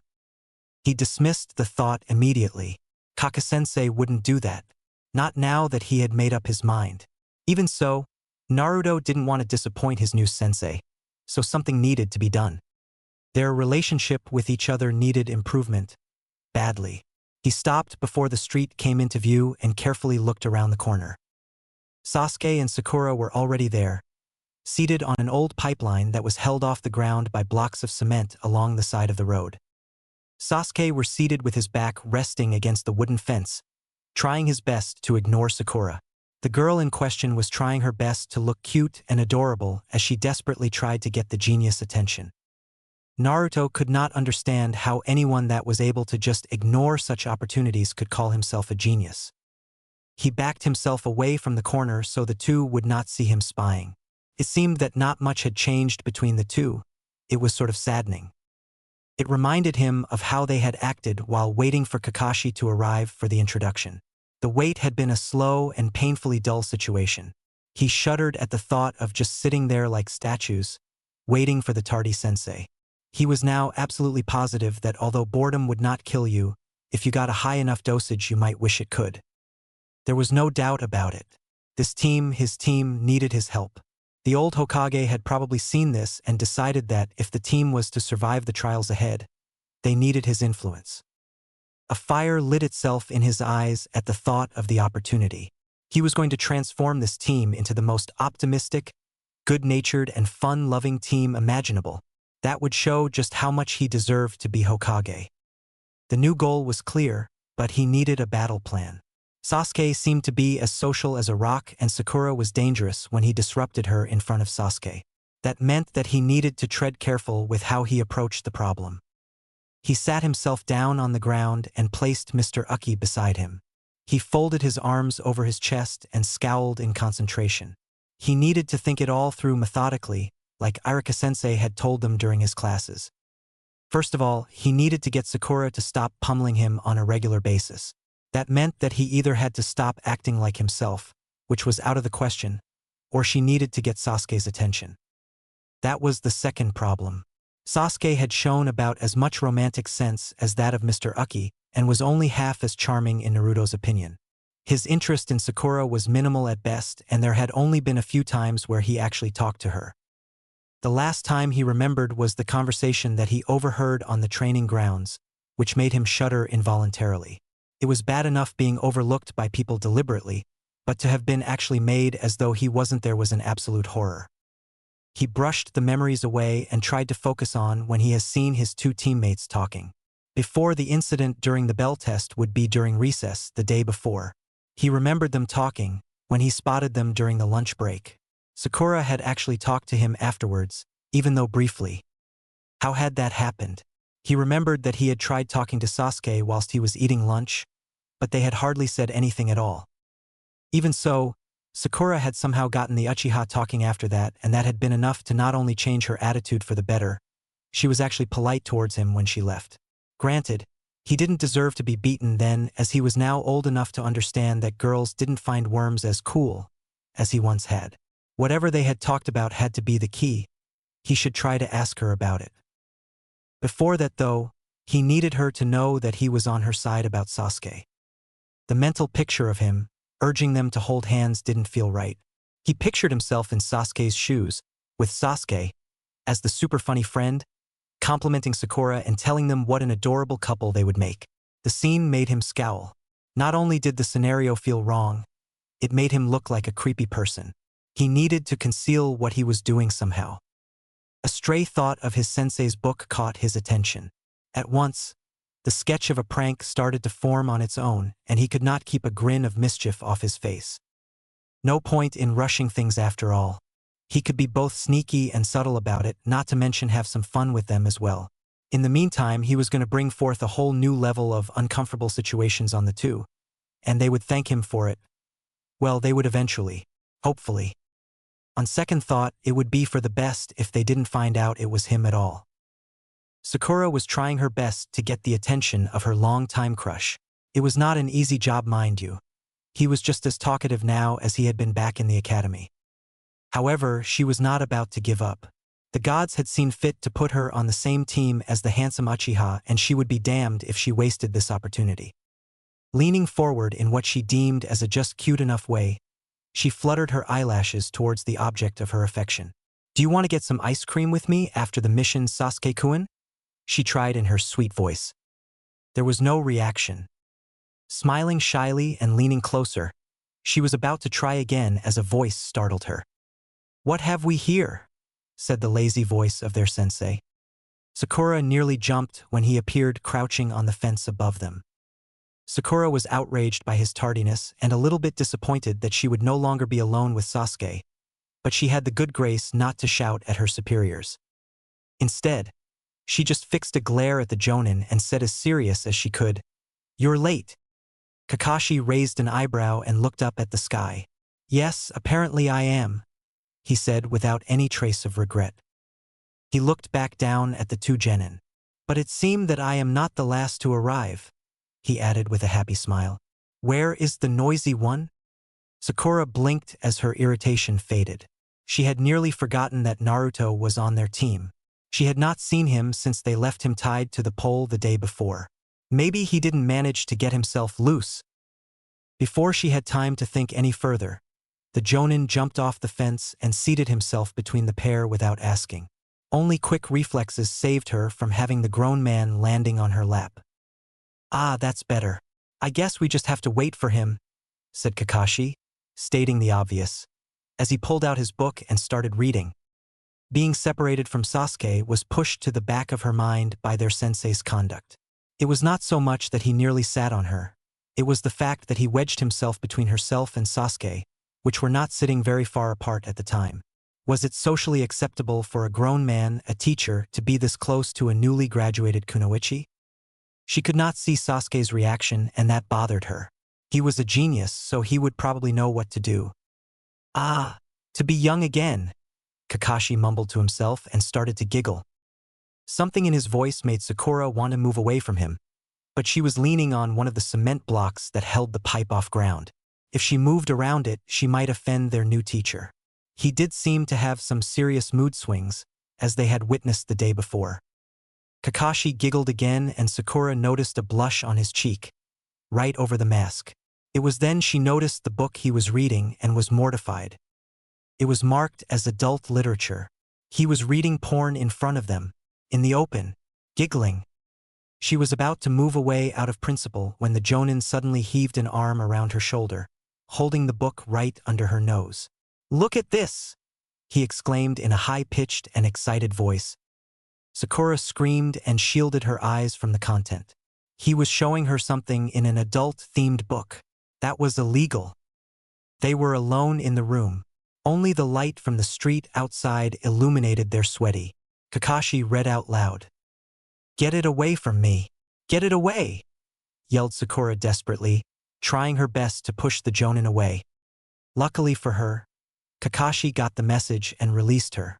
It did not take long at all for him to start giggling to himself again. Sakura got out off her seat so quickly that one would think she used a Kawarimi no Jutsu and forgotten the piece of wood in haste, and pressed herself flat against the fence on the other side of the street. Kakashi didn't seem bothered by her reaction as he just turned a page to continue reading. Even in her shocked state, she noticed that Sasuke had managed to move himself a few feet away from the reading shinobi, and his stoic facial features held an unusual hint of apprehension. Kakashi didn't seem to even register either of them and just sat there, reading. What kind of responsible adult was he? He was lost in her eyes. They held a longing, a lust that had been neglected for. The Jonin suddenly started reading out loud again with the same high-pitched girlish voice as before. Sakura's hands clamped over her ears in an effort to keep Kakashi's words out. It was probably not the most graceful solution, but it did the trick. She could not hear what he was saying, but she noticed that Sasuke's cheeks started to grow red as a blush manifested. Suddenly, Kakashi stopped reading and lowered his book. His face became sad and he looked up at the sky. He sighed heavily and looked from Sasuke to Sakura. All those missed chances. Sakura was not over what he had done just moments ago. That was impossible, but somehow the mood had changed. She was careful when she lowered her arms, ready to bring them back into play at the slightest hint of anything perverted. "You two don't know how lucky you are," Kakashi went on. He looked over at Sasuke with sad eyes. "I was just like you know?" Sasuke's eyebrow raised itself half an inch as his blush retreated off his face. To Sakura, it was clear that something of what Kakashi had said meant something to the genius. What that was eluded her. Sakura didn't like the way their sensei was changing so fast and so often. She was therefore rather cautious when the Jonin got up on his feet and walked slowly to the middle of the road. He stopped right in between them and looked from the one to the other, as if he was trying to decide on something. He settled his eye on Sasuke and spoke in a firm voice. "You are wasting your existence the way you are now." Sakura watched how Kakashi's words hardened Sasuke's eyes. Suddenly she became seriously worried that her crush would charge the Jonin again, like he did the day before. Her fear was unfounded, however, as the Uchiha calmed himself with a deep breath and settled for a defiant glare. Kakashi didn't seem to care about Sasuke's reaction and just continued talking. "Being in the position you are in, having the opportunities that you have, you are steadily destroying yourself more than you realize." Sasuke's jaw tightened, as did his fists. Sakura didn't like where this was going at all.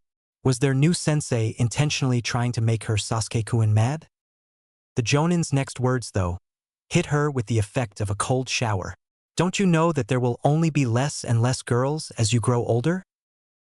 There was complete silence. Sakura could not believe what she just heard.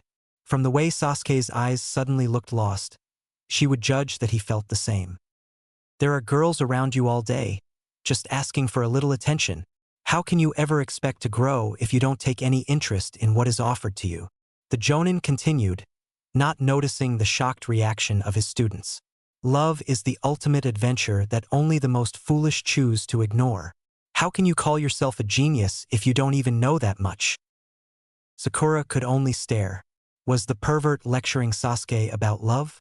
The man who read porn out loud to minors without a second thought? The thought was ludicrous, but even so, there he was trying lecture the hottest genin in the village about what love was. Kakashi held out his book towards Sasuke in shaky hands. "Before you know it, the girls will be gone," he shouted in a desperate voice. "They will have moved on and left you behind. There will be no more girls around you, and you won't even know how to ask them out because you never did." Sakura was now really scared. Was the Jonin having a nervous breakdown? Why was he talking about girls in the first place? Sasuke looked just as uncomfortable. He actually had his hands out of his pocket and was trying to edge away. Kakashi was walking slowly towards the retreating genin, still holding the book out in front of him for Sasuke to see. "In the end you will turn to the only thing that remind you of what you once had." He was now pointing at the book. "It will intrigue and welcome you. It will swallow you whole. In the end, it is the only thing you know." Kakashi's eye had gone all teary and his voice raw and emotional. "Be aware of this, Sasuke. You may end up just like me." Sasuke seemed almost frightened at the prospect. Sakura didn't know if it was Kakashi's words or the way he was acting that frightened him, as both things were scaring her. Why was their sensei being so mean to Sasuke? Why did he have to talk to him about girls? Sasuke was supposed to be hers. A chuckle from above caught the trio's attention. Sitting on the fence above Sasuke was Kakashi. The one that was shouting at Sasuke suddenly seemed both nervous and uncomfortable. A moment of silence followed, and then the dots connected. Sakura exploded, "Naruto!" The nervous Kakashi visibly paled and without a word, bolted down the street in a full-out sprint, cradling the book to his chest, as if it was vital that it should not come to harm. Sakura let automatic reflexes kick in. After years of exposure to the class clown, she and several of her love rivals had developed a reflex to chase down Naruto whenever there was something he did that annoyed them. It was a trait she also shared with several Chunin and ANBU around the village. An amused Kakashi looked on with interest as two of his students disappeared around a corner at an impressive speed. This teaching position was looking more and more promising every day. He noted out of the corner of his eye that Sasuke shifted his position a little to hide a frown behind his t-shirt's high collar. It would seem that even the genius was fooled by Naruto's henge. However, he was determined not to let it show. "So, what did I miss?" inquired the Jonin as he pulled out his own book to catch up on his reading while he had the chance. Sasuke unconsciously edged away from Kakashi but didn't answer with anything more than a grunt. Kakashi was not surprised and let it drop. He had only caught the end of Naruto's prank, but what he had seen hit too close for comfort. That was why he had decided to intervene when he did. Without anything more to add or ask about, they just sat there in silence. Luckily, they did not have to wait for it to become even more uncomfortable since Naruto appeared around a different corner, still fleeing from a raging Sakura. He had reverted back to his own appearance and looked more scared now than he had before. Apparently, he had picked up some sort of plant in his path and was now holding on to it for dear life. Sakura was only a second behind and closing. As it was, she managed to trip the fleeing prankster almost right in front of the two spectators and proceeded to pound away her frustration. The violent display surprised Kakashi a little, but he did not intervene. Similar situations had occurred often during his childhood, usually towards others. Looking at it now, he concluded that he had been lucky to adopt his goofy attitude later in life and didn't have to go through all the apparent side effects like Naruto was experiencing. "Don't you think that is a bit much, Sakura?" Kakashi carefully asked after another minute. Sakura hesitantly stopped hitting Naruto and moved away. She still seemed embarrassed, but it was impossible to say if it was from what Naruto did or if it was from her own violent actions. Strangely enough, Naruto did not seem all that bothered. He looked like he was in pain. After such a beating, it would be strange if he wasn't. But he displayed no anger or resentment at all as he slowly got to his feet. He carefully lifted the plant, that had by some miracle survived the ordeal, and held it out to Kakashi with a bright smile. "This is for you, sensei." Kakashi was a little surprised, as it was not that normal to give presents to your sensei anymore. He was careful not to let his surprise show though, so he just stared at the boy for a moment, privately wondering what he should do. The moment dragged on into a really uncomfortable silence. It wasn't until Naruto started sweating out of nervousness did Kakashi react. The Jonin suddenly smiled brightly and accepted the gift he was offered as if there was never a pause in the first place. "Why, thank you, Naruto-kun. This is a pleasant surprise." Naruto handed Mr. Uki over to Kakashi with a relieved sigh. Sarutobi was working on, in his opinion, one of the least interesting and yet also one of the most important duties he had as Hokage mission assigning. In his years as the village leader, he had come to dislike this task. It was one thing to assign every mission he had used most of the morning preparing, but to having to listen to Genin grumble and complain about it was also taxing. Today, however, there was one Genin that he was looking forward to meet, and that Genin was standing right in front of him. The boy was dressed in much the same clothes as he was a couple of days ago, although he was a bit dustier now than the last time he saw him. The dirt on his clothes actually made him look more like himself than when they were clean. He was standing there with a bright smile, but his team was looking a little bit uncomfortable. It was hardly unusual for Genin to be a bit apprehensive on their first day as a working ninja, but Sarutobi couldn't help but notice that they seemed more uncomfortable around each other than anything else. It seemed as if the girl was trying to avoid the gaze of the young Uchiha. This was unusual because it was known to him that she had always tried to get his attention at the academy. Then again, this change in behavior was not that strange. Rocks and bumps were to be expected in the emotional road of the young. Uchiha Sasuke's behavior was also slightly off, but it was of much greater interest to the Hokage. The young boy was consciously avoiding eye contact, as he normally did. However, there was much more visible effort than usual. It was as if he was desperately trying to suppress a need to look at the others from the corner of his eye, as if he wanted to confirm something, yet he didn't dare to look out of fear that the others would see him take an interest. Sarutobi didn't show it, but inwardly he was smiling from ear to ear. Sasuke's behavior was exactly what he had always hoped for. He was actually acting his own age, and if he were not much mistaken, he was seeing him take interest in something more than just being an avenger. For the boy's sake, he could only hope. "Team 7 reporting," announced Kakashi casually, snapping a grateful Sarutobi back to reality. The Jonin didn't seem uncomfortable at all. If anything, he looked even happier than he had the day before, when he confirmed that he had actually let a team pass his test. His reaction to Kakashi's words must have been obvious, because Naruto happily chipped in, "Getting old, Ajisen? When are you going to leave me in charge?" The comment only served to reassure Sarutobi, and he almost chuckled at the boy's comment. It was exactly what he would expect from Naruto in this situation, and the reassurance made his worry fade into obscurity. He also had to suppress a smirk as he picked up the assigned mission scroll. He could already imagine how quickly Naruto's smug smile would disappear once he knew what his mission would be. "Here's your mission, Kakashi-san," he said as he handed the scroll over to the masked Jonin, pointedly ignoring Naruto's comment. Kakashi opened the seal on the spot as he would usually do.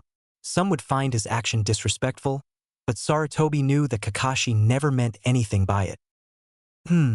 Looks like we got lucky," he said as he re-rolled the scroll. "Really?" Naruto asked excitedly. A small smile crept onto Sarutobi's lips. Kakashi seemed to have gotten the same idea. "Yes, we are to escort and guard a group of very important tracking specialists as they do their business," Kakashi answered with mock seriousness. Naruto's excitement was rather impressive. Mouth open in a silent cheer, arms trembling with excitement, and his eyes looked as if he had just spotted the biggest bowl of ramen in the world. It looked like he was about to go into shock from joy as he barely managed to keep himself silent. That was until Kakashi revealed the true nature of the mission. With an exited voice and a bright smile, he turned towards his assembled genins and said, "We're going to walk the shinobi dogs." There was a moment of silence. "Walking dogs?" Naruto asked in disbelief. He had thought shinobi lived exiting lives, fighting and spying and such. Now they were ordered to walk some dogs? Why would ninja be hired to walk dogs? Sarutobi stopped himself from smiling at Naruto's reaction. He should have been quietly disappointed at how immature Naruto was handling the news about D-rank missions. But after last night's letter from Jiraiya, it was almost a relief. Before the elderly Hokage had time to answer, Haruno Sakura hit Naruto hard on the head. "Quiet. Show some respect." Kakashi gave the Hokage an apologetic smile and placed a hand on Naruto's shoulder, stopping whatever protest Naruto cared to offer. Yes, walking dogs. It is very important work, Naruto, Sarutobi patiently explained. Their kennels need cleaning and there is another team that will be handling that task. But if you would rather have that assignment, I don't think there would be any trouble. The elderly man added as innocently as he could. It was fun to see Naruto go pale at the thought.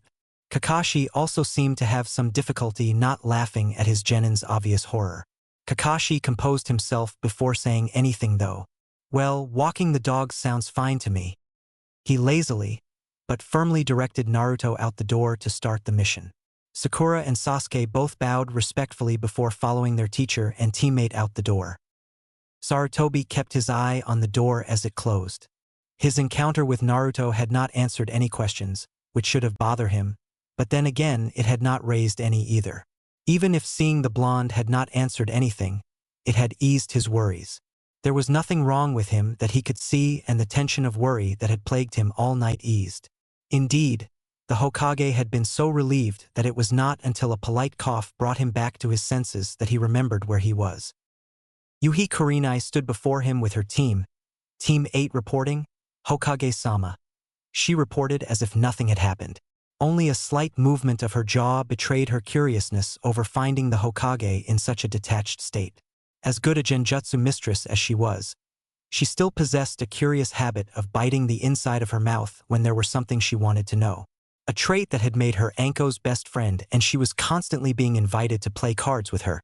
The poor woman probably had no idea. Sarutobi smiled at the newly promoted Jonin. He was embarrassed from being caught spacing out like that, but years in the job had made him an expert on excuses. Just the caffeine losing its effect, Kurenai-chan. Sarutobi reassured her in his grandfatherly voice that got him out of almost any trouble, except with his wife. Kurenai only nodded in reply, but her smile told him that she accepted his explanation, probably as an excuse for getting old. After the mission was done, the genin were dirty and tired after reporting their mission result at the Hokage Tower. The Hokage had not been there, but even a genin would have been able to stamp the mission as approved by the client, so the chunin behind the desk had managed it with ease. Kakashi was walking a step behind them, reading his novel. It was strange that he did not get mad at Naruto at all during the mission. He had nearly gotten them to fail when he had let the dog do almost anything it wanted. This was involuntary on Naruto's part, as the dog was both large and strong enough to drag him protesting through mud, sand and over several fences throughout the village. Well, this has been an eventful day. We will meet at same time and place tomorrow. Okay, Kakashi said suddenly, snapping the genins out of their own little worlds. Naruto turned around to protest, but he was already gone. Crap, I thought we were supposed to train now, he whined. Sakura made an annoyed sigh at the energy Naruto showed. She was tired and dirty, and that was a prime concern when you were supposed to charm someone with your stunning beauty. Stop complaining, Naruto.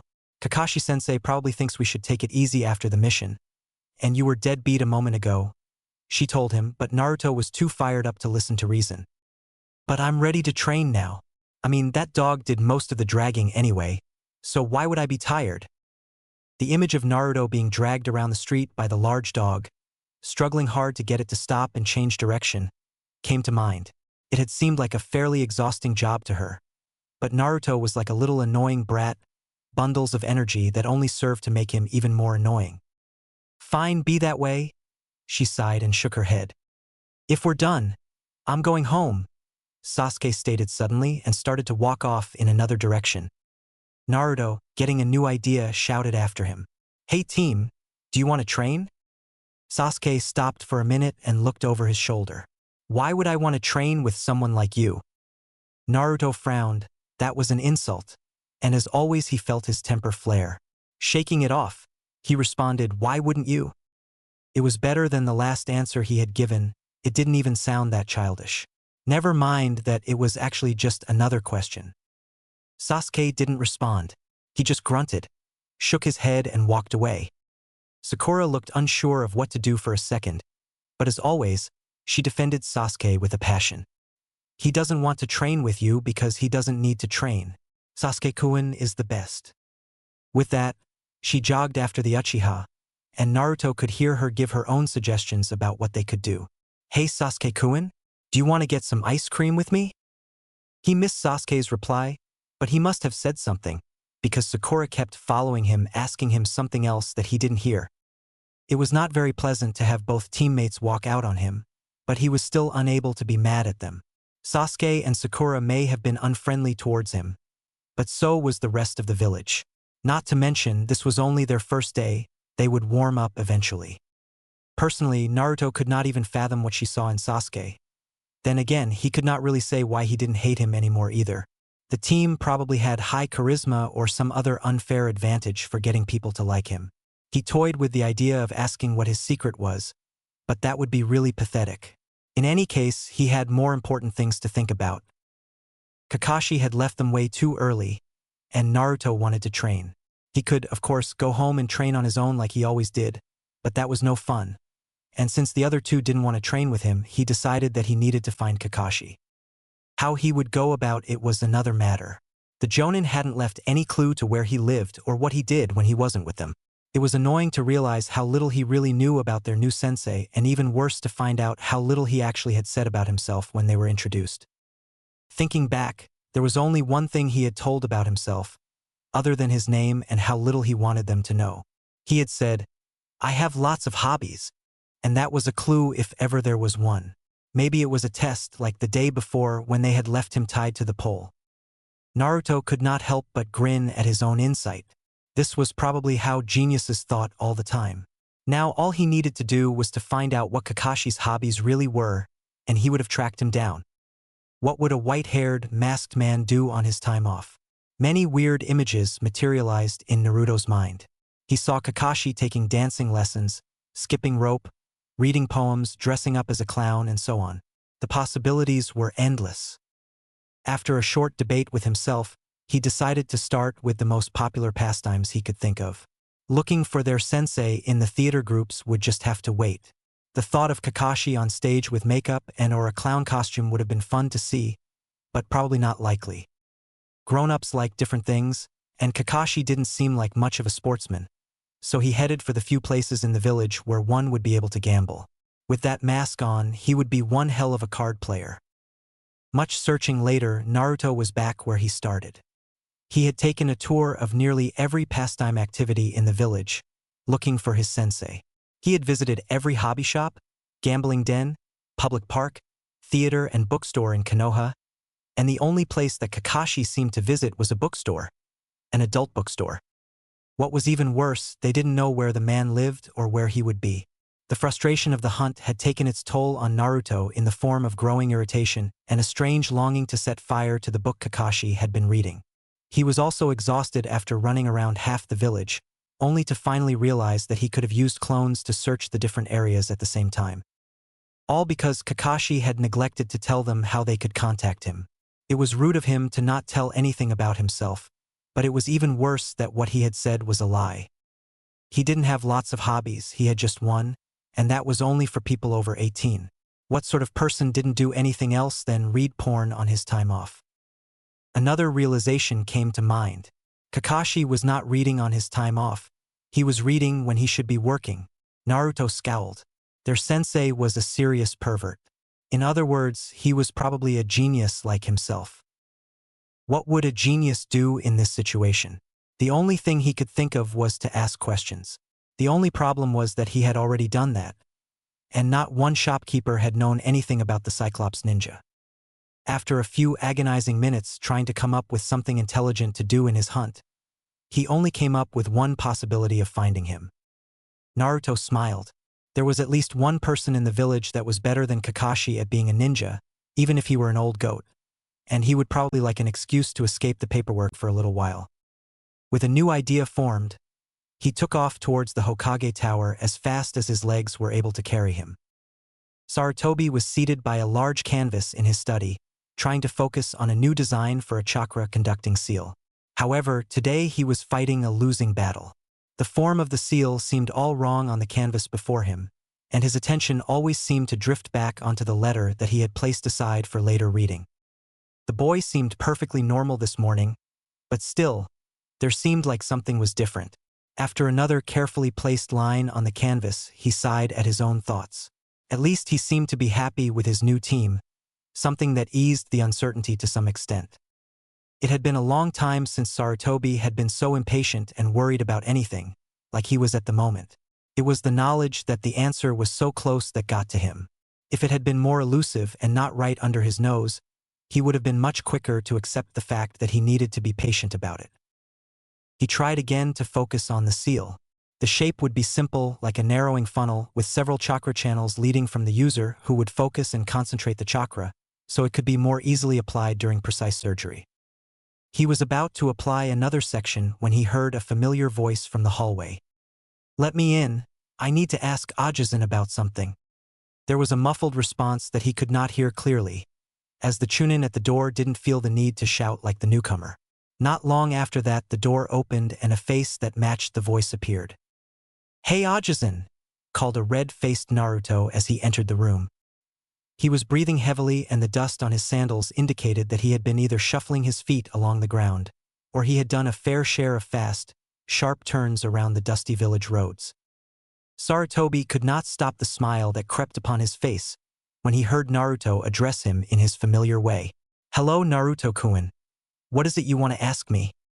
A bewildered expression appeared on Naruto's face. "Huh? How did you know I wanted to ask you about something?" Seems pretty ordinary so far, Sarutobi thought as he shook his head at Naruto's reaction. "The door is not that thick." "What does the door have to do with anything?" inquired Naruto, still clueless. Sarutobi shook his head again, happy that Naruto acted so like himself. "You were a little loud." "I was." "Yes, but that is all right," sighed the Hokage. "Was there anything you wanted?" Sarutobi noted that Naruto's breathing was back to normal, as if he just forgot that he had been tired a moment ago. The boy had an amazing endurance. It was one of Naruto's most impressive and useful abilities that would serve him well as a shinobi. It took Naruto a second before remembering his reason for being there. "I'm trying to find Kaka-sensei. He ran away before he could help us practice." "He's trying to find Kakashi? Is that all? He wasn't at his home?" "I don't know where he lives." "He doesn't know where his sensei lives?" thought Sarutobi, a little surprised. It was important that students could reach their master if they needed to. "Didn't he tell you where to get hold of him?" "No, he said it was none of our business," complained Naruto. "The only thing he told us was that he has a lot of hobbies." "Kakashi has hobbies?" This was the first time Sarutobi had ever heard anything about Kakashi having anything productive to do outside work. "What hobbies does he have?" Naruto frowned. "None specific. He just said he had a lot of hobbies." "Ah, that explains it," the elderly Hokage thought with a sigh. "Let me guess. You ran all over town looking for hobbies he could have had, didn't you?" "Yeah. How did you know?" "An educated guess." Sarutobi responded calmly, though mentally he added, "You looked about ready pass out when you arrived." "Oh, do you know where he is?" Sarutobi leaned backwards to straighten his spine as he thought it over. "If I'm not mistaken, he should be at the training field about now, the one you used yesterday." Another puzzled expression appeared on Naruto's face. "Huh? Why would he train without us?" "It is where he goes to think," Sarutobi answered patiently. "Why?" Sarutobi was not sure how he should explain it, or even if it was his place to do so. After a pause, he decided that Naruto needed to find the answer for himself. "Did he tell you about the stone?" "Yeah." "Oh." Naruto's expression turned from a growing frown to sad understanding in an instant. Sarutobi was impressed that Naruto had understood as fast as he did. Naruto may have been the focus of much anger and resentment in the village, but he had never experienced loss of life before. It pleased the old Hokage that the boy was able to see the significance of lost comrades that fast. Kakashi must really have driven that point home during the test. "Don't feel bad for something that happened that long ago, Naruto. It is better to let people live in the now than to remind them of past tragedies." The old Hokage said kindly to bring Naruto out of the gloomy mood he had fallen into. Naruto seemed a little hesitant, but he nodded and tried to smile. "Okay. So he'll be there?" Seeing that Naruto was about ready to bolt out the door towards the training field, Sarutobi decided that he would no longer beat around the bush and asked him bluntly, "Yes, but before you go, how are you feeling?" Naruto looked surprised at the question. "Huh? He hasn't asked me that since I moved into my apartment. I'm fine." Sarutobi felt as if he was disgracing everything a shinobi stood for with his blunt question. But he needed to know for sure, nothing out of the ordinary? Like Sarutobi had guessed, Naruto seemed more interested in getting to the training field than he was in the direction the conversation was going, and he just answered, "Nothing I can think about." Sarutobi knew that he had taken the wrong approach when questioning the boy. He had no idea he was being questioned, of course, even if it was obvious, and probably thought it was just an old man's concerns. The trouble was that he was impatient to get out training and would probably just shrug of anything that could be bothering him in his haste of getting out. "I'm glad," Sarutobi said in his grandfatherly voice and nodded to Naruto, silently answering the boy's equally silent plea to get going. The subtle answer was not lost on the blonde, and he took off with a huge grin on his face. Sarutobi sat and stared at the door where the boy had departed. That was the second time that day when Naruto had failed to provide any answers at all. But even so, the fact that other than the clothes and the way he had fastened his hitai around his neck and not on his head, he had yet to raise a single question. It occurred to him that there was the possibility of Jiraiya's letter might have been misleading in some way. Maybe the self-proclaimed super pervert had done a mistake when typing the letter, possible trying for some new fancy style. It was nothing solid, but the thought enabled Sarutobi to brush the worries over Naruto away as a simple writing error. It wasn't completely convincing, but it was enough to make the elderly Hokage feel foolish, but happy. I finally found you," shouted Naruto with his last breath as he staggered onto the training field from the day before. His frantic search had worn him out even before he had thought to ask the Hokage. His direct dash to the training ground had all but left him breathless. Kakashi was standing in front of the memorial stone, where Mr. Uki was placed, and didn't seem at all surprised by Naruto's appearance. In truth, he was very surprised, but as before he did not let it show. The following silence was luckily lost on Naruto, who was busy trying to regain his breath. You left too soon, Kaka-sensei."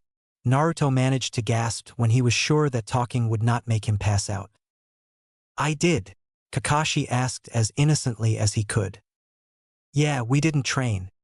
Kakashi was silent for a few moments before responding. "We didn't." Kakashi was not really in the mood to start training. He had actually hoped that their first mission would wear the children down enough so he could have a quiet evening in peace. "No, we didn't." "Are you sure?" Naruto found his sensei's answers annoying and didn't even attempt to hide the tone of his voice. "Yes, I'm sure." Kakashi had no visible reaction for about 5 seconds and just looked at Naruto with the same half-interested expression. It usually helped make people feel stupid, as if they had missed something important. It was the expression Kakashi used when he was thinking of excuses. "What have you done today?" he finally asked in the same innocent voice as before. Naruto huffed in annoyance. "What kind of question is that?" "An easy one, I hope," Kakashi answered without a trace of sarcasm. A few seconds glaring followed until Naruto gave up and sighed in defeat. He then proceeded to summarize his day. After all, if he started to answer his sensei's questions, maybe he would get some answers in return. "I tried to help my teammates by breaking the ice. We did a really boring mission, and then I had to run all over village looking for you." After he was done, Kakashi broke out his most visible smile. "Sounds like a workout to me." "What?" Having formed a somewhat good excuse, Kakashi proceeded with what he hoped would be a short lecture. "Managing to track me down is not something anyone can do. You should feel proud to have done so." Naruto was silent for a few seconds as he debated with himself about telling the truth. His sensei was giving him praise for finding him, actually praising him for a job well done. It made him feel both happy and somewhat hollow at the same time. In the end, he had to turn to the Hokage for help, so in all honesty, he didn't deserve the praise. On the other hand, he was actually getting recognition from his sensei. It was rare enough at the academy. In the end, though, he had to swallow the urge to take the undeserved praise as the guilt one. "I had to ask Aji-san," Kakashi had to pause again as his plans for an easy escape seemed to disappear from under his feet. You did run all over town though, you must be exhausted. Maybe we should train another time, he tried hopefully. Sadly, for Kakashi, Naruto didn't seem the least bit tired anymore, and as the characteristic grin spread over the boy's face, the Jonin's heart sank. I'm not tired at all. If the movement wouldn't have given him away, Kakashi would have covered his eyes with his hand to hide his coming frown. Shoot, maybe I can give him something he can work on by himself, and then he might leave me alone. Okay, I think I have a good training exercise for you. Really? Naruto brightened up at once on the mention of training exercise. This was it, his first one-on-one instructed training regime. Yes, for real, responded Kakashi with a smile, he himself congratulating himself for such a good plan. What is it? What is it? Naruto asked excitedly. He could almost feel that he was about to learn something for real this time, probably some cool offensive jutsu, preferably with explosions. Kakashi, however, knew better than that. Tree climbing. Naruto's excitement died instantly. I know how to climb trees. Not the least bit surprised by Naruto's negative reaction, Kakashi proceeded with the revelation that usually hit the spot. Without using your hands? Naruto's next reaction caught him by surprise though. Folding his hands over his chest and a disappointed expression, Naruto answered him with a simple yes. Kakashi was momentarily lost for words. It was not because the boy said he could do it, but he had counted on his plan working out so he could get back to the important things in life like reading porn. Trying hard to think of what to do next, he automatically asked, You do? Yes, the closet pervert taught me. The Jonin had to blink a little at that. Closet pervert? Yes, answered Naruto, as the question of who the supposed closet pervert would be was lost on him. A long-lost teacher instinct alerted Kakashi to the possibility of Naruto lying to get him to teach him something cooler. After all, the boy had shown good use of deception the day before. Can you show me? He's not here, Naruto answered with a scowl. He was starting to think that his sensei was making fun of him. Kakashi had to hold back the sigh that every teacher at the academy eventually had developed. I meant the tree climbing. The realization finally dawned on Naruto that he actually had to show what he was preaching. His expression was only unsure for half a second before his grin spread itself and radiated confidence. Yeah, sure. He walked over to a nearby tree, trying desperately not to think of the fact that he had yet to get it completely right.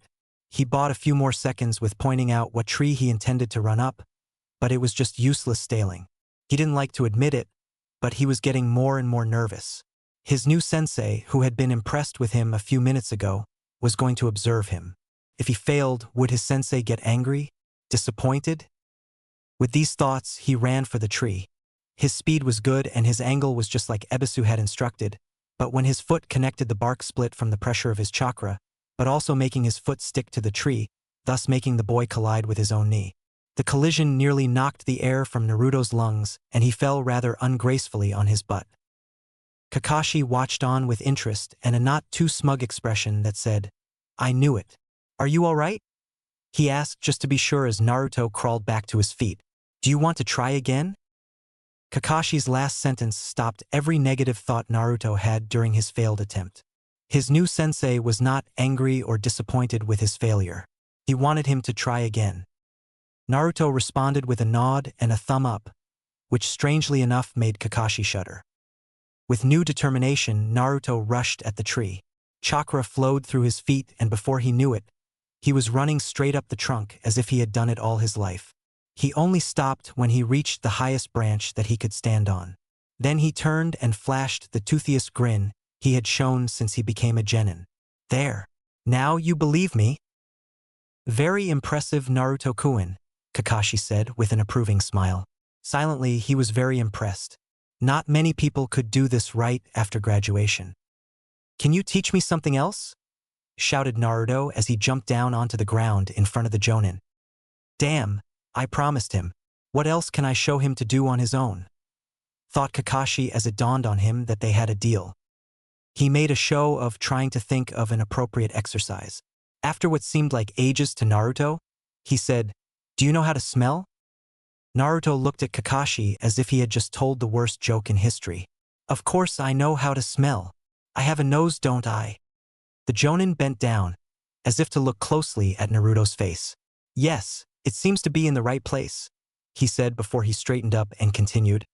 But do you know how to track by scent? Naruto frowned and said, of course. You do? Kakashi asked surprised. Yeah, you get a dog, give it the scent and follow. Of course. But do you know how to do it without the dog? Kakashi inquired patiently, silently face-palming himself for not seeing Naruto's answer coming. Naruto's frown changed instantly into curiosity. Huh. I take it that you don't. Thinking it an insult, Naruto didn't hesitate to protest. I can. It'll probably take time, but I can do it. Kakashi made a mental note that Naruto didn't like to be underestimated. What if you didn't have the time?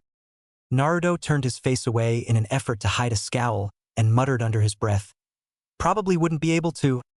What if I showed you how? Instantly, Naruto got exited again. Blue eyes, wide in anticipation, and a brilliant smile was again on his face. You would? Kaka-sensei, you're awesome. He practically demanded that I train him a moment ago. Now he is surprised that I agreed to? Kakashi thought a little unsurely. It was getting more and more evident that he didn't know that much about children. This was due to never having been much of one himself. Sure, Naruto-kun. Kakashi held up a hand to stop Naruto's cheering. Okay, the first thing you need to do is to channel chakra to your nose. Kakashi started. Naruto, in his hurry to learn something new, didn't wait for Kakashi to finish, as he clapped his hands together to gather his chakra. Doing that, he didn't hear what Kakashi said next. Do this carefully, because a too large dosage will damage your nose, so you will not be able to smell anything for at least a couple of days. Naruto didn't hear it, and gathered way too much chakra in his nose while Kakashi explained. Naruto exclaimed, "Gah!" as blood suddenly shot out of his nose. Reckless. Is he okay? Kakashi thought as he saw the stream of blood. Are you all right? Didn't hurt a bit, said Naruto as he tried to sniff the blood back in.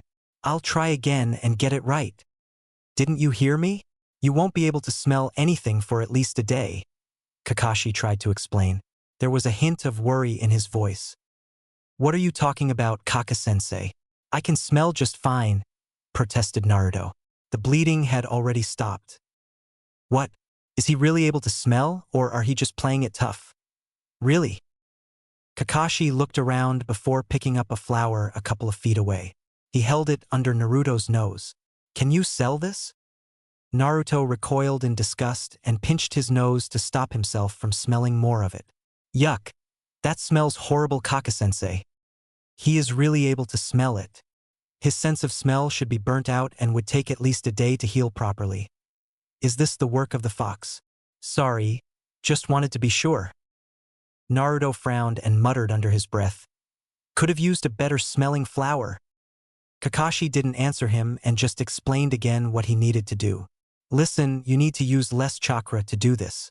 Try raising the amount, slowly.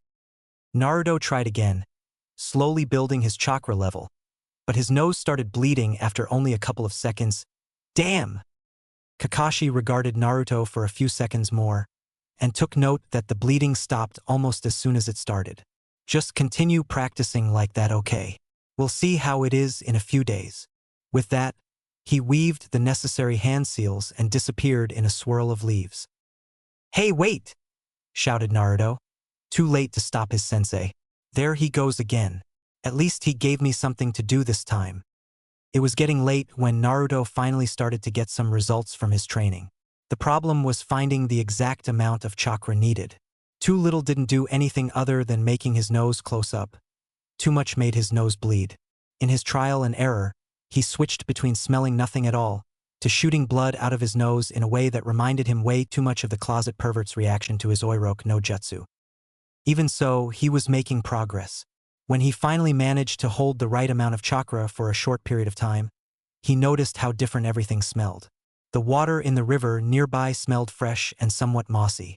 The ground smelled much heavier than he would have imagined, and the air carried the distinct aroma of flowers in blossom. He didn't get a complete picture of anything though, as he only got to experience it a little bit at a time. There was something he recognized as more people related among the scents though. It was something that felt very familiar, but also very out of place out in the woods. As he tried channeling his chakra again, he tried to pinpoint what it was he smelt. It was there, but only for a second before it disappeared. It reappeared again just as he lost the right amount chakra again, and the sensation was lost. The smell felt both fresh and moist, but it also carried a faint aroma of what he thought to be rice and fish, a lunch or dinner perhaps. The smell was far too weak to be an open meal though, so a picnic was out of the question. After a couple of more samples of the strange scent, he started more about why he smelt whatever it was and not so much what it was. It took him a moment to realize that it was someone's breath. With the realization, his eyes shot open and he looked around hurriedly. Was there someone spying on him? Is somebody there? He yelled and regretted it immediately. He had warned whoever was looking at him that he was on to them. He waited a couple more seconds, but no reply came. He didn't really think there would be a reply, but he kept himself silent nevertheless. If he were lucky, whoever was spying on him might make a mistake and give away his location. He waited for about 30 seconds or so, but no sound came. Wanting to locate his spy, he carefully gathered chakra to his nose again and tried to locate the scent. He didn't find it right away, but a short, hurried release of breath gave away his observer's general direction. He turned quickly in the direction he had found and shouted automatically, "Aha!" with a confident and cocky grin plastered on his face, as if he were finally allowed to play hide and seek with someone from his class. A short rustle of leaves was all he really saw of the spy, but it was enough to confirm the direction, so he ran as fast as he could towards the moving bush. There was nothing in the bush in question, as the spy had already fled the scene. However, a trail of disturbed branches marked the direction the spy had fled, so he quickly gave chase, intending to find out who the spy was. Running as fast as he could, he tried to catch up with the spy, but it was harder than he thought it would be. Even at top speed, it was evident that the spy was getting away. Only the fact that he was moving as fast as he could allowed Naruto to follow the spy's fading trail. Branches and leaves would stop moving and that would be the end of the chase, so he kept moving as fast as he could. It was irritating to find out that whoever the spy was, he was far faster than he himself was. As the branches moved less and less, Naruto deducted that the spy was getting away. If the chase had been among the giant trees that dominated much of Fire Country, there was no doubt in Naruto's mind that the spy would already have lost him. The chase didn't last all that long either, as he suddenly found himself by the entrance to the village with no sign of the spy. There were no moving branches to follow here, no disturbed leaves. It was a hard thing to do, but Naruto had to admit defeat. Whoever it had been, he had been good. After a moment, Naruto got a brilliant idea. With a cocky grin, he gathered chakra to his nose once more, and instantly regretted it. His sense of smell was assaulted with a barrage of sensations ranging from sour week-old socks to burning sharp smells from the spice merchant's stand inside the gate. The chakra dispensed itself as he lost focus on maintaining it, but the smells didn't leave. It seemed that they had decided to linger just long enough to get his eyes to water and for his moan of displeasure to be heard by people nearby, which just looked at him with raised eyebrows. The spy was half jogging, half running for dear life a few streets away from Naruto's location. She could not believe he had actually spotted her. She had been so careful not to make a sound, not to give any indication of where she was. Hinata dived into her third crowd, making sure that she didn't disturb anyone who might point her out as the one Naruto was chasing. Now that she was out of immediate danger of being located, she used every evasive maneuver she knew to lose him. How had he seen her? She crossed one of the village's many bridges and crossed it back again, trying to make it seem as if she had forgotten something and just turned back to get it. She was fairly certain that Naruto didn't know it was her, so the extra effort to keep it that way was vital. Only after turning a couple of corners did she dare to slow her pace to a fast walk, even though she wanted nothing more than to run as fast as her feet would allow. What would Naruto think of her if he found out? She had just done something unforgivable, something that in Konoha was considered a grave insult. To spy on another ninja's training regime without her consent was a violation of one of the village's many unwritten rules. It was not illegal, but everyone had the right to train and practice without being observed, to ensure that clan secrets remained secrets. Her stomach contracted itself painfully in response to her thoughts. She had not only overstepped boundaries of polite conduct, she had betrayed Naruto's trust with her actions. Her index finger went automatically to her lower lip in an effort to calm herself. Why did she have to do something so stupid? Why did she need to spy on the person she admired? She slowed her pace, walked into an alley and hid behind a dumpster. Resting her back against the wall whilst hugging her legs up against her body, she felt somewhat safer, even if it was just another childish habit she possessed. Breathing deeply, she let out a sad whimper that she had denied to do out on the street. She felt ashamed and worthless for what she had been caught doing. When she decided to seek Naruto out, it was just to find some reassurance, something she always felt when she saw him. It was only a last-minute decision, to find some consolation of normality among all the new things in her life as a genin. Now she had not only dishonored herself and her clan with her action, she had disgraced her position as a kunoichi on the first day. Worst of all, she did it against the person she admired more than anyone. She hid her face behind her legs as she started to cry silently. It was all so new. She liked her team. She really did, but with everything so new and with no Naruto to look at for reassurance, it made the day so unfamiliar. She had hoped that seeing him would give her some calm before she got back home at least. She wanted to see his confident smile, showing her that whatever this new life held, it was nothing he could not handle if he tried, and in effect show her that she could do it as well. She had not counted on Naruto spotting her while he was training. He had never been able to before. He had just stood there practicing how to gather chakra, or so it would seem, and then he just tensed up, as if there was something wrong. It had taken her completely by surprise when he had called out, asking if there was anyone there. She had been so tense then that she had not even dared to move. When he had actually turned towards her and said, "Aha!" she had done the only thing she had wanted to do from the moment Naruto had discovered that there was someone watching him: panic and run. It was only luck that enabled her to flee. Less and less tears came out as she thought of the near disaster, and a thought made her mood lighten. Naruto had been able to detect her. A strangely reassuring feeling crept over her. The fact that he had detected her meant that he was getting better. The thought forced a small smile onto her face. Naruto's training was paying off. He was getting better. Naruto had shown her, unknowingly, that with all the new things that happened, they too would grow with it. Naruto had shown her his own growth, and that was enough to bring her out of her gloomy mood. She knew that she was looking too much into it, but that wasn't important. The light, warm feelings it brought with it was. Hinata didn't know it, but a faint blush crept upon her cheeks at the thought of witnessing the fruit of his labor. It would seem that she got the reassurance she sought after all. She sat there, silently feeling a weight lift itself from her chest. She was still ashamed over what she had done, but she was sure that Naruto would forgive her. He was an amazingly forgiving person.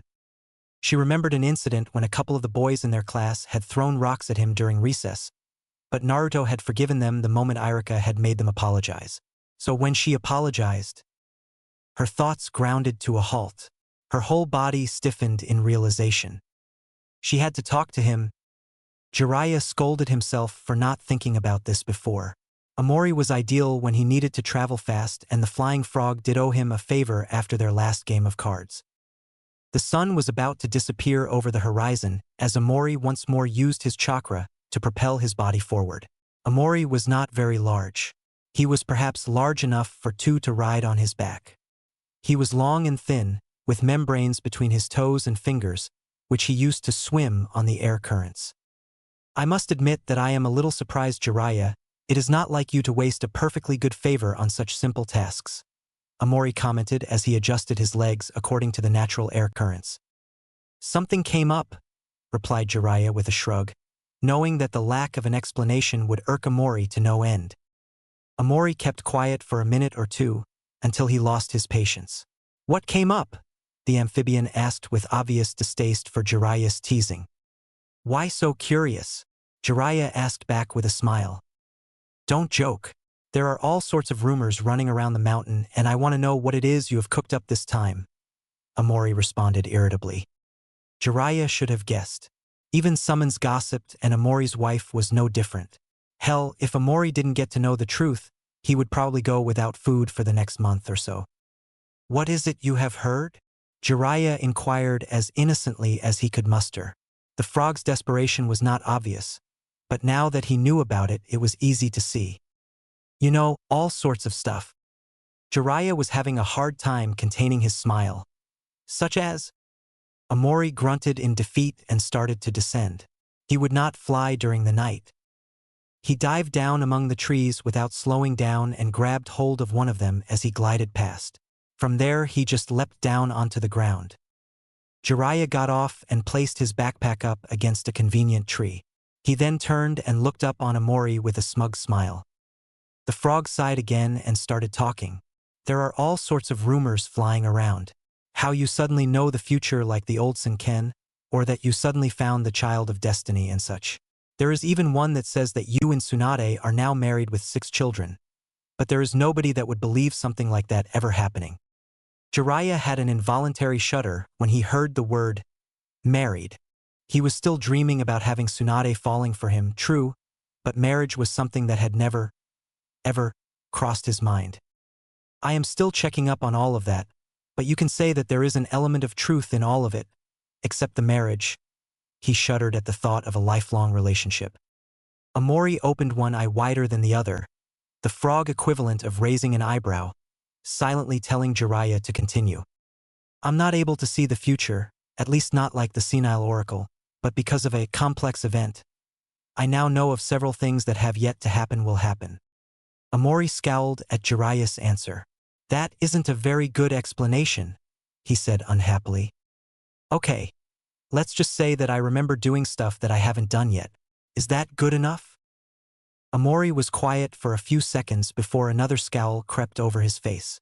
"Is the marriage between Tsunade-sama and you among this stuff?" he asked accusingly.